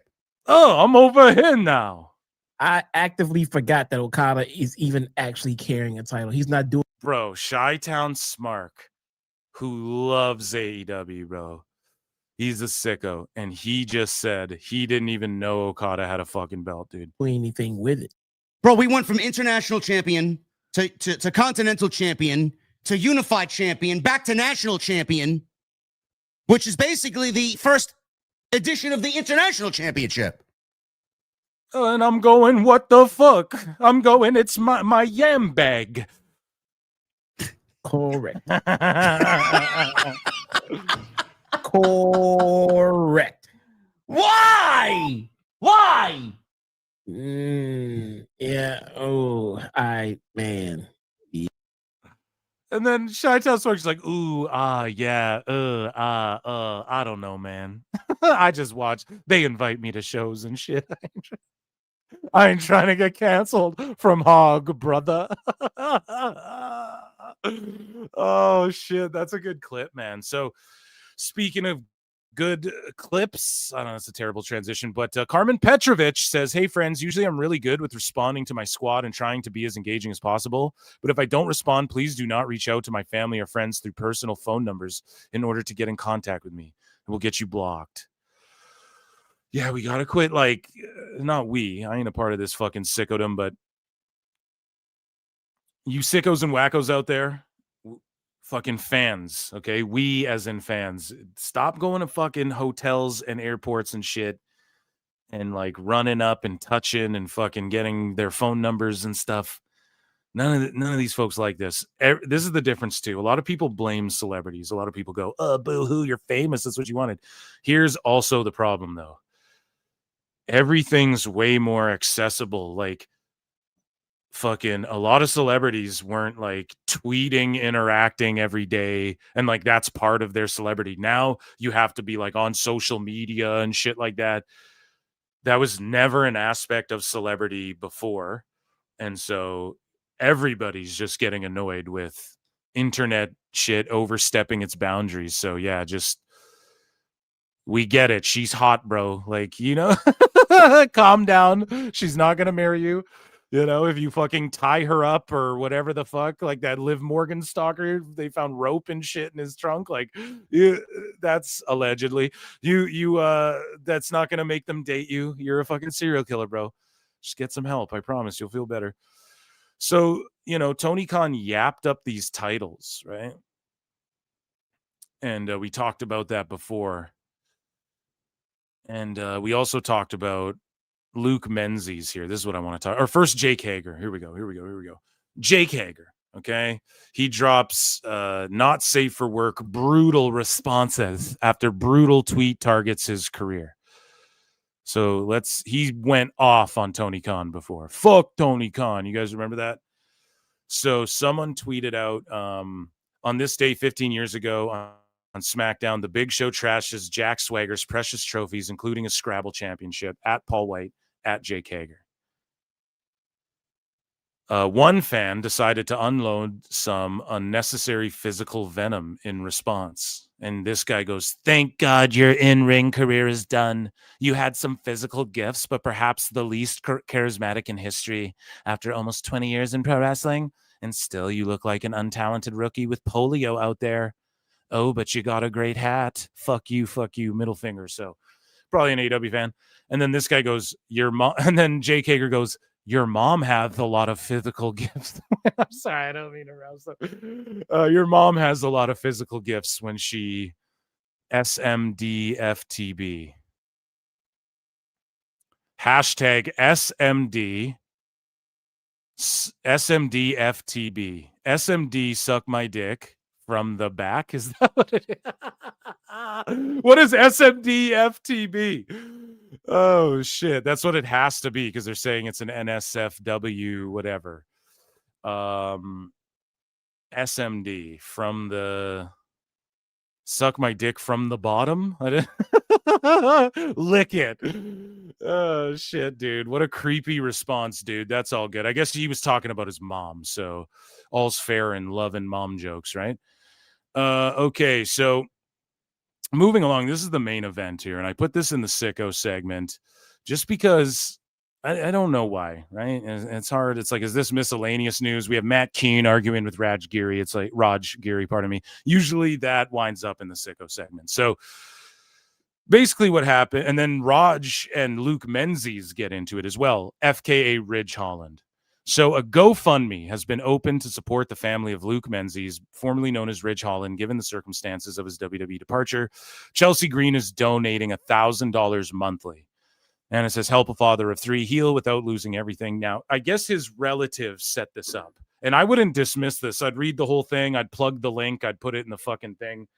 But I'm not doing that because he is telling people not to all of a sudden. Ridge is like mad that people started a GoFundMe for him, right? So basically, we had like Chelsea Green donated, and then like Wrestle Talk and all these shit rags started like commenting and making it. Here's the thing, man. Like every time someone donated who's in wrestling, like, oh, Kyle Fletcher gave 1,000. Nick Jackson gave 1,000. Chris Jericho gave 1,000. Just anyone who gave 1,000, they kept like the news, these like Wrestle Talks and Cultaholics and shit, they're posting like, oh, look, this young buck gave 1,000. And then they're posting all the names. It's like, listen, man, can we let people just humbly be charitable and just keep it moving? Like, I get it. It's good publicity, I guess, for the link itself. But then it just blew up in everyone's face. And I was right in my assessment. It's kind of gross. Just let people fucking donate, right? It's a public thing. They choose to keep their name public or not. I mean, do we need to do it and like keep track and keep points for everybody for this GoFundMe? It just felt gross that the dirt sheets were kind of doing that. And so, they're saying thank you from the bottom of our hearts. Chelsea Green pledges 1,000 monthly. Other wrestlers were given 1,000, 1,000, 1,000. A bunch of people sent money in. And then Luke Menzies had this to say, dude. Ridge Holland, he issued the following statement regarding the GoFundMe page set up to support his family.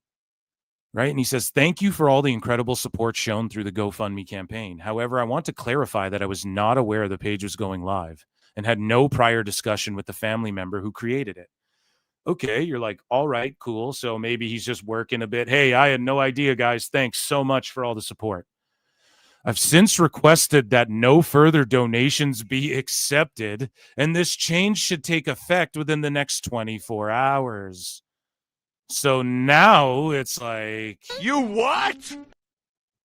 At first, it was like, Ridge Holland, come on down.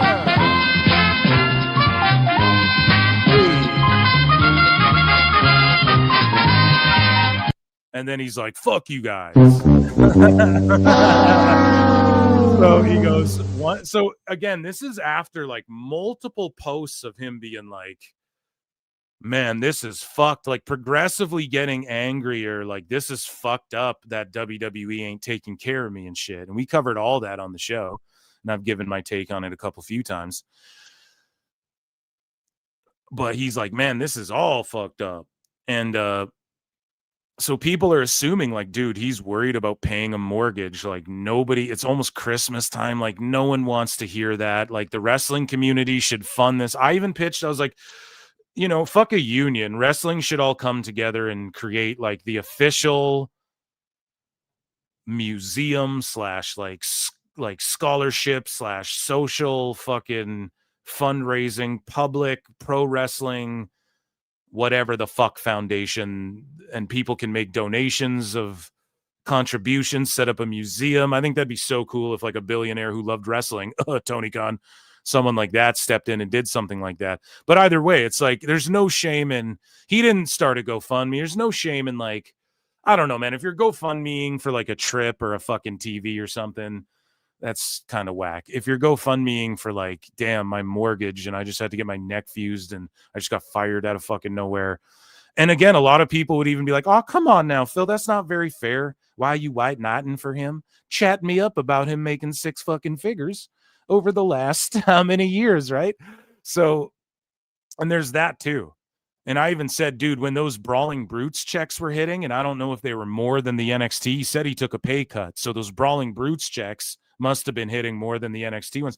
Should have been banking those. And again, I'm not trying to tell anyone how to manage their fucking money or pocket watch. It's just a matter of like,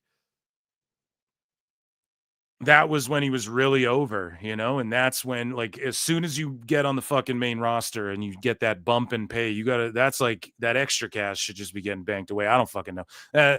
They have like money management. A lot of people are criticizing him. You should learn how to manage your money. I'm not trying to do all that. He's probably a lot smarter with money than I am, or many people are, especially people who watch wrestling, even though they do have the highest IQs. Shout out to ESPN. Was that ESPN fucking? But like, it's like they're, he's in there doing it. He's making the six figures. We're not, you know what I mean? So he can, unless you are, then, I mean, most WWE fans are fucking probably are with these ticket prices. You know what I mean? The ticket prices are through the fucking roof. I'm sure that poor people don't like a lot of AEW. fucking balling folks buying tickets. But either way, we're not trying to pocket, but it's not like, the point I'm getting at, he didn't even come himself like hat in hand, but he was sort of alluding to like, fuck, this got me out of nowhere and I got a mortgage and 5 kids. Okay, dude, we feel for that. Like everybody can fucking feel for that. And like he was a performer. If you love pro wrestling, you know what these guys go through. I know Big E's neck got broken, but he's risked his neck too, just as much as the next guy. Everybody does in pro wrestling. So Ridge goes, but he cuts off the fucking GoFundMe. And then he says, once we figure out how to move forward and I recoup the amount donated, I will be donating said amount to charity. So it's going to a good cause. He's going to donate that amount to a charity. However, a bunch of people might be like, fuck you. What if I don't support that charity? Or like, and it's like, who doesn't support charity? You guys get what I'm not saying me. We're just talking hypothetically. There could be someone who's like, well, I wasn't given this. The charity was you, bro. Do you need it or not? Because you know what I mean? Like, what are you going to give it to? Like, save the animals or some shit. Hey, man, I was trying to save you or whatever. You know what I mean? Like, there could be people. So I don't know if you can just like recoup it and then donate it. Also, I don't know if it just works that way, Ridge. But then he says, I sincerely apologize if the page caused any upset or offense. Bro, your fucking tweets caused upset and offense. And that's why the fucking thing was set up. Now, was he seeing backlash online of people being like, man, this guy made 6 figures the last how many years and he expects fans to donate. Now all the wrestlers are giving him a handout. Was he seeing backlash like that? And so he decided, no, I need to axe this. Okay, that's his personal choice. And again, it makes no difference in my life if he gets it or not. But after all the shit he was saying, like his tweets made it sound like he was going to be fucking in a box at Christmas time snowing, like hat in hand, change, like come Christmas time.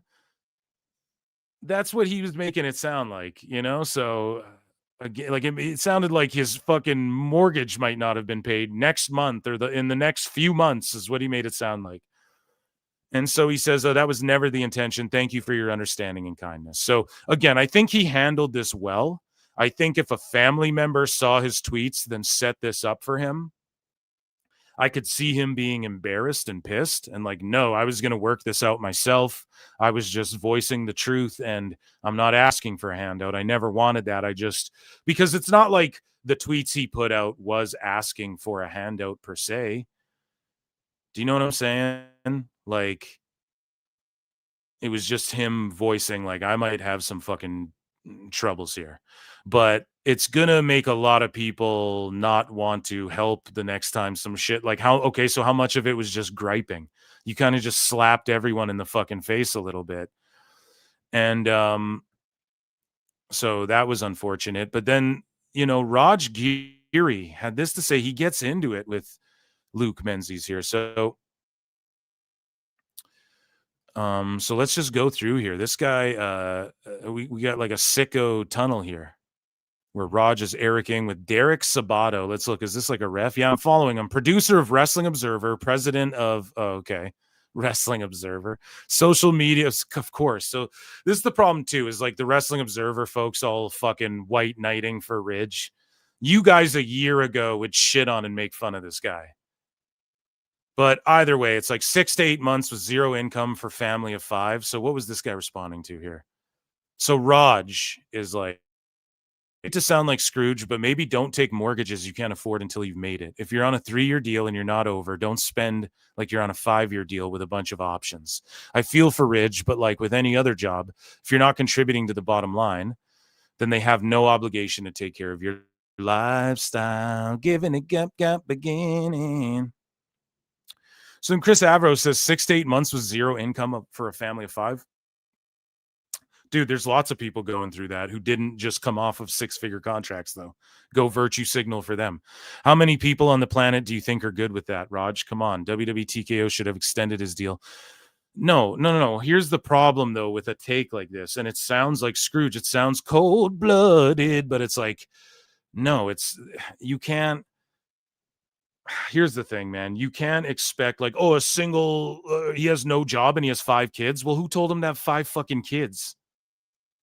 You know what I mean? Like, that's a man's responsibility. And I think Ridge agrees with me, even though he's going to fight with Raj. But Raj made it his business. And Ridge was probably just upset with seeing Raj just talking about it all fucking day, you know? But I think Ridge understands this too, because he didn't ask for the GoFundMe. Someone set it up in his name. And so he's like, oh, I'm returning the money, you know? And so, like, for this guy to be like, WWE TKO should have extended until he was healthy. Well, no, they shouldn't have done anything. You know, that's fucking, if I owned the billions and the $1 trillion company, yeah, I would do it. You might do it too. But you can't be like, they should have done this thing that, like, no. You know, it's not how it works. And it's hard to say that, but it's just like, it doesn't work like that anywhere. Get fired from, you're a guy working 7-Eleven. Let's say you're a teenager. You knock your high school sweetheart up.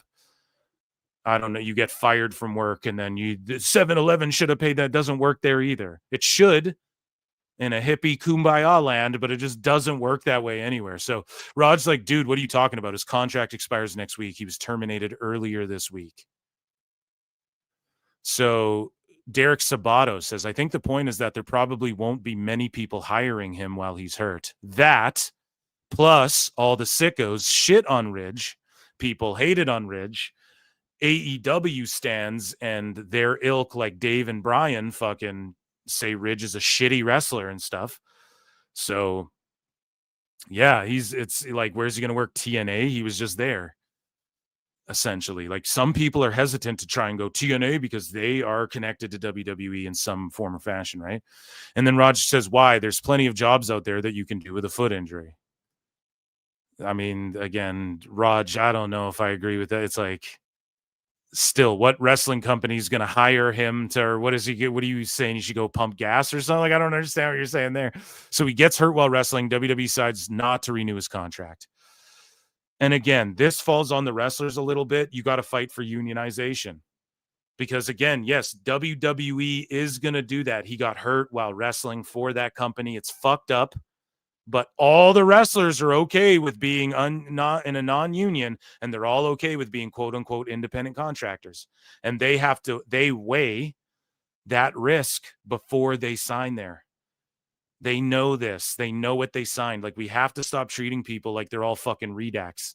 Ridge knows what he signed. He took the risk, bet on himself, knowing this could happen, right? And that's the thing, man. They're all okay with being independent contractors because of the benefits until it doesn't benefit people. But it's not even Ridge saying any of this. It's people white knighting it for him. Just look at what Ridge says. Okay? He's like, I don't want a handout. I'm all good. I'm going to figure this out on my own.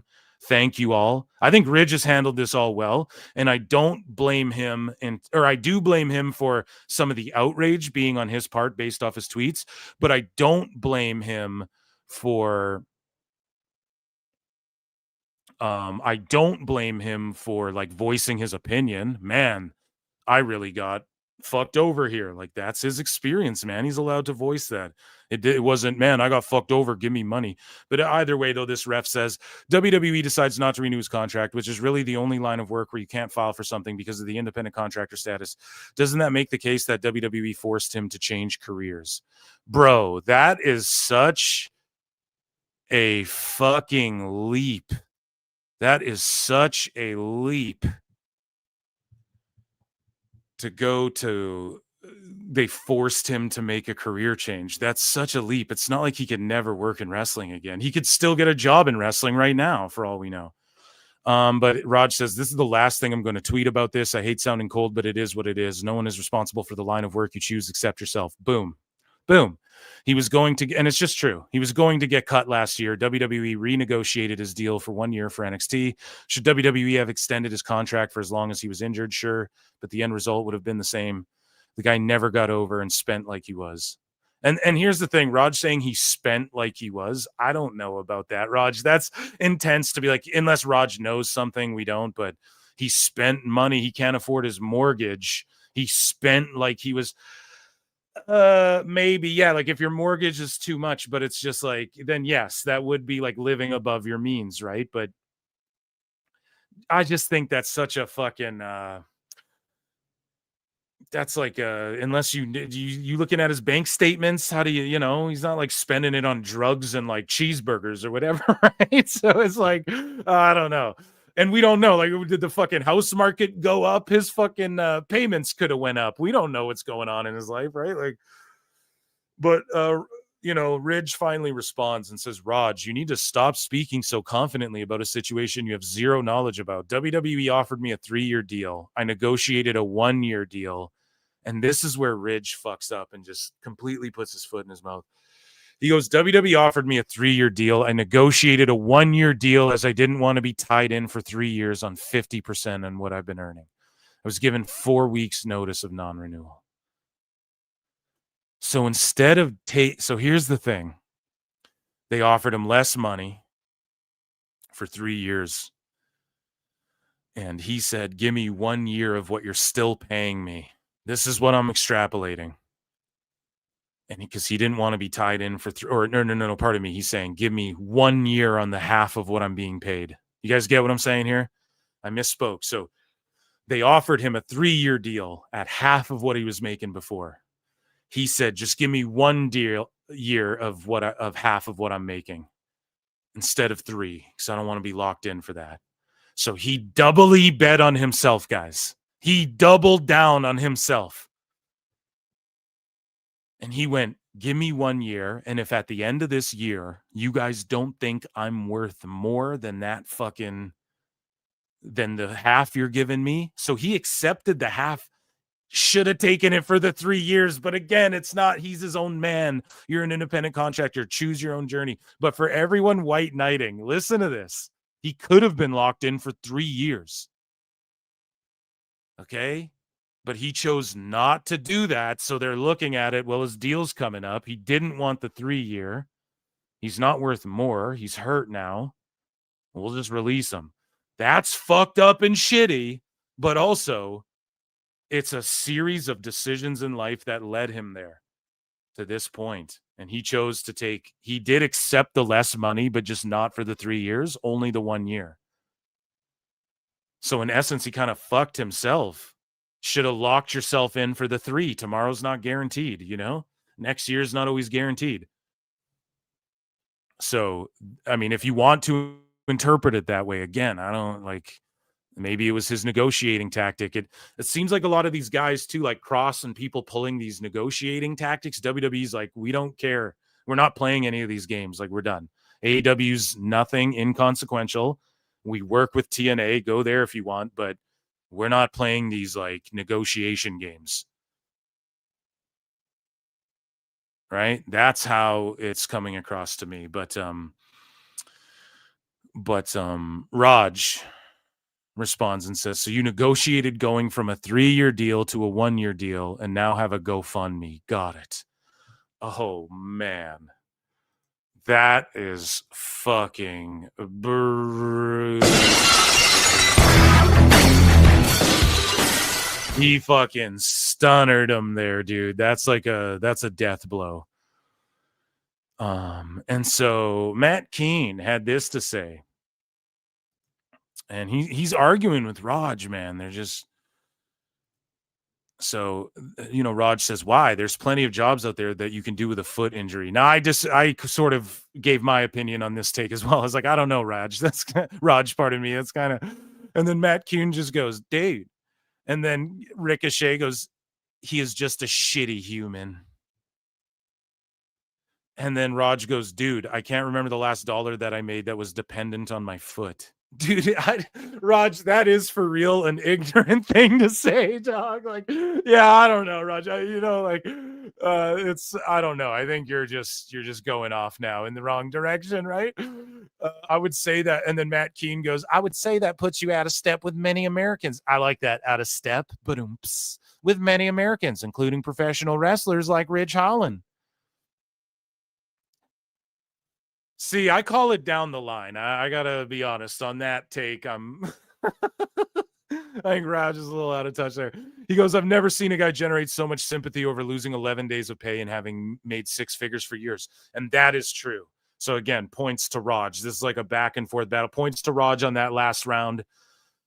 That is true. Like, he did go out there. Like, this is all because Ridge was like, man, he progressively got more upset as well, seemingly, and like more I don't want to say desperate, but like he progressively got more like, yo, this is fucked up, and this, like I don't want to trash WWE, but like they fucked me, this is a mess. He drummed it up, and that's where this all stems from. So it's unfortunate he shut down the GoFundMe, I guess. If you donated and you're like, well, I don't want it to go to charity, I mean, that's your prerogative. If you're like, whatever, just it's for you, Ridge, you do what you see fit for you and your family. That's how I would look at it if I already donated. I wouldn't like be mad at Ridge or anything. I just, dude, I gave it to you. It's yours now. You just do what you see fit, and everything's good, That's how I would approach it. But either way, ladies and gentlemen, that was the Sicko segment. Guys,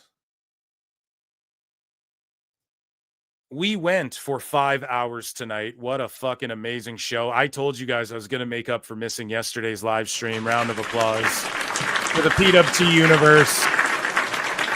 Everybody who checked in. The Member Monday show is tomorrow, 99 cents. Become a member. Get access to Member Monday. It's going to go down during the day. We're going to have fun. We're going to do a little, mix it up a little bit. We're not going to watch Raw. And then also Wednesday on Hughesy's podcast, on his channel, I'm going to be on with Sean Oliver and Shuli, I believe. I don't know if I'm blowing up the spot, but he told me, he announced it on this show when he was on, actually. So I'll be on with Sean Oliver from Click This and various shoot interviews, and Hughes, and I will be on with Shuli as well. Thank you guys for being here. Another eclectic edition. Make sure you hit like and subscribe. I'm your host, Phil Marks. I will. You guys are saying I turned you against Ridge Holland. That's all, folks. Oh my God, pork got chopped. Pulling some pork. You guys are roasting the Steam Pig name. Oh my God, Steam Pig got cooked. You guys don't like Ridge after this, eh? Hey man, I just present the shit and I give my take. I try to be fence it and Phil, give everyone their due. You got to present both arguments and sort of formulate your own take. That's what I think. I try to do my best. Chat's like, nah, dude, he's the sweat hog or whatever. Hey, that's I love you guys. Thank you. Round of applause again. What a fucking amazing show. Love you guys. It's been 5 hours. Until next time. I'll see you guys in the Upside Down. Well, make sure the volume's on for that. Peace. Sicko Sunday sermon.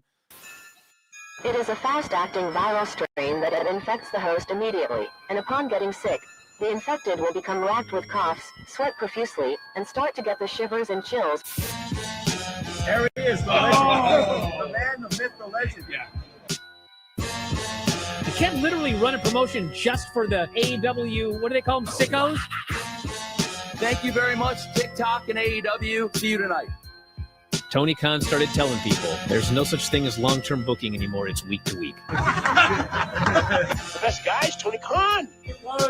We just secured the bag. It's not like I tried to be a character. It was just sort of happened naturally. But it was never something I intended. It was just something that happened because the wrestlers asked me to do things in matches, and I do them.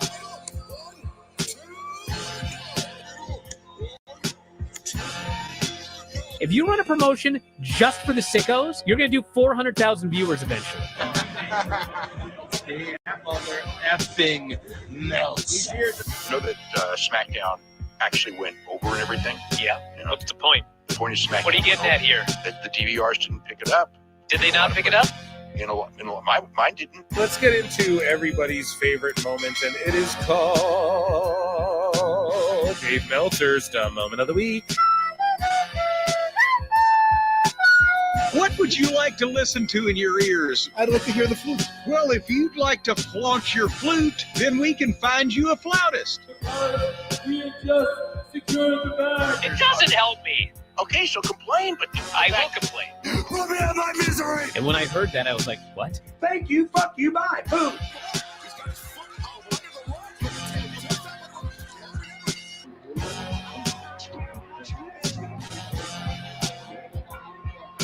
You gotta run a promotion for everybody. The sickos can be the ones that buy tickets first and spend the most money on the merchandise.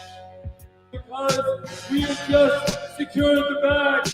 But like, you gotta promote for everybody. Then you'll have a lot of viewers. I think we proved a lot of so-called experts. We made them look like idiots. We're not going anywhere. Tony Khan's not going anywhere. You'll also be there on TNT. You'll be in 2 places at once. It'll be a lot like my favorite movie. Time Con. It's so great, Pittsburgh. It's not like I tried to be a character. It sort of happened naturally. The best guy's Tony Khan. Keep themselves safe.